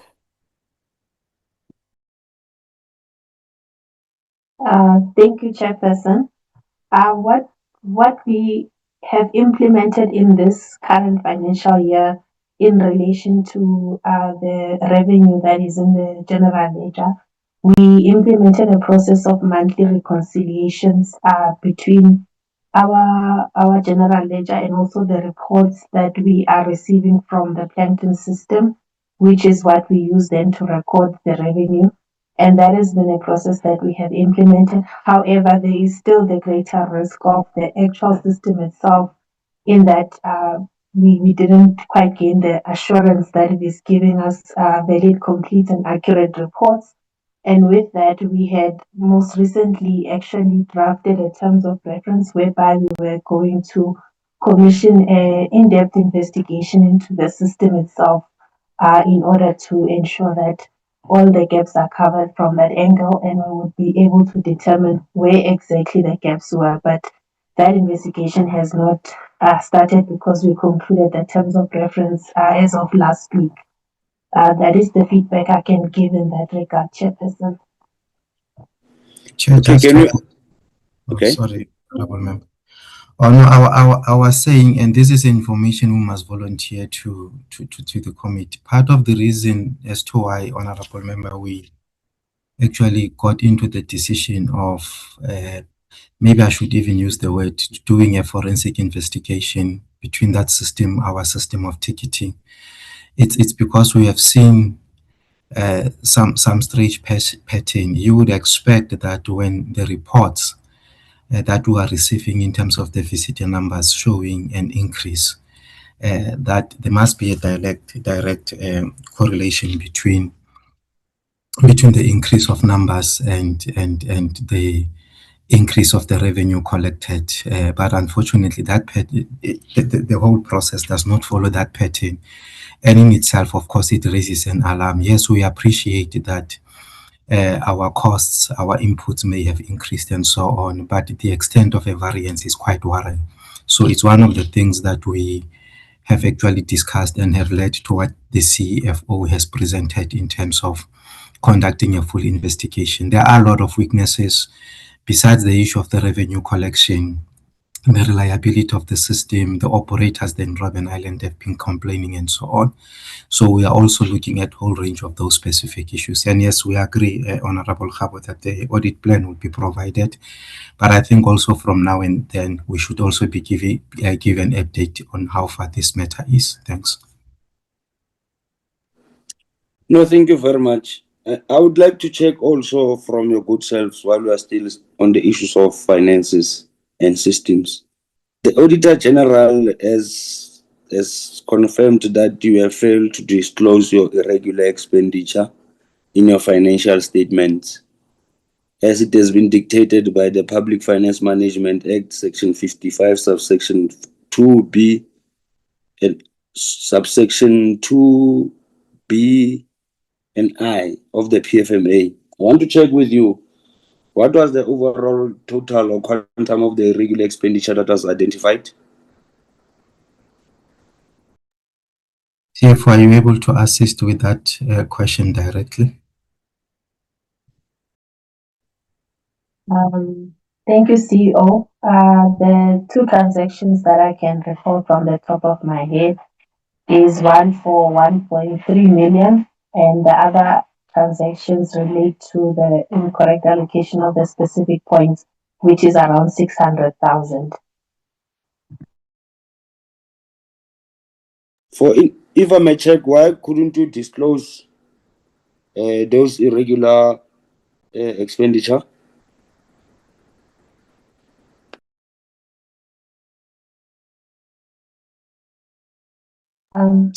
Therefore, yes. Okay. Thank you, CEO. When it was during the test of the audit, we were unable to make the necessary updates or adjustments to those disclosure notes in the annual financial statements. But we do have the amounts and we are going to effect those updates in the current year's reporting. And the AG disallowed for us to just make those adjustments. And that was the main reason. Otherwise, we would have updated the notes to include all of those transactions. Honorable Khabu, before I just want to check with the CEO, the question of Honorable Khabu is that why did you fail to disclose those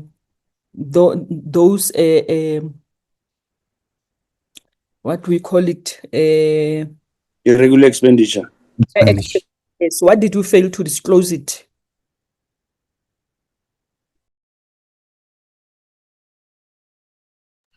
I will allow you to proceed, CFO, in terms of what has actually led to that. Thank you, CEO. I think in the main, from the time we joined Robben Island, we didn't have the full information of all the transactions and more, especially where there were irregularities. And I think this information would then come to our attention during the course of the actual audit. And when it was time to effect the updates in terms of completing the disclosure, we didn't have that opportunity. But that's in the main the reason why, because we were also very new and we joined at the time we had to finalize the reports and finalize the audit. It would then mean that you are learning what has been going on with the organization as you are being audited. And we didn't have that opportunity then to effect any other adjustments once we had submitted those financial statements. Chairperson, lack of respect for good governance principles has been identified as the core contributor to the problems of Robben Island. And you'd agree with me that in terms of the executive leadership of the Robben Island, the acting CEO's term is coming in terms of his secondment from DSEC. It expires on the 31st of May, and I would like to check with the chairperson in terms of the status of the appointment of the CEO. How far is that process?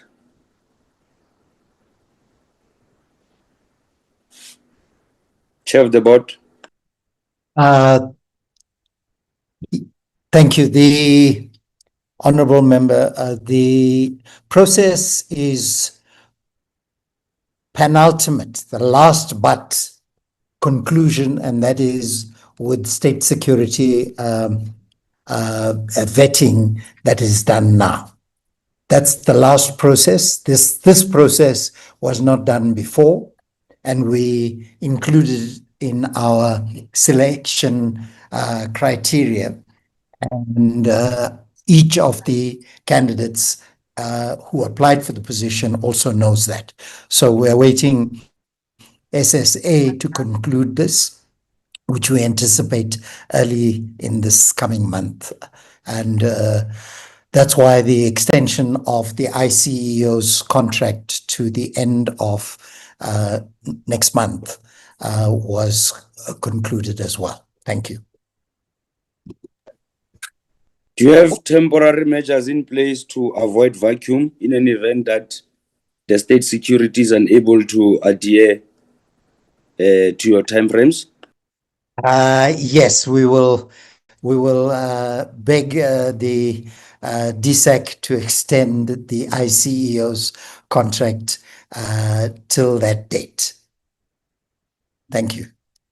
Honorable Khabo, if I may come back on that one, previously, the chair of the board said that they are waiting for vetting of 2 candidates.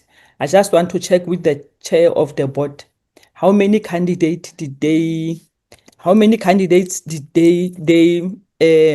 shortlist, and how many who went to the interview up until they arrived to that 2 whom they are still waiting for their vetting to be done? Okay. We did indicate we'll provide a report on the entire process, which we will do. But the short answer to that is there were just over 55 applicants, and there was an initial shortlisting, and there was a second process of further quality assurance and including or excluding anybody from that list. And both lists were compared, and there were eventually 5 candidates shortlisted for interview through a further process, and 2, the first 2 have been looked at for vetting. In case the one passes and the other doesn't, we hope that both will pass so that we are able to negotiate appropriately. Thank you. Chair of the board, my last question on that part. From 55 applicants to only 5 being shortlisted. Is No, it? no. 5 interviewed. Only Yes. 5 interviewed. From Yes. 55 who applied, Yes. how many were shortlisted? Shortlisted for interview, 5. Or was it that reasonable really from 55 up and to 5?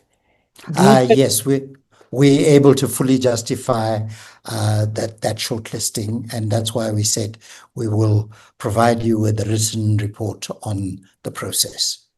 Definitely, I will look for that report. Honorable Khabu, let me give you your last chance, your last question, sir. Chair, maybe before I raised a hand and indicated that if Honorable Khabo moves on, there's a point that he was busy on, which I don't think we closed it correctly. Can I come in? Yes, you can come in, Honorable T. Yeah, it's in relation to a response by the CFO, who says that the reason why we have these problems, or I can't remember how she put it, but that she wants to put the blame on the AG not giving them a chance to resubmit or to restate the issues that they had failed to restate on the original submission, and to indicate that it is now when the AG is coming to audit, you know that you are supposed to submit financial statements that do not have misstatements. If the AG gives you grace tomorrow and say, go and fix the misstatements, it's grace. It's not like everybody's entitled to get a second chance. And because we have an adverse finding, the AG might very well come and say, even if we had given them to fix X, Y, and Z, the problems there were too bad. So I thought we can't leave it as if it's the fault of the AG who did not give them a second chance for resubmission. They knew from the beginning what is it that is expected of them to submit, and they did not do so, and they must take responsibility instead of blaming it on the Auditor General by when the Auditor General says they failed to state the irregular expenditure. It's their fault. It's not the AG's fault. And I felt we must close it like that, which is the correct version, instead of thinking or giving them hope that maybe it was the AG was wrong. Thank you. Thank you, Honorable Letsie. Honorable Khabu, your last question. I think the chair must just take us into confidence into the two critical positions of executive. There is one of management that has been vacant of marketing, and there is one of heritage. Can we get clarity in terms of intentions of filling those two vacant positions, and also get clarity as to how long has those positions been vacant, Chair? I think I'll also share my recommendations before we come to a conclusion of this meeting at a later stage. Thank you very much. Sure. The CHO position will be advertised. That position is currently filled with an acting person, and the marketing position is not going to be at the executive level, but it will be at a senior level, because our executives, we don't want the executives to be bloated, because in terms of our macro structure, we cater for a CEO, COO who is in office, CFO interim who's in office, CHO, and human capital, as well as marketing. All those are senior positions, but they don't necessarily have to be at executive level. But we recognize their seniority, and they will be at the level that is appropriate for the organization to be able to afford. So we have also aligned RIM's salary scales with the public sector commission PSC recommendations of last year, and will continue with those being aligned with the public sector rather than be above, which has been one of the problems that we've experienced before. Thank you. Thank you very much, Prof. Before I gave Honorable Metlua, I think Honorable Nkosi asked the question earlier regarding the digitization of archives by the year, and what is the total volume of archival to be digitized. Yeah. Okay. That she did not get an answer. Okay. Give us an... Yeah. Thank you so much for that, because digitization is a massive, massive problem. We cannot overstate the numbers and range of artifacts we have. All sorts of artifacts. We have the largest possible collection of these that we hold in different sites, including the Maibuya archives at the University of the Western Cape. The digitization of all of these is going to be a major cost factor, and that's why we're taking it stepwise. We're taking the most important ones for the last period, and that is the apartheid period, and looking at digitizing those in terms of a hierarchy. And that hierarchy is prisoner experience first, and then the others. So we have recordings, we have videos, we have clothing artifacts, etc., etc. Now, all of those need to be digitized, and we're pleased that the first part of the digitization, and that is the Jetty 1, the old prison disembarkation and embarkation point. We will make an announcement very soon, within a matter of weeks, when that site will be open for public consumption. I think what we will do is, before that site is open, we'll inform the portfolio committee and the department, so that you can actually see it long before it is open for public consumption. So that is an immersive experience. It is a very new immersive experience. And the other forms of digitization, we're looking to get funding from a variety of sources to ensure that all of them are captured. Otherwise, they're going to be subject to deterioration. And that's why with UWC, we have a new site that is going to be utilized at UWC that meets the weather and other conditions and temperature control, etc., etc., etc. So we can't overemphasize that it is not a small, easy task that we required to do, because we've got physical, visual, audio, and other paper-based material, and some have deteriorated because we made some available at the Sobukwe's incarceration site, and we had to retrieve them to get them to withstand the elements on Robben Island, and therefore we've decided to have copies rather than the originals put on the island, where the weather is seriously negative to these artifacts. I hope that answers that. But we're looking at alternative and philanthropic money as well to do this, as the ICO mentioned earlier. Thank you very much, Prof. Honorable Metloa. Yeah, thank you, Chairperson. I hope and believe that I am audible. I just want to raise one or two issues pertaining to the APPs and plannings and targets and so forth. Simply because earlier on, when there was an explanation of targets reached and an explanation from Mr. Magwere, particularly, it's either they have reached a target or not. So I'm not too sure what does it means to it was particularly reached or performed or whatever the case may be.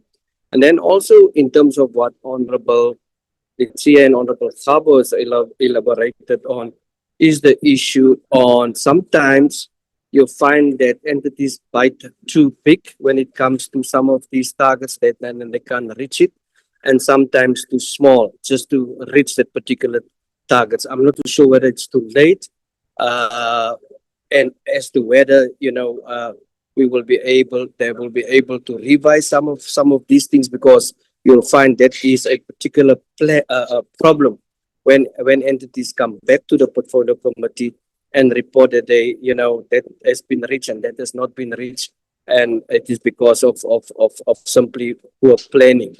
Then Honorable Kobane has raised a very interesting thing earlier on when we started the meeting of monies that has been invested. So I want the department also, or rather the RM, to explain, the correlation between planning APPs and as well as monies being invested that is supposed to be utilized for service delivery. If I can just get clarity on that. Thank you, Chairperson. Thank you, Chair, for the question. I missed the very first point, but I will invite colleagues who would have picked it up to come and assist. But I want to speak to the second point that I had as the Chair was speaking. Targets that we set and those targets being beyond our control. Surely that aspect is a risk. And when we do risk analysis and ultimately risk mitigation, we have to be clear in terms of the actions that we are going to undertake. And from the input that was made by the Honorable Litsie, I was actually thinking in my mind, and I agree with the fact that as an entity, we have an opportunity around September, as he has indicated, to do a midterm review, where some of these changes could somehow be effected if really it would prove to us very difficult to be able to achieve those targets because they are not under our control. But I think from an agile project planning and project management point of view, as a wise executive, we should be able to go back, emanating from this conversation, and say, These are the things that we have been cautioned about. Let's zoom into them, and those things specifically being the things that are beyond our control and are in our APP. And right immediately, because it's one of the methodology that we have adopted to say each and every indicator must have its own execution plan, and that is an instrument which will also be used to monitor us. So we will be taking that approach of seeing if we can then be able to move aggressively before that time arrives. And indeed, if that time arrives and we have not made a progress, we should then take an advantage of that opportunity and then avoid being too ambitious and review those targets. If we happen to proceed and achieve them, then well and good. It would be overachievement and it would be better than an underachievement. And that's how we intend to do them. And then I will also invite the CFO on this thing, but I want to make a comment. My understanding of the question, my impression was that perhaps Honorable Kobani was of the impression that the monies that we say we're investing are the monies that we were given for the financial year to use within that specific financial year. And we don't spend it and then we go and invest them. And that's why, and hence we are not implementing. When one looks at how funds are transferred, of course, to the entities and coming from our parent department, it's not necessarily a JIT type of a model just in time. When I need the money today, you transfer today, and then I start with implementation. Often we would be given money in advance based on our plans and based on our cash flows. And you find that much as we would get the money today, but those monies are going to be used 4 months later. And for that period, they remain within the account of Robben Island. They have been availed so that when that time for their utilization arrives, then the process does not start. They are already in the account.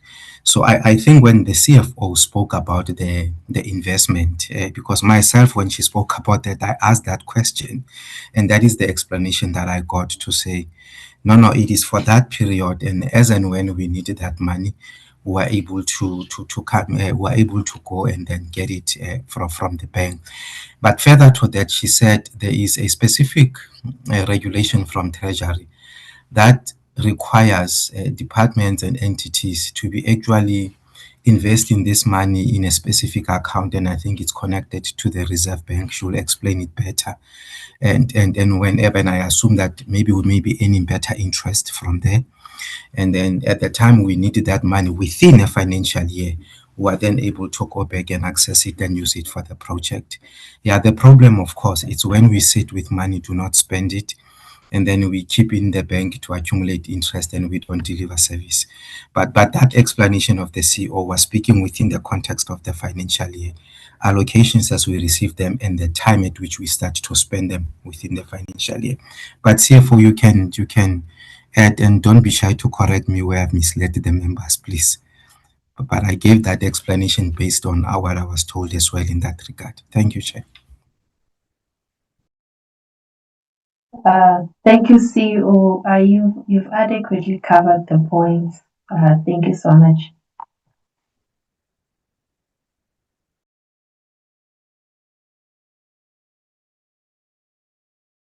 Thank you, honorable members. I can see the hands are now starting to raise up, and it's almost 7 minutes to 3.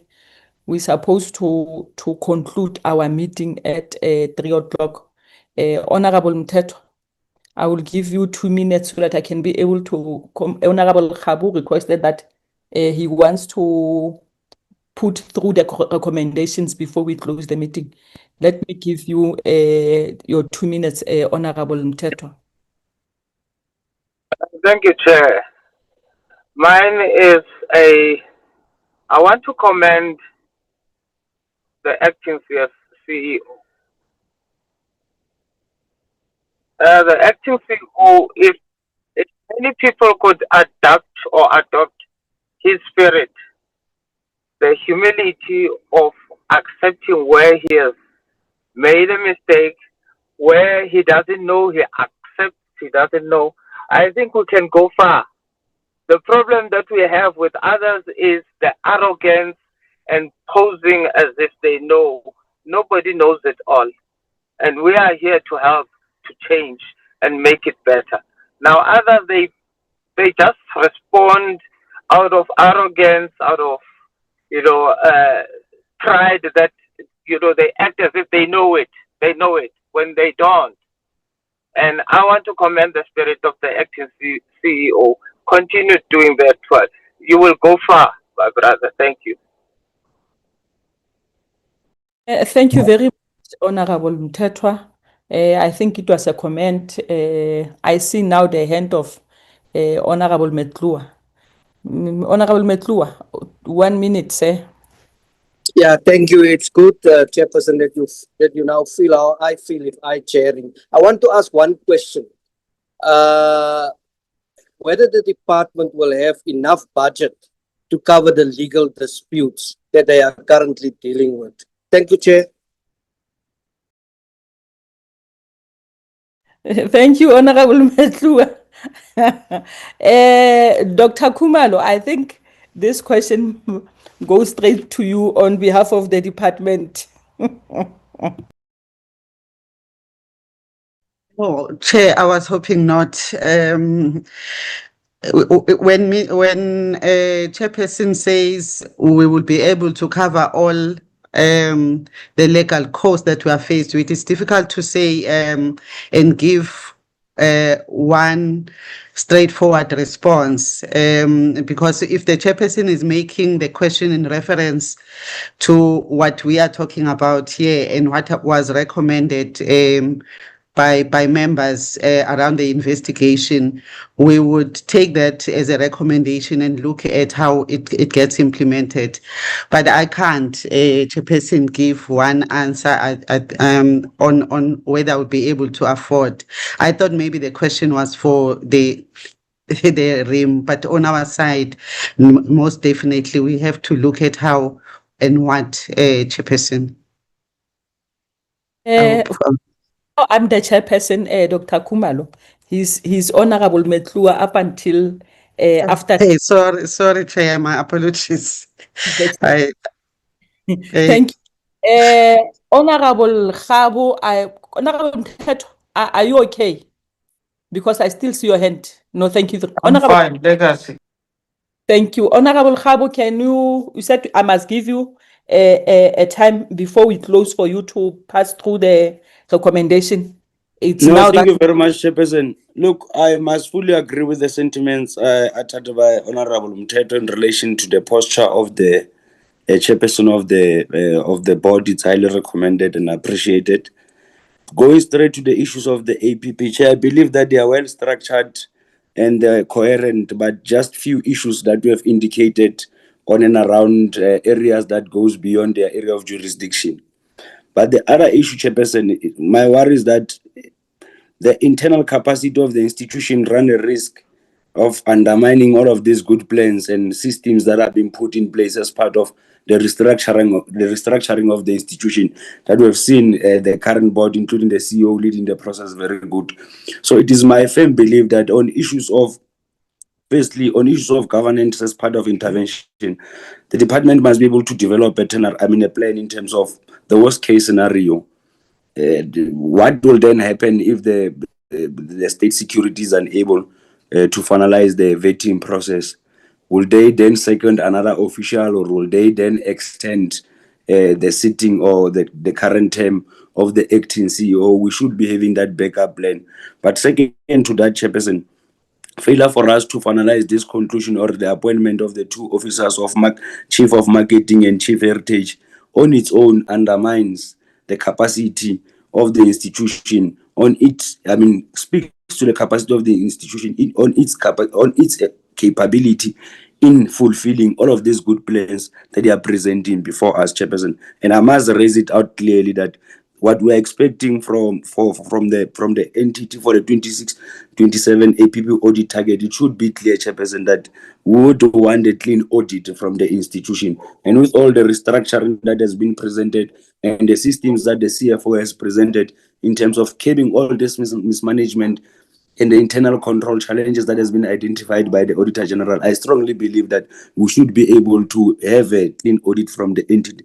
And with that being said, Chairperson, I believe one of the last contributions that I would want to make in terms of the proposal, especially around financial and audit recovery, is for DSEC and RIM to engage National Treasury to secure a ring-fenced infrastructure grant within the current MRTF, precisely because of we have also identified a risk in terms of infrastructure funding in the long run.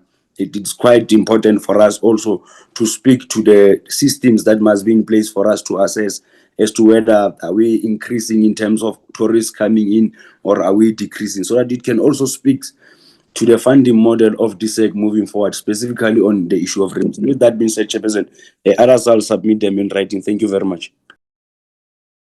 Thank you very much, Honorable Khabo.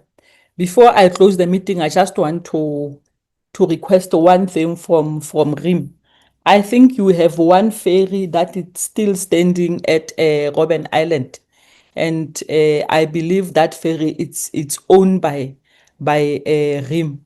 I am just asking acting CEO, can RIM please do something to repair that ferry so that we can be able to increase the number of tourists who wants to go to Robben Island. And the other thing apart from that, you know, sometimes it's very difficult for the department to keep on hiring equipment when it is better for you to have your own equipment. Maybe I'm speaking from the layman language. I don't know that it's cheaper to rent or it's cheaper to own. I am not sure. But now you cannot have a ferry that is standing there for some time. I think it's not even a big mechanical issue that needs to be fixed on that ferry. Can the RIM please try by all means to repair that ferry, as much as we've talked about the buses which are not in good condition, which needs to be replaced. While thinking about the issue of replacing the bus, also includes that issue of that ferry that is standing there at Robben Island. And let me thank the department, let me thank the board of RIM, let me thank the RIM officials, honorable members. I think now we've come to the end of our meeting. Thank you very much for showing up on this meeting. It has been a very long meeting, but a fruitful one. Hopefully, not hopefully, I know it's supposed to happen. The RIM supposed to send us all the issues that they said that they've said that they will send us through the mail. I think today it's Tuesday. If you are late by Monday, we should have received everything that you've promised us to receive, so that we can be able to have enough time to go through those issues and raise other questions if there are going to be questions based on what we are going to receive. Thank you very much, members. I declare the meeting officially closed. Thank you. Thank you, Chairperson. Bye-bye. Yeah. Thank you very